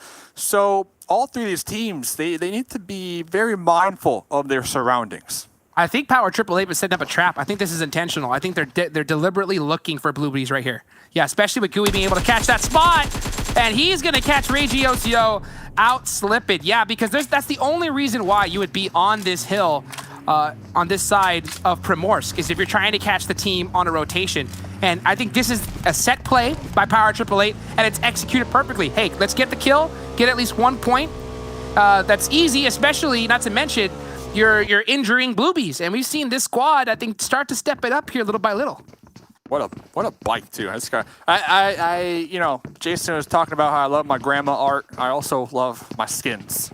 All right, ladies and gentlemen. So make sure you pay attention. We are passing out codes for the skins, but that bike skin right there, I need to get it. I need to get it. We might actually see another early game fight. Okay, GODSENT, do a little scouting. Are they aware that RRQ are lurking right on over here? And here come the shots right there. Here 11 back in the match as well. And he's going to try to put some shots with that red dot onto Navy. Does get a couple good taps. And when you look at these player cams, this is something I really like to see, is you see, even though that these are some of the most deadly squads in this tournament, they have the realization to play just super passive. They can play super passive or super aggressive in just an instant. And when that time to play passive, you have to be so well composed. You have to just be ready to be able to hit those shots. And RRQ, you know, they're just waiting to strike. They are. Looks like we are going to see that disengage. And talking about the player cams I saw on Reeves' cam, got a bookshelf behind them, so they got that knowledge. I mean, they got so many books behind them. We saw, I don't know who it was, I believe Cool Boy. Yeah, we're going to be checking in with Cool Boy. They're taking some shots onto the US of Zeus, and I believe they were able to pop out a tire. Oh, baby. In the smoke, 2 members from Zeus spotted, tagged, and bagged Jimmy with that off-angle mini, able to save the deal. Maybe making it look easy. And here comes Jimmy with that buggy. He's going to start pressing up on this really quickly. And the rest of Zeus, I mean, I don't think they're even trying to come and save these members. So Jimmy's going to roll up, most likely clear this. He's still being really careful because the rest of his team is pretty far away. Does not want to get caught slipping. Love to see this caution play right here from Jimmy. So smart, too. I mean, Nova, they had the angles. They saw Zeus was behind this boulder. And Zeus, they had 2 vehicles. But Nova, they popped the tires on this UAZ and they damaged it so badly that the duo from Zeus, they were forced to get into that buggy. And you already know, that second person in the buggy, the passenger, I mean, they're just wide in the open. There is no cover. They are a sitting duck. And Nova took full advantage of that. That is something that I just love to see. And that's the points that they needed too, especially considering that they lost King early. So Nova's rocking that 3-man, but for them to be able to pick up a couple points on Zeus, that's going to make them feel a little bit better going into the rest of this match. Still a lot of action left to be played here. You can see Law holding the roof, trying to see if he can get a little spot onto Secret Jin down here. But we're just starting to see these teams, you know, just rotate on into this next circle. A lot of the squads are pretty much centered up on this one, as we're about to start seeing where the next one's going to shift off into the next few seconds here. Jeez. I'm starting to try to, you know, brainstorm some catchphrases that I can come up with. And one that comes to mind for Bigetron: teams that slay together, stay together. Is that kind of jingle? Is that kind of jingle? No, I mean, that's the truth right there. I mean, that's the truth right there. That squad ain't getting split up anytime soon, in my opinion. I wouldn't do it unless, of course, something ridiculous happens. But we can see right now, next circle, it's not going to be a ridiculous shift. It's going to be pretty fair for all of these teams right here. Futbolist, I'm looking at them right now in the south, trying to figure out what play are they going to make to get into this next circle. Are they going to go on to that bridge that is inside zone and possibly get gate kept by Blue Bees? Or do they decide to go on to the Milta side? It looks like they're starting to head in the direction, though, of that Fairy Pier Bridge. I mean, I think since it is the last game, maybe playing it nice and slow might be the play. I mean, the next circle probably will not favor them, but by the time they start to push on in, everybody else would have already transitioned into that center position. So it might be safe. I don't know. We'll have to pay close attention. I really like that you brought up Futbolist, and they need this game. They need this game. I mean, they've been having an okay performance. Okay, not too bad, but a chicken dinner, they would be feeling mighty fine at the end of this Super Weekend for sure. Yeah, definitely. I mean, one big thing is that now that we've officially hit the halfway mark here, all these squads are going to already have familiarized themselves with which teams are going to be able to, like, where exactly they're dropping, you know? So we're not going to see any kind of craziness when it comes to that. We'll see what kind of plays you're going to be able to make. And this is against Zeus, and it's just y'all, I believe, left. Yeah. And he is going to hold. This is my favorite spot to hold in these kind of compounds right here. This stairs right there is so disgusting. You can get some insane squad wipes from that one spot right there. We'll see what he opts to play, though. He's throwing a nade, possibly into the 3-stack. Yeah, there goes his buddy Ronin. Is that spot, is that the 1v4 spot, though? That's the 1v4 spot. That's the question right now. That's the 1v4 spot right there. 1v4 spot. On a little bit to the left, a lot of people expect them to kind of be just hiding up a little bit higher. But if you just kind of 3-peek that and already pre-lean, oh man, you could definitely get it done. Back when I played, I got a 1v3 on RRQ from that spot. Dude, okay, we need the VOD. We need the VOD because honestly, without the VOD, I did get clapped. But I did get clapped in the end. Okay. You know, so I did get finished. So I didn't get the 1v4. But yeah, I mean, it's definitely a disgusting area. I think that's why he's holding that right there. One of those things you kind of got to be there to believe it, right? I mean, I don't know. Just saying, Hot Chicks. Just saying. We need the VOD. So let's see. Hey, I believe it. I'm just joking with you. I believe it. Pull it up, baby. Pull it up, though. Pull it up. Let's see, though. Let's see. A solo right now. The final game of the evening for Super Weekend number 2. And after this game, officially halfway done with the Super Weekends. GODSENT has been having a very slow Super Weekend. If they could get this additional point, well, that'll help them as they have a very long journey to climb up this leaderboard. Oh, nade is going right into that area, though. He's going to feel that one. Oh, is he going to pre-nade this? That's going to be risky. It's going to give away his position. But it looks like they already had an idea where he was. Yeah, he's shimmying around a lot, making a lot of noise. Trying to find a little different position right here. Trying to bust out the parkour a little bit. But GODSENT aren't looking to press this right now just yet. Playing this one really carefully. I mean, it's still early circle, so they have time. Okay, they have time, but very interesting. I mean, if they paid attention to the kill feed, they should know, okay, there's probably a solo, maybe even a duo right here. And time might be on their side, but the next zone will start to shift here very shortly. And Team Secret Jin, they're not too far from this. So GODSENT realizing, okay, we need to capitalize. We need to take out this solo now so that we can continue pushing on into this next zone. They're going to be tossing out some mollies and the smokes. Let's see, 1v3. Here we go. Oh, just in the dead of smoke right now. Oh, he got flashed as well. Trying to get those blind shots. That was a good stun grenade right there coming from the likes of GODSENT. Yeah, they're just putting the pressure on. That's the worst place to hold right there. That closet, yeah. You're going to have a tough time holding that. Okay, GODSENT. Looks like it's only a matter of time right now. Yeah, that's it. I mean, okay, 1 point, 5 grenades, 6 smokes, and about 50 bullets later, they got it. Mission accomplished.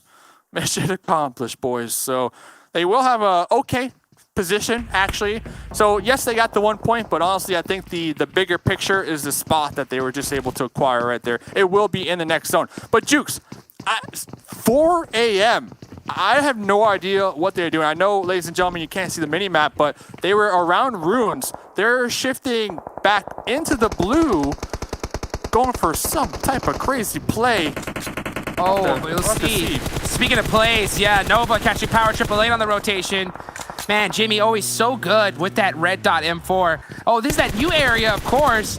So Gooey's KPS is gonna be able to spot that spot right there. And that's a really strong position here in Aaron Gale 2.0. Yeah, and with the new map, before, this was just a straight-up field. But now there's trenches, there's burnt out BRDMs, there's different areas of terrain that teams could actually use now to push across and take a fight without it just being a straight-up shooting range.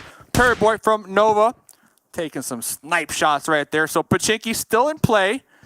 Don't play. RRQ have 2 little barns that they are going to be working with. And these barns, dead center. Dead center. Dead center right now. And RRQ, you know they love to stay in the center zone right now. And it worked for them in the last map of Sandhawk. We'll see if they're going to be able to get a repeat right here. Ice in this new area, trying to hold it down. Soul K driving right onto these reds. And Digital Athletics was just waiting for him right there. So Razy's going to get the flush onto him. And Futbolist, Lutz is really out of position right now. Yeah, I know D-Man has been talking about just a little bit right there, but Soul K, this is the second game in a row where it seems like they are just pushing with no real information and just losing 1 or 2 for free. Very interesting coming on out from Futbolist. I know they've been big chilling at the beach, IRL, but they got to get their head in the game here. They need to stop making these minor little rotational mistakes. And they're just playing, I mean, just relaxed, you know what I'm saying? Just send it. Too relaxed though, man. Yeah, too relaxed. I mean, there's too much money on the line to be letting up this early. I mean, especially considering that it's only halfway through the tournament though. The circle though is going to be shifting on over to the southwest side. So it looks like A1 and Konina Power are going to be the only team sitting in it right now, as the rest of these squads, I mean, they are looking well poised to get gate kept like crazy. So A1, only team in the zone in the compounds. They have cover. A1 are set up for an easy top 5 finish. Secret Jin right now trying to unload the magazines on the convoy of loops as they make their way on uphill loops. They are getting shot from everybody. Loops, they were in their vehicles. They saw the zone pop and they sent it right away. Somehow, though, they were able to make it past all these teams, at least so far. We'll see how long it's going to continue as they're making an insane rotation right here. Oh, the return shot. They were able to knock Jimmy out from that vehicle, and they're going to get the confirm right then and there.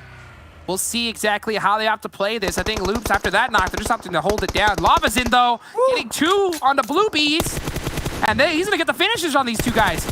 I mean, Lava's in, the last one alive for Futbolists right now. So all of these teams, all just sending it, trying to get on into the zone. We were just talking about A1, the only team in these compounds.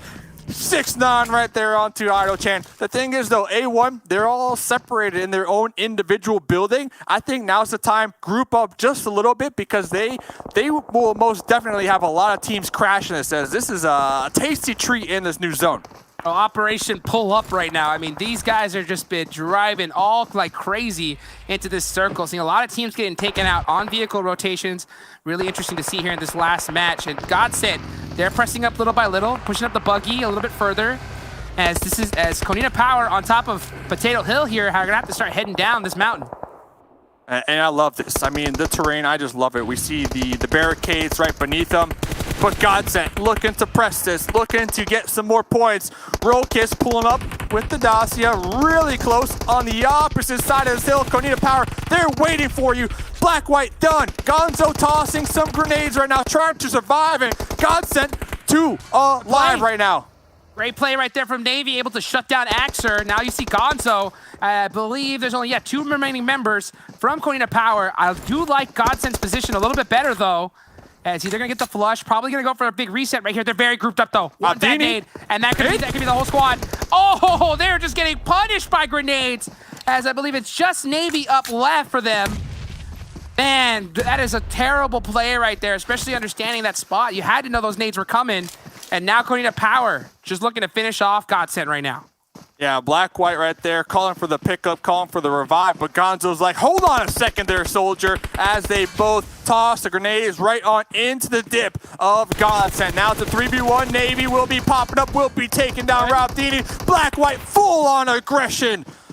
Konina Power, 4 kills. 4 kills. GODSENT out. That one nade, that's all it takes. One play to just turn around and fight completely. And that one grenade was able to go ahead and shut down GODSENT for Konina Power. Next zone, though, is starting to close. We can see it there on the top right as we start to see all these teams definitely starting to feel the pressure of it. RRQ is trying to throw up the smoke wall, trying to figure out how now they have to figure out a whole new plan as they got a long way to go into this next circle. A1, they have been sitting pretty here for quite a long time. We'll see how long they're going to be able to get a lot of points here, I think, from this position, without a doubt. Yeah, we need to check A1's Instagram after this, taking all those selfies with all the time they have on their hand. RRQ, Beer 11 behind this tree, taking some shots onto Loops. Does Beer know? 2K right here next to him. Yes, now you know. Hello, welcome. You got the spot on there. You can see BR11 is going to start pressing this up, but I mean, they're getting third parties pretty badly right now as Gonzo does get the spot and the confirmation with that M16 single tapping away right there. That's definitely a crowd favorite amongst these pro players, and he's going to be looking for some more. Yeah, he's going to get the confirmation, definitely trying to keep that point, and he is going to get it right there. Konina Power, now they got to start heading into the circle. Ernie, the last one up right now for RRQ. That was kind of funny. We saw Gonzo taking the shots, but then GZ from Secret Jin was trying to steal the down and get that 1 point. So all of these players extremely thirsty this game as we check in with Loops, laying down the hurt with the DPs. Big points. Already got 4. They got 3-man up as well, and now they're going to have to figure out how to get into this next circle, though. Secret Jin eliminated there in 10th place. 9 teams remaining, everyone. Last match here of the evening. We're about to find out who is going to be crowned with that chicken dinner here at the end as the rest of these squads. Man, we're starting to see teams go down left and right here in the end game. Yeah, Ernie was spotted, tagged, and bagged. A1 still split, still separated in their compounds. They have the angles, they have the cover. Currently with 4 kills, but Alpha 7, 4 members strong with the pull-up hot jukes. Now they're starting to kind of creep up onto A1's territory. Great nade right there, though. It's going to get the finish onto Senatexa, and Swagwin is feeling the pain right now. A1, though, they are very split up. Loops is trying to drive across now. We saw them drive across all these teams before, and it looks like it's still going to work here once again. Loops and their just, sends. It has been paying off, and I am very surprised. Maybe it's how quick they are to make sure to quickly dodge any type of bullets and avoid that. But A1, they're screaming right now, this is our house, Alpha 7. You are not welcome here. As A1, they are starting to split up just a little bit to get these angles out to Alpha 7, toss in these grenades. But Alpha 7, geez, how many smokes do you guys have? I mean, they're throwing every single one out. They're just trying to buy more time they possibly can. That was a great nade into that window, though. Good pre-fire. Dante able to get that confirmed onto Vid2K with the grenade. And now here comes A1 trying to finish off Alpha 7. Like you said, it's their house. Can they be able to hold it down? here as you're going to start seeing some big pre-fires coming out from Dante. Trying to get the finish. A lot of jump shots going on. Swagwood is holding that corner, though. And that's all she wrote. 8-1. Giving A7 the eviction notice. And that's how you breach a building. From all angles, pre-fire through the windows, shoot every single thing you see that moves. Even if it's a little tiny mouse, shoot that thing. And that is exactly what they did. More kills on the side of A1, having a very strong game. Huge game. Power, 888, they got Ice right here. Prone in between DA. Loop still in their little tree cover position. 4 AM. I talked about their crazy rotate earlier on. They got 4 up on that east side. What a shot. What a Car 98 shot right there from Hasako onto Gonzo. And he's going to confirm him as well. Busting out the sniper in the late game right there. Ice, Power 888. Using that bush. That is the only cover he has. Yeah, opting to throw a smoke right here. Not a bad decision. Yeah. And from that angle, he's going to try to get a first aid off, buy himself some more time. Konina Power, they're going to go out in 7th place. Still 6 team remainings. And that is going to be 23 minutes into this one. And you can just see a lot of pre-fire from Digital Athletics trying to catch Ice out. Oh, Solus! What? Great Take shot. it down from Ice, and there we go. The kaboom! What a finish right there. Take that snake out right there, Hot Jukes. That was so huge. That was such a huge grenade to be able to take him out right there. That's going to give Digital Athletics a little room to breathe now as they have to be able to head into the south side of this circle, though. It ain't over. A1, 6-9, catching Hasako once again. Man made an insane Car 98 shot at the end game, but 4 AM still up and running. You know that they want to finish this strong. Bigetron is still up, though. This is the team that they want to take out to try and catch them for first place, but Bigetron still there, not going down. You know who else isn't going down? A1, they aren't letting off the gas at all. They got 4 up. They have 10 kills, Hot Jukes. A1 eSports are popping off this game, and here goes another one. That's what Jax is saying. And now they're just punishing 4 AM as well as the next circle is about to go on up. If it goes on to A1, this will be about, I believe, in the 40th circle shift onto them. We'll see if it does continue to go on, though, as they are just all eyes locked onto 4 Angry Men. I mean, they're making the most noise, right? I mean, they're making the most noise. So, yeah, like you said, next zone does go right on in between everybody. Loops, they are going to be there. Jax, yeah, he sees the shimmies. He sees the shimmies. Oh, the punishment. He sees the heads, and will be taking some shots and not able to get the knock, but the damage so crucial. Gotta go for the right blow now. up here. I mean, those vehicles are still up. I'm surprised they're not going for the explosions. Sinister's trying to hit a jump nade, and it's looking pretty damn good. It looks like he did piece them up pretty good on that one. That's gonna get the confirm. I mean, A1 showing that they got the arm. How much you want to bet I could throw a pigskin over the mountains, says A1, and they do catch loops right there. And look at all the nades from every single team right onto loops. I mean, completely surrounded as all of these markers are headed right towards them, almost like they're stuck in the middle of a Rasengan right here. There we go, loops. That's they it. Are finally taken out right there. Everybody wanted a piece of that one. They wanted that point. Looks like A1, they're tossing out some smokes. They're trying to reposition, but 4 AM putting a halt to at least Sinister's push right now. Yeah, and you can just see 4 Angry Men still alive right now. They definitely want to survive a little bit longer. They are going to catch A1 on that pull-up. That's going to be 2 down, 2 remaining as they're trying to creep up through the Stoke. Still, Bigetron, they're still alive. They are not dead just yet. But 4 Angry Men are the only team right now with 4 Angry Men on the field. Oh, sorry, A1. Yeah, they still have 4 up, but they got 2 knocked. Grenade from Ryzen to backstab 4 AM. 4 AM, they're so tunnel vision onto A1. Ryzen gonna be popping up, taking down 2 more. Bigetron have just been sitting still this entire time, waiting to not give up their position, and they just punish the hell out of 4 Angry Men. But here comes Zuxi, starting to throw some smokes. You know, I think he's trying to go for that res right now, but look at this. Svan is trying to look, what direction do I look in? And they're all stuck behind this tree, and Dante's gonna put the pressure, but Zuxi's gonna shut him down right there. RX Jax is trying to get some shots through the smoke, trying to be able to make a play. I mean, this is just madness here at the end. The last one up for A1. Jax already alive. has the smoke. How's 4AM alive? That's my question. How are they alive? That's what I'm saying. They got this tree. They got the pickups. They might be able to pick up Shin as well, as long as Bigetron don't decide to peek this in. Get those final shots. Bigetron with the duo. They have the smokes. They have the information. Bigetron, that's the thing. They know exactly where everybody is right now. No, that's it. That's it. They took out, I believe, A1's almost. Oh, no, what a nade from Sook. Bye-bye, Bigetron. And now it's up to 4 angry men to try and be able to suppress them on the leaderboards. Look at all this pressure fire. And that's going to be the game, baby. 4 angry men. I mean, how? How did they just refusing to go down? What is in the water, Dave? Hey, I'm so happy I saw the early game. They had that circle shift to the east. Instead of sending it straight into the zone like we saw, for example, Loops do. I mean, Loops, they still had a pretty decent game. But instead of doing that, they went all the way in the blue, wrapped all the way around, and then showed up on the edge of the east side with 4 alive. And they just played it slow and steady. I felt like everything was stacked against them too. I mean, they had barely any cover. They had a tree. They had Bigetron pre-fire, taking shots on them. They had A1 shooting at them. They still somehow managed to get the pickups, the revives, the resets, and then the grenade at the end and the chicken dinner.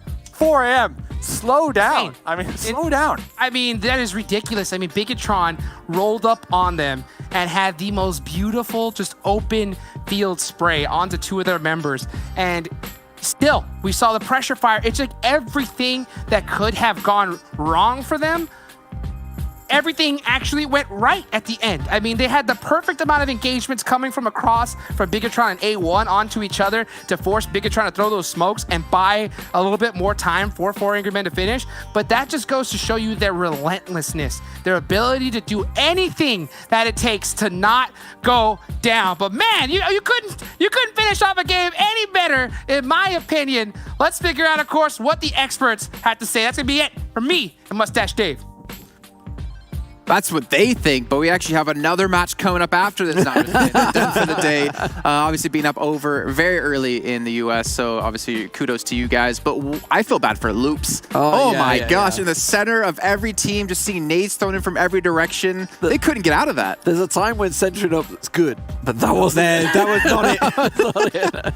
Poor A1 started off, like they saw the knock come in, they're like, nades going off. Oh, we should, you know what? I reckon I want some points too. Let me just throw in some nades, and they eventually did get it. But A1, what a great game by them. 4AM is to take the victory, but A1 put up the kills, and they might have max.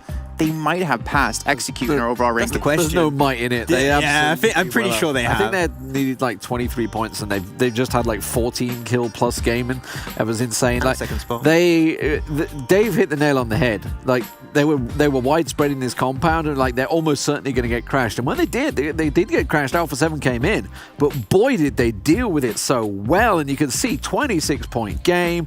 They just had a 10-kill game on Sanhok a moment ago as well. Remember, so they have stormed it today. It's the awakening of the Bangladesh team of A1 eSports. It seems good. They even got more points than 4 angry men. They got himself the chicken dinner in his final game. So great stuff to see. I think that A1 eSports definitely, should be able to overtake the side of executing the leaderboard overall. But as you mentioned, this was not a game to play central. Loops got punished because of that decision making. Still, they got a 5th position, 11 points. Not all that bad. Power 888 did a similar call and only got 6 points. Here, all the teams that played Edge got himself a good game, and that's why 4 angry men took that win. In fairness, I think Loops will be happy with the 5th. I mean, yes, they were decimated, but when that hard shift came in at Circle 4, they said, you know what, let's send it. They went all the way around over the hill. People were pulling them up at Potato Hill, etc. They just said, nope, we're going dead center, just launching it straight in there. As you can see, when you do have a relatively stacked top half, it obviously means low points once again. RRQ Athena, it amazes me that they're still there in like 3rd, 4th place because they just keep having those like hot game, really bad game.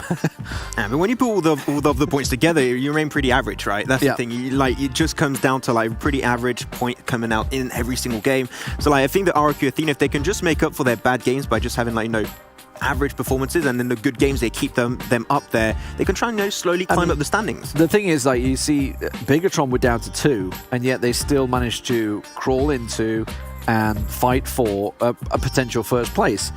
obviously a great nade came out from 4AM and finished it, but the two players still standing. They still get themselves that great finish. And Ryzen, again, almost pulls off like the 1v3, the 1v4 there. But speaking of individual players, let's take a look at our top players from that last match. And I would imagine we're going to see a lot of people from A1, and there we go. RX Jax making their sinister as well. 100 damage from one player. Jax with the DP and almost made the 10-kill club. That's incredible. Also, like, their nades were clean. Alpha 7 tried to breach it, and I was like, you know, I didn't think that really A1 eSports were fully ready because they were super spread in that compound and they were getting crashed upon by Alpha 7. I thought they were maybe going to lose a play or two, but then the grenades, boom, on the ledge of the window at one point, bounced in perfectly, found an extra knockdown from there on out. It seems that really A1 eSports feeling just a lot more comfortable in this tournament overall, and of course, you know, Sook, that double grenade kill onto the side of Bigetron in those finishing moments was absolutely insane. Think of that damage number when we see that all the team graphic and see how the damage compares to all the other teams. 1,747 damage from one player. Also, we have to give a shout out to Jay-Z's cousin, his Turkish cousin, Ray Z. The first time we've seen him actually get up towards the top 4 for Klas, so we've seen so many individual members do it before. By the way, I love the nades from A1. Did you see them? They were bouncing off the windowsills, off the back walls, off the wall on the outside. They were doing like, they had all the angles figured out to get into that compound. Yeah, it was brilliant. Squash, I'm not too familiar with that. You know what I am familiar with, though? Our do-the-do moments of that last match. We'll take a look at the plays that happened in our final game of our second Super Weekend. And starting things off with Power AAA KPS. Again, this team, fantastic stuff. I think we've seen like what they can accomplish with the right conditions, and they obviously have the individual skill. I think it's just about ironing out a couple more kinks, and they easily could be a top 3, top 4 team. I'm going to say it now, like, they're in the groove. They're in the mindset. They're going strong. Can they keep that mindset going into the next 2 weeks? I hope so. If they do so, they could potentially hit the top 5 position. I'd love to do a chart and look back. It will take a lot of time. How many times Futbolist and DA have clashed? Because they always seem to be taking each other out. They're almost each other's arch enemy. Like, clearly there's something in, obviously, with the Turkish teams of like the rotations they take, because they seem to go similar paths every time. Also, going back, Nova losing a player right at the start to Zeus. And we talked about Nova's split drop a couple of times. I just wonder now if this is teams like, because obviously Nova gained that by getting so aggressive on Abrupt Slayers in the first game on Aerowolf. Everyone was, oh, okay, they really mean business. But they've now gone for this really greedy split drop strategy. I just think they're starting to get punished for it, and people are not scared of them anymore. They started getting like back together a little bit quicker, actually, and it seemed like that one was a little on the slower end of things, and it did cause their demise, at least for one of their players, and then they just struggled to really try and find a decent spot. Poor old Jimmy got knocked by a drive-by from Loops as well, so yeah, it was not great for them. Here's Loops. Obviously they did take a good fight on the hillside against Secret Jin and then tried to center up as best they could. 4AM getting picked off slowly but surely. I think we're seeing why Jack's got a lot of damage, that DP work. But this is the Alpha 7 crash, and A1 dealt with it so well. Like, this is it. These are the grenades where we mentioned earlier. They were just so damn clean every single time. Also, Alpha 7 crashed in a position where you only have access to one building, making those grenades extremely easy for A1 eSports to connect onto. And then we get into the final moments. You know, Power AAA, you know, really early on into that circle, actually, they tried to go dead center. We mentioned it's such a flat terrain. Going center is going to be a pretty hard one, but Ice did, you know, able to get himself a few knockdowns. Unfortunately, not able to convert those into kills. And then Klas, you know, trying to enter from the southern side, find himself a good spot. They were able to steal, I believe, like, what was it, 4th, 5th position by just staying into the blue, which, like, you know, is still extra points going their way. It's just the Jax highlights right now. We just keep seeing him with that DP going off and on and on. It's like Ernie the other day on the final game on here on RRQ. But that nade comes in. So, I mean, that's it, right? 4M went down to one player, but they managed to get them back on their feet and then pop the nade onto Ryzen. Ryzen's so close there. Yeah. I think he actually got knocked by A1 as well, right? I think, yeah, they were all fighting. It was a little bit of a Mexican standoff. They were all fighting against each other from different corners of the circle. I mean, corners of the circle, it doesn't have any corners, but we won't talk about that. And then A1 eSports down to one, and like, you know what? We're going to have also that grenade play coming out from Sook, connecting 2 kills with Bigetron, and they're like, there's only one player, just mow him down, spray everything down. We know exactly where he is, and they find the kill, and they take that win. A little hard to pull an Ollie G moment there and dodge all the bullets. Unfortunately, not going to work out for him at the very end, but it's still a lot of points built up for that team. Now it's time to take a look at our daily report, take a look at the highs and lows for some of the teams here over the course of today. Mostly the highs, and we're going to see A1. Number 1 in damage, though not number 1 in kills. This looks good. I'm really happy to see this. Normally in here, Daily Report, you'd see teams like, it's 4am and Bigetron. See Bigetron. 4am. Now we're seeing teams from Bangladesh. You're seeing also SEA team that is Power Triple 8. Jenny Note coming I'm in not there sure with a they damage want received. most damage received. That's it. I don't think you want to be known for your Daily Report for being the team that took the most damage. But you know what? Still good to see those 3 teams make it up there for the Daily Report. It's like a participation award, you know? Yeah, that's it. You're there. Your logo's there. Let's take a look at the results over the course of today now. Of course, over our 5 matches and the maps apiece. You can see here, starting the day off well, Power Triple 8, KPSW2. Need to keep a very close eye here because you know a question is going to come up in a couple of moments here about what our standout team was in terms of how many points they got. But we can see no double winners today. No, yeah, it's been a really nice spread day. Obviously, Southeast Asia still getting their double win, but it's a low kill day as well. Unusually, a day in a super weekend where Bigetron did not win. Whereas obviously 4am stealing the show just at the end there and almost stealing the points in the overall chart, I would suspect.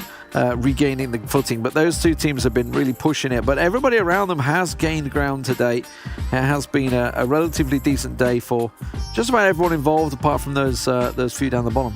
Yeah, few down the bottom been struggling a little bit. You know, Zeus also did slip away. They made it into the top 16. They pushed down back away from the top 16. I think they'll be back there though, right? I think they'll be back there. Like, they're a little bit back and forth, you know, making it really close. And I think that it really goes to show that if they do requalify for the next Super Weekends, they're still going to have to put a lot of work and effort. I think they needed like 10 or 15 points, so maybe not. They might still be 17th. Okay, so it's time. It's trivia time. My favorite part of the show right now. Okay, here we go. So best team today. Right. That's not what I want to know yet, though. Oh. How many points do you think the best team got today? Oh, the best team. God. How many points? We had, was it 98 yesterday with 4am? If you say that, that means they missed a... I'm going to say like 60... But you play tricks on me, so I don't believe you. 65? That's a bit low. 65? Yeah. Are you hard confirmed? 65? Is that your final answer? 65, yes. I'm going to go with 80. There you go. 80 points. That's a biggie. You could Prices Right them. No, not this time. I'm not. Okay. Team that got the most points today, 64. Wow. 1 point off. That's why I gave you the chance for the Price is Right. Close. But here's your redemption story. Here's your redemption arc, Max. What team? I want to go with Power Triple 8. I was probably going to say Power Triple 8. I think 4am. Yeah, 4am. Power Triple 8, 4am. Oh, Power Triple 8. They did pretty well, didn't they? I don't know. I mean, you know, we only have so much time on the rest of the show. 4am, Power Triple 8. Let's see who it is. I actually don't know. They didn't tell me. They told me the number.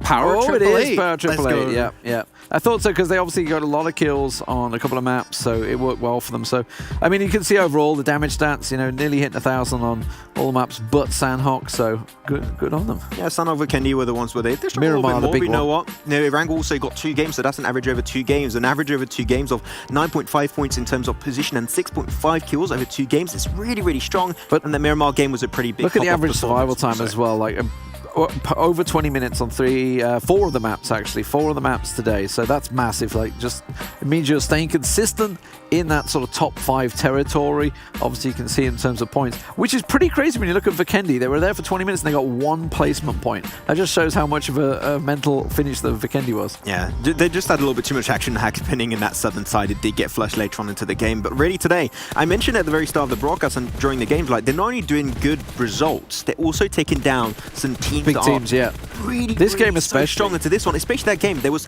4 there was Nova Quest F, and they took them both and down 4am, yeah, and Bigetron as well on the way in. So they took down really all the big boys going into that one. So one really game, played, yeah. And they still remain strong as a 3-man team in the final moments also, which is absolutely insane. But Power Triple 8 definitely being a team that, you know, now that they've been starting to do pretty good, maybe it's going to be a target on their backs actually here. Yeah, yeah, they definitely, obviously there are drop spots that maybe people are going to be looking at rotations just to see how they confirm and how they compare. But it's great to see yet another Southeast Asian team stepping up.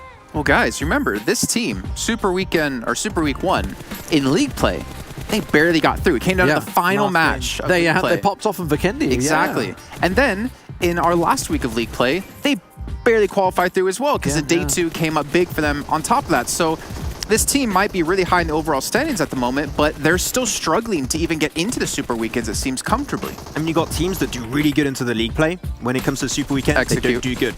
You just got to put them. I mean, put them. We're on all the spot thinking again. it. We're all thinking it. And then you got teams like Power AAA. You know, they struggle to make it into the Super Weekend. And then when it comes down to the Super Weekend, well, the first Super Weekend was a little bit hard for them. But now they're really, as I said it earlier, like they're in the groove. They're in the right mindset. They're feeling really good and confident. And I think that we can see even better from them coming into the third and fourth week. After, I hope I don't jinx it. And, you know, I curse teams. I'm sorry for that. Hopefully they do qualify for the third and fourth Super Weekend. But like so far, their story is getting better and better every chapter. Sorry, Corpa is messaging me right now telling me to shut Max up because they don't be jinxed for the third and fourth week. I mean, the thing is, it's still very like hit and miss sometimes with them, but at least they don't have the added pressure of like, will we be top 16? Because they should 100% be top 16, even if they don't qualify in the next two Super Weekends. So they should be through to the finals, which is a massive point for them, obviously coming through 5th out of PMPL Southeast Asia. But it's time to take a look now at our overalls and see how things might have adjusted in these last games that we did have today. Remember, Bigetron and 4AM were fighting for the #1 slot. Bigetron had it before this, and Bigetron will maintain it after that last game, but not by that much. And Power AAA up to 6th now. They've been skirting with the 8th, 9th position, so they've managed to get themselves right up there. And you can see it is close at the top, as you mentioned. But yeah, impressive that RRQ have managed to maintain there. But look how close it is. 270, 269, 263. Klas Digital Athletics still not done anything this Super Weekend. They've just not done anything yet. They've managed to maintain and consistently play, get those 5-10 points per game just to maintain their position. 68 points between 2nd and 3rd place, by the way. Just want to point that out really quickly. 68 points. The difference between 3rd and 8th is 35. Somebody needs to have a really big day, and 4 Angry Men and Bigetron to have bad times to just make that ground up. Like, and not just one day, probably 2 days. Maybe not even 2, potentially 3. Any more? Any takers on 4? Oh, A1 here actually able to overtake, then execute by just 1 point. And you've got to keep in mind, as a point of reference, that A1 Esports has only played 1 Super Weekend. Execute played 2. And that's bad. Have still not been able to remain above the teams that still got like 15 games less than them. 15 games to 30 games, and they've got more points. That shows how poor Execute have been this Super Weekend.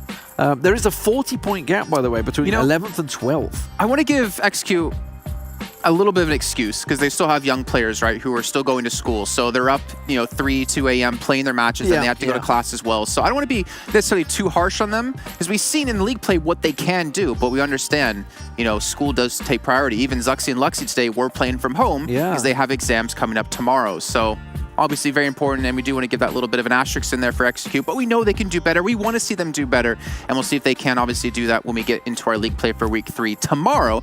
But our last 3 teams, Zeus, 78 points. Abrupt Slayers have fallen from 16th down to 18th, and GODSENT, unfortunately, not able to breach that 69-point threshold today. Yeah, was expecting a lot more. It's not the 69-point threshold anymore. It's the 80-odd point threshold. Yeah. So, which is why we see Zeus down there. But that's we know the limit now. That obviously everybody now resetting back into league play.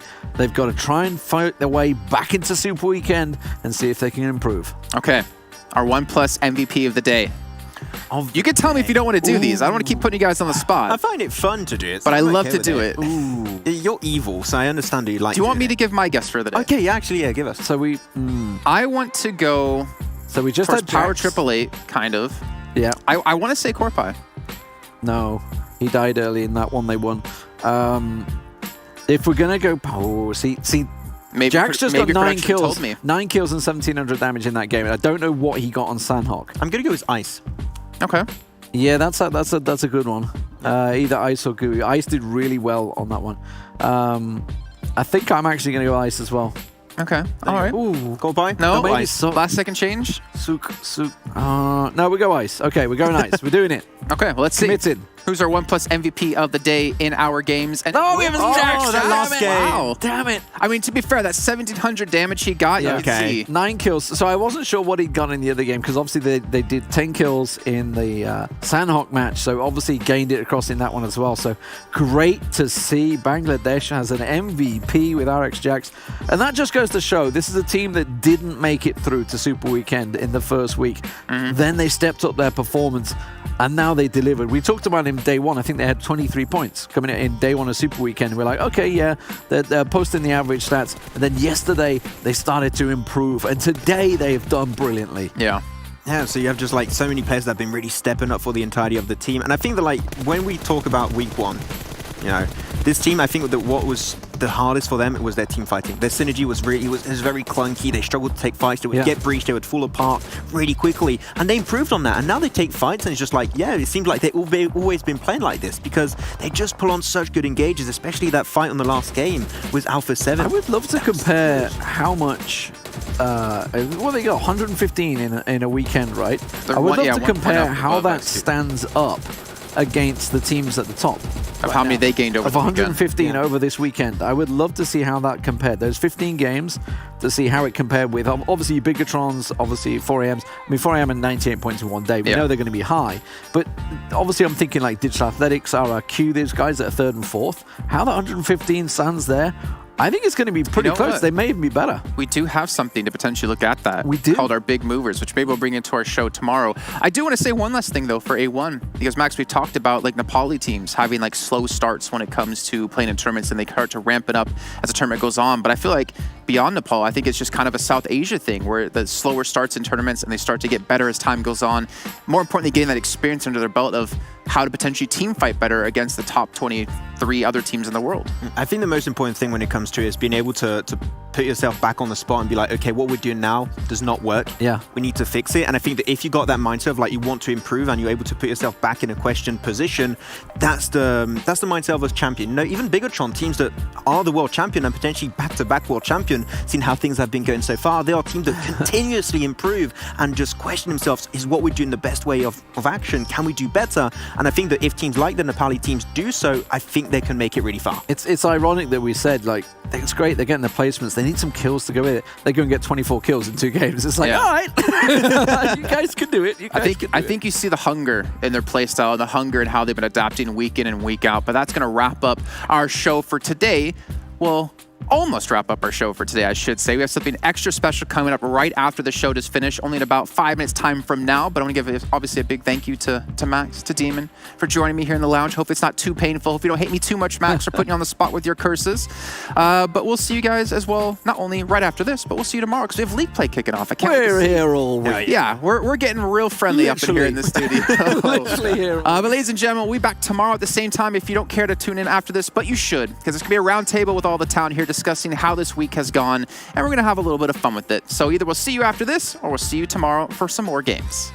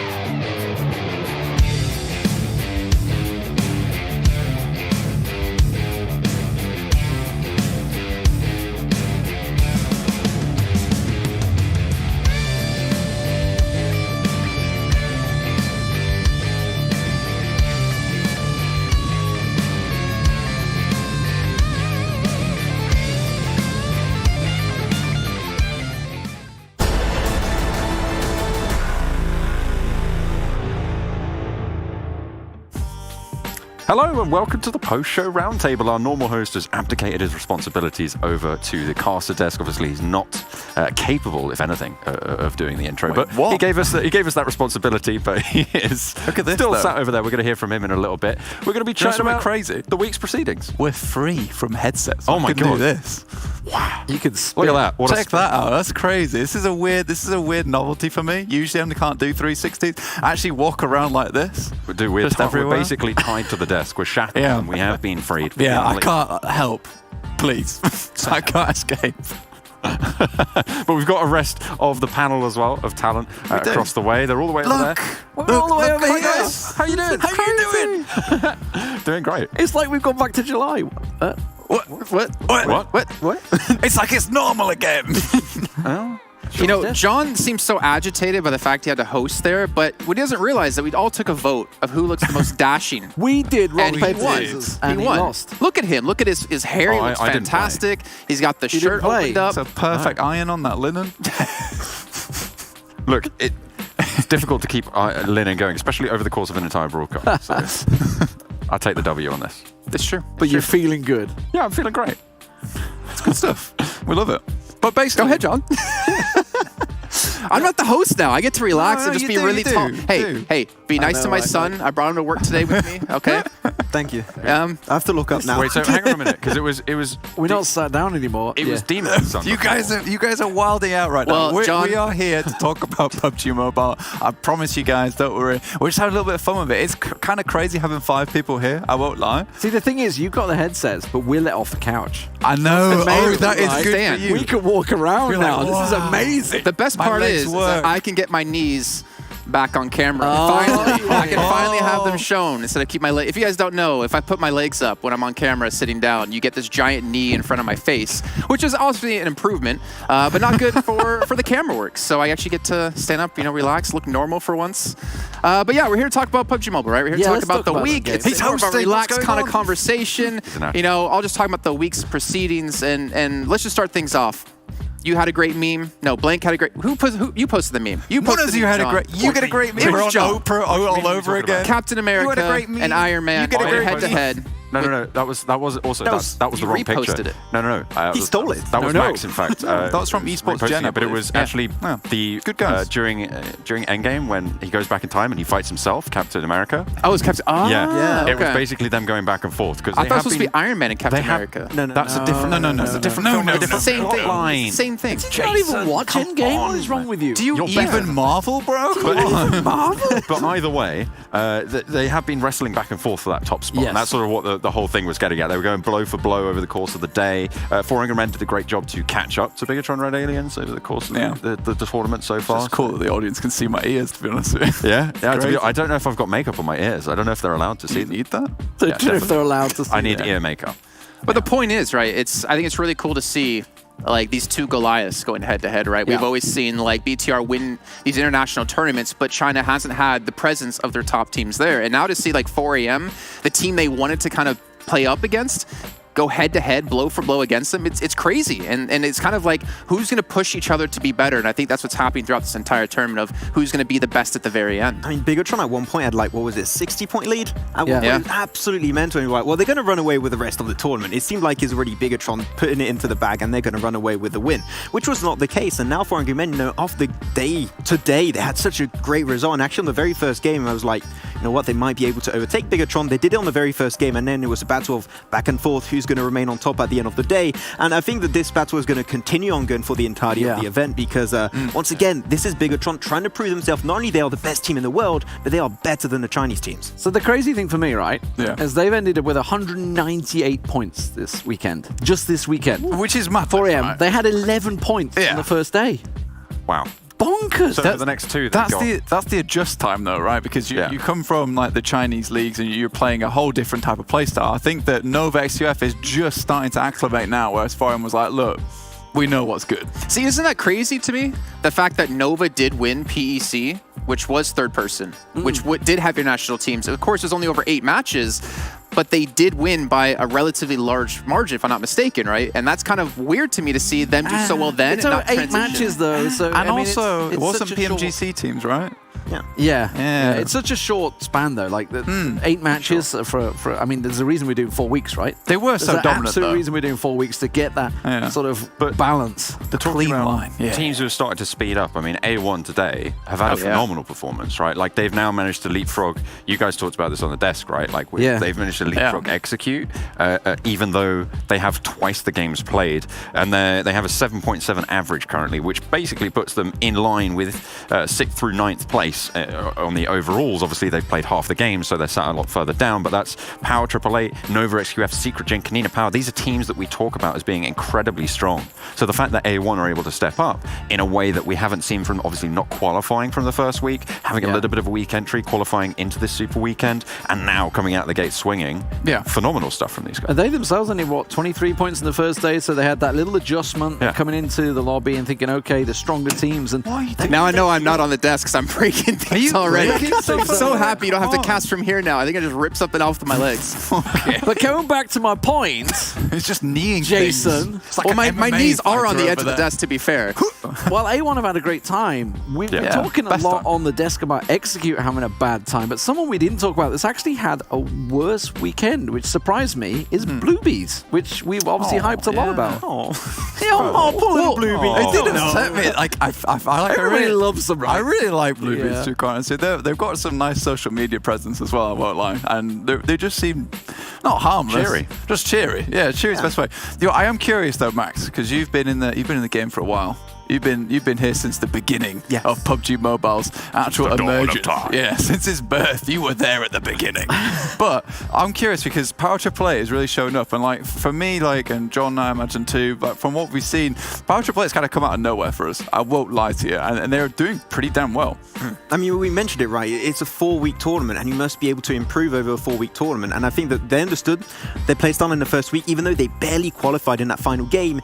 It was not enough to be a champion to hold on to that $300,000 at the end of the line, and they understood that, and they put themselves back in a position where it's not working. We got to try and find a different playstyle, and they've been feeling a lot more confident because they had a few good games on this second week, and like, you know what, it's actually working. Now we can take that teams down like, you know, Frangry Men, Nova, X-Quest F, Bigetron, and I think that they're rolling off the high of like, you know, we can take down the top teams in the world. Now can they make back up like up to the top 5? They're so close right now. I think they're like, what is it, top 6 position was 117 points and so close to 5th position, held by DA. Like, we will literally see them in top 5 extremely soon, and I think that they are a team that might be putting a target on their back actually because of their good it's results incredible today. to think that, I mean, Jason said it on the desk, it's incredible to think that they basically qualified for Super Weekend day week 1 on the final game, that incredible Vikendi game they had, where we're like, okay, they've got potential, can they keep doing it? And then we go into week 2 and they're struggling to qualify again. Like, I really hope as we start tomorrow, they're going to carry on where they've left off in Super Weekend. See, you know what's confusing about them? Because, you know, you're not the host right now. As an analyst, right? You know, you go into an event, you check out all their Instagram pages, and you be like, all right, this team has like a cumulative amount of like 7.6 million followers. Okay, clearly they're the best team. You look at Power 888, Corpy on like 4,000 followers. Like, they got nothing. But the thing is, hold on. Judge people. We're all getting it's still more than me. Right now. It's still more than me. Elitism just dripping through. Just 4K followers, get out of my face. Jason, how many followers on Instagram do you have? He's almost 3K. How many followers? I just broke 3K. I just broke 3K. But basically nothing. You're nobody. You're basically don't talk to me. You only have 3K. But the thing is, right? To pull it back, okay, is that I think they're showing there's a plethora amount of people out there who can easily compete against the best in the world. They just haven't had their chances. There's so much skill. There's so many players out there that haven't had those big rises to fame. You don't have your Zuxies and Luxies being seen by everyone, being a name that's so common in PUBG Mobile that can compete. And we've seen that happen in PMPLs with new teams rising through in Americas, with Southeast Asia, and they're just one of the teams that are breaking through that ceiling that's kind of keeping not keeping all the other teams down, but breaking out and making their own name for themselves. And I think that's what's really cool about their whole story to me, just like A1 as well, coming from Bangladesh. New country. I didn't know that one. Jason, look, come on, look, you put the guys on the desk through a lot of hell sometimes. I won't lie. You ask them a lot of questions. Max, you know what time it is? No. You want actually time it is? You know what time it is? Jason, come on, hit us up. Right, you can choose one player from each team to create a 4-player master team. Who do you choose? Ryzen. Ryzen. Just take Paraboy. Svan. Oh. Who's the See last? now, okay. None of those are IGLs, right? When he finishes, exactly, he's just going with fraggers right now. He is. Doesn't really so work. greedy, isn't he? Because I think you can teach them to in-game lead when you need to. But teaching that raw skill, mechanical skill that comes with being a fragger is very difficult. It's true. To be fair, it's true. Who's your last player, though? Wait, I mean, if you really want to push Didn't me he take into an Zuxi in-game and Luxi, leader, so he's got a leader. No, because he can only have one from each. yeah. Which Ryzen, Svan. You went with Ryzen. You can't Yeah, break yeah. the twins. You can't break them up. No, that's that's blasphemy. You just can't choose them. Maybe Solke? Maybe Solke? Maybe Yeah, I think Gonzo? I don't know. They've really been stepping up to Yeah, maybe hypothetically, Beowulf. everyone With no speaks the same language barriers. No Okay, language so, barriers. Yeah, no language barriers. I don't know. I feel like Beowulf, I mean, obviously he's not here right now, but is like a strong contender. Solke, Gonzo. Wait. He couldn't IGL his way He's here. cutting his mate Jim out right now? He's cutting his mate Jim. Man. You know, I think Jim and I are close enough that he'll understand. He'll understand why. Okay, he'll understand. Sure. But no, I think. Do you really need an in-game leader for a team necessarily? Like, as in, you're gonna no, actually, not in the game. If you're trying to put just, together like, a team, collapsing you need on an people in-game all leader. over the Can map. decide one of Fill that those to role. be the in-game. I feel like that's a role you can anyone can fill. In PUBG Mobile, it's one of those things that you're like, it's not quite like your default 5v5 shooter type thing. Yeah. So it's like in-game leaders can be crucial because everybody's getting information. Like if someone's scaring over here, they're seeing something that may be an opportunity that if by the time you've relayed it, we've seen it already with rotations, how quick you're going to have to be. Like teams have had to speed up incredibly fast now to get centered and stuff like that. For someone to just call it and then wait for the in-game leader to like, oh, should we do it? Oh, I don't know. Everything. Sorry, too late. That's something that we talked about with 4 Angry Men quite early on, is how well we saw that communication come through. Well, did we? Did you say that? You're claiming it. You're claiming honestly, it. All right, Mini Rock over there. Wait, I can't even do it over here, but like, you know, you got the pose. The rock pose. He's got the pose as well. I think you're out of frame of that one, but yeah, no, fantastic. We didn't manage to get you the bum bag, did we? No, see, that's what I do really need. I need the stylish, like, designer bum bag going next. For sure. We'll see if we can make that happen. Please do. I would happily wear Dwayne it Rock here Johnson. on desk. We've got Dwayne The Rock Johnson at home. They can play. Can we see Dwayne The Rock Johnson? No. We have Dwayne The Jock Ronson at home. Dwayne The Jock Ronson. He is a jock. I mean, I may look. I can't be the real one. He's excellent at producing music. Just say The Rock. It's not easier, right? Dwayne. This is why I only say one part of any this is why name we keep from an the analyst players. desk to 3 people, isn't it? No, this is not an analyst desk. You're right. This is the a round round. table. This is a half table. Yeah.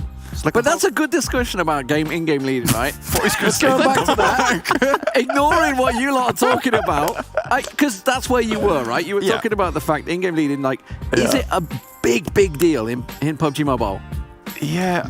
I would say it is, honestly. I think it's to do with like the playbook that you're able to maintain as an IGL, like the ways in which you can get that information and then process it and spit out the answer. Obviously, like everyone's always building the knowledge of like where people are. But when you have a repertoire of like approaches to a certain situation, that's where the skill of an experienced IGL comes in, right? Like that's why these teams are so successful, is because they see these situations, they recognize, okay, we did it this time, this happened, and then they can account for new information based on just intuition. But it's teachable. But you can teach someone. No. You to be an in-game leader. You don't think teach so? someone the strats, but you can't teach someone to I think we're forgetting about one very important thing, is whether teammates are listening to the IGL, though. Exactly. That's what I'm talking about. Yeah. You can teach someone the strats, you can't teach someone to lead.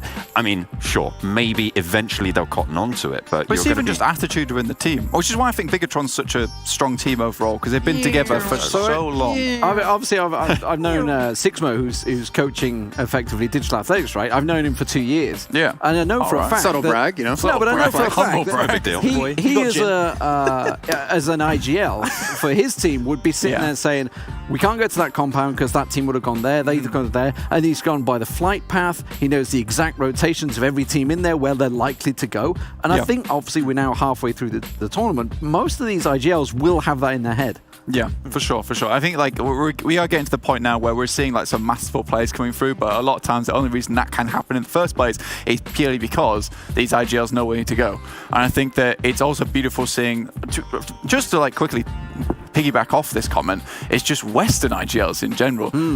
Obviously, we don't have the monster himself, Bayo, in the tournament. It's fortunate. We miss you, bro. We really, really do. Bayo was a monster slayer. He is a monster slayer, but he's also a monster in his own right. However, we do have Gonzo. We've got Soul Cave. People are just starting to stand up now. I think Bayo, what he's done, he's like, you know, I'll just take a break out of one of these tournaments and I'll come back later. I'm not sure that's how he sees it, but I like you thinking. I saw the Between the Battlegrounds episode 3. I know that's not true. I'll let some other people step up to the plate. But honestly, it's been really, really nice for me, and I think that's one of our strengths in. I want to in peel the West, off that comment then. So now we're talking IGL. Let's talk about how the meta's shifting, because we were talking about it, like how quick it goes, right? Now we're seeing 4 AM Nova Loops centering up. We're going to be starting into league play tomorrow. Do we think we're going to see more teams now launching in there by phase 4, getting that center spot? Yeah, I mean, you have this.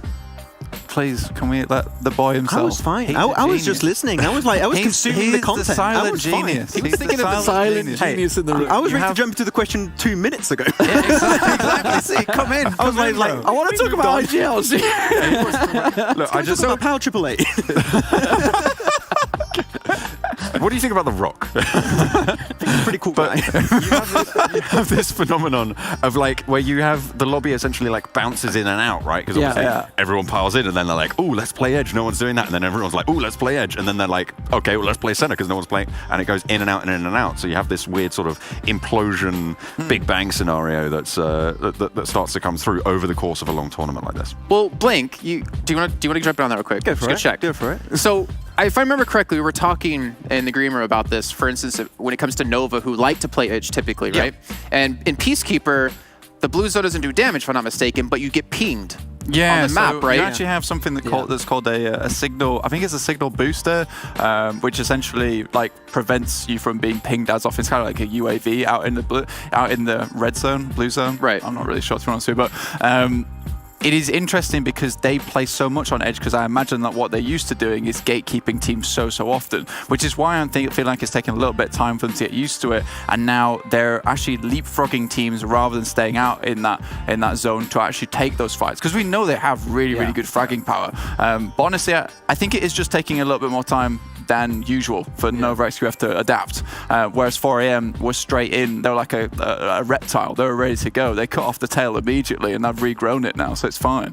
I think they're adjusting mostly, because we're talking about that. They did the PC. It was very explosive. They played a very explosive kind of place. I'm speaking. Oh my god! I mean, there was only 8 games, right? They had to be explosive. They had to be explosive for PC because it was a 2-day event. Now they're like adjusting. Wait, this is actually an entire month of a tournament. We need to be consistent. I'm gonna have to say eventually, and they are starting to adjust really good going into this second week. They're getting good kills. I think they still need to work on kills a little bit because they have been changed their playstyle drastically. And I think they're now going into this one. Nova are slowly hitting the mark of the playstyle they should be playing at for such a long and such a big duration for a tournament, and I think they're slowly getting there. And they've been remaining in that top 8 position while also adjusting, which I think in its own regard is a huge achievement. It's impressive. And they can still, and they are still in range to hit after 2 extra weeks that top 5, that top 3, even potentially take over teams like 4 Angry Men and Bigetron. So I think for a team that's adjusting over time, being able to stay top 8 and so relevant is extremely impressive.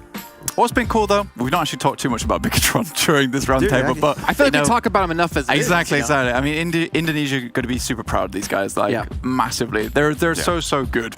But I think we are drawing to a close now because we have rambled on for quite a while. But this has been the first roundtable. It's been quite fun actually. I've enjoyed it. I mean, the analysts have got a desk for the first time. It's great. I feel like I'm at home, honestly. I don't know why we get given a desk. Because that's just like. Well, I mean, to be fair, they got given a desk, but they didn't get the 1+8 That's it. that we true. have over here. But we also and we've got the Mountain Dew as well. But we're also not being divas and throwing down chairs in the middle of a cast. So I think we deserve to be up here for once. That chair threw me off my vibe.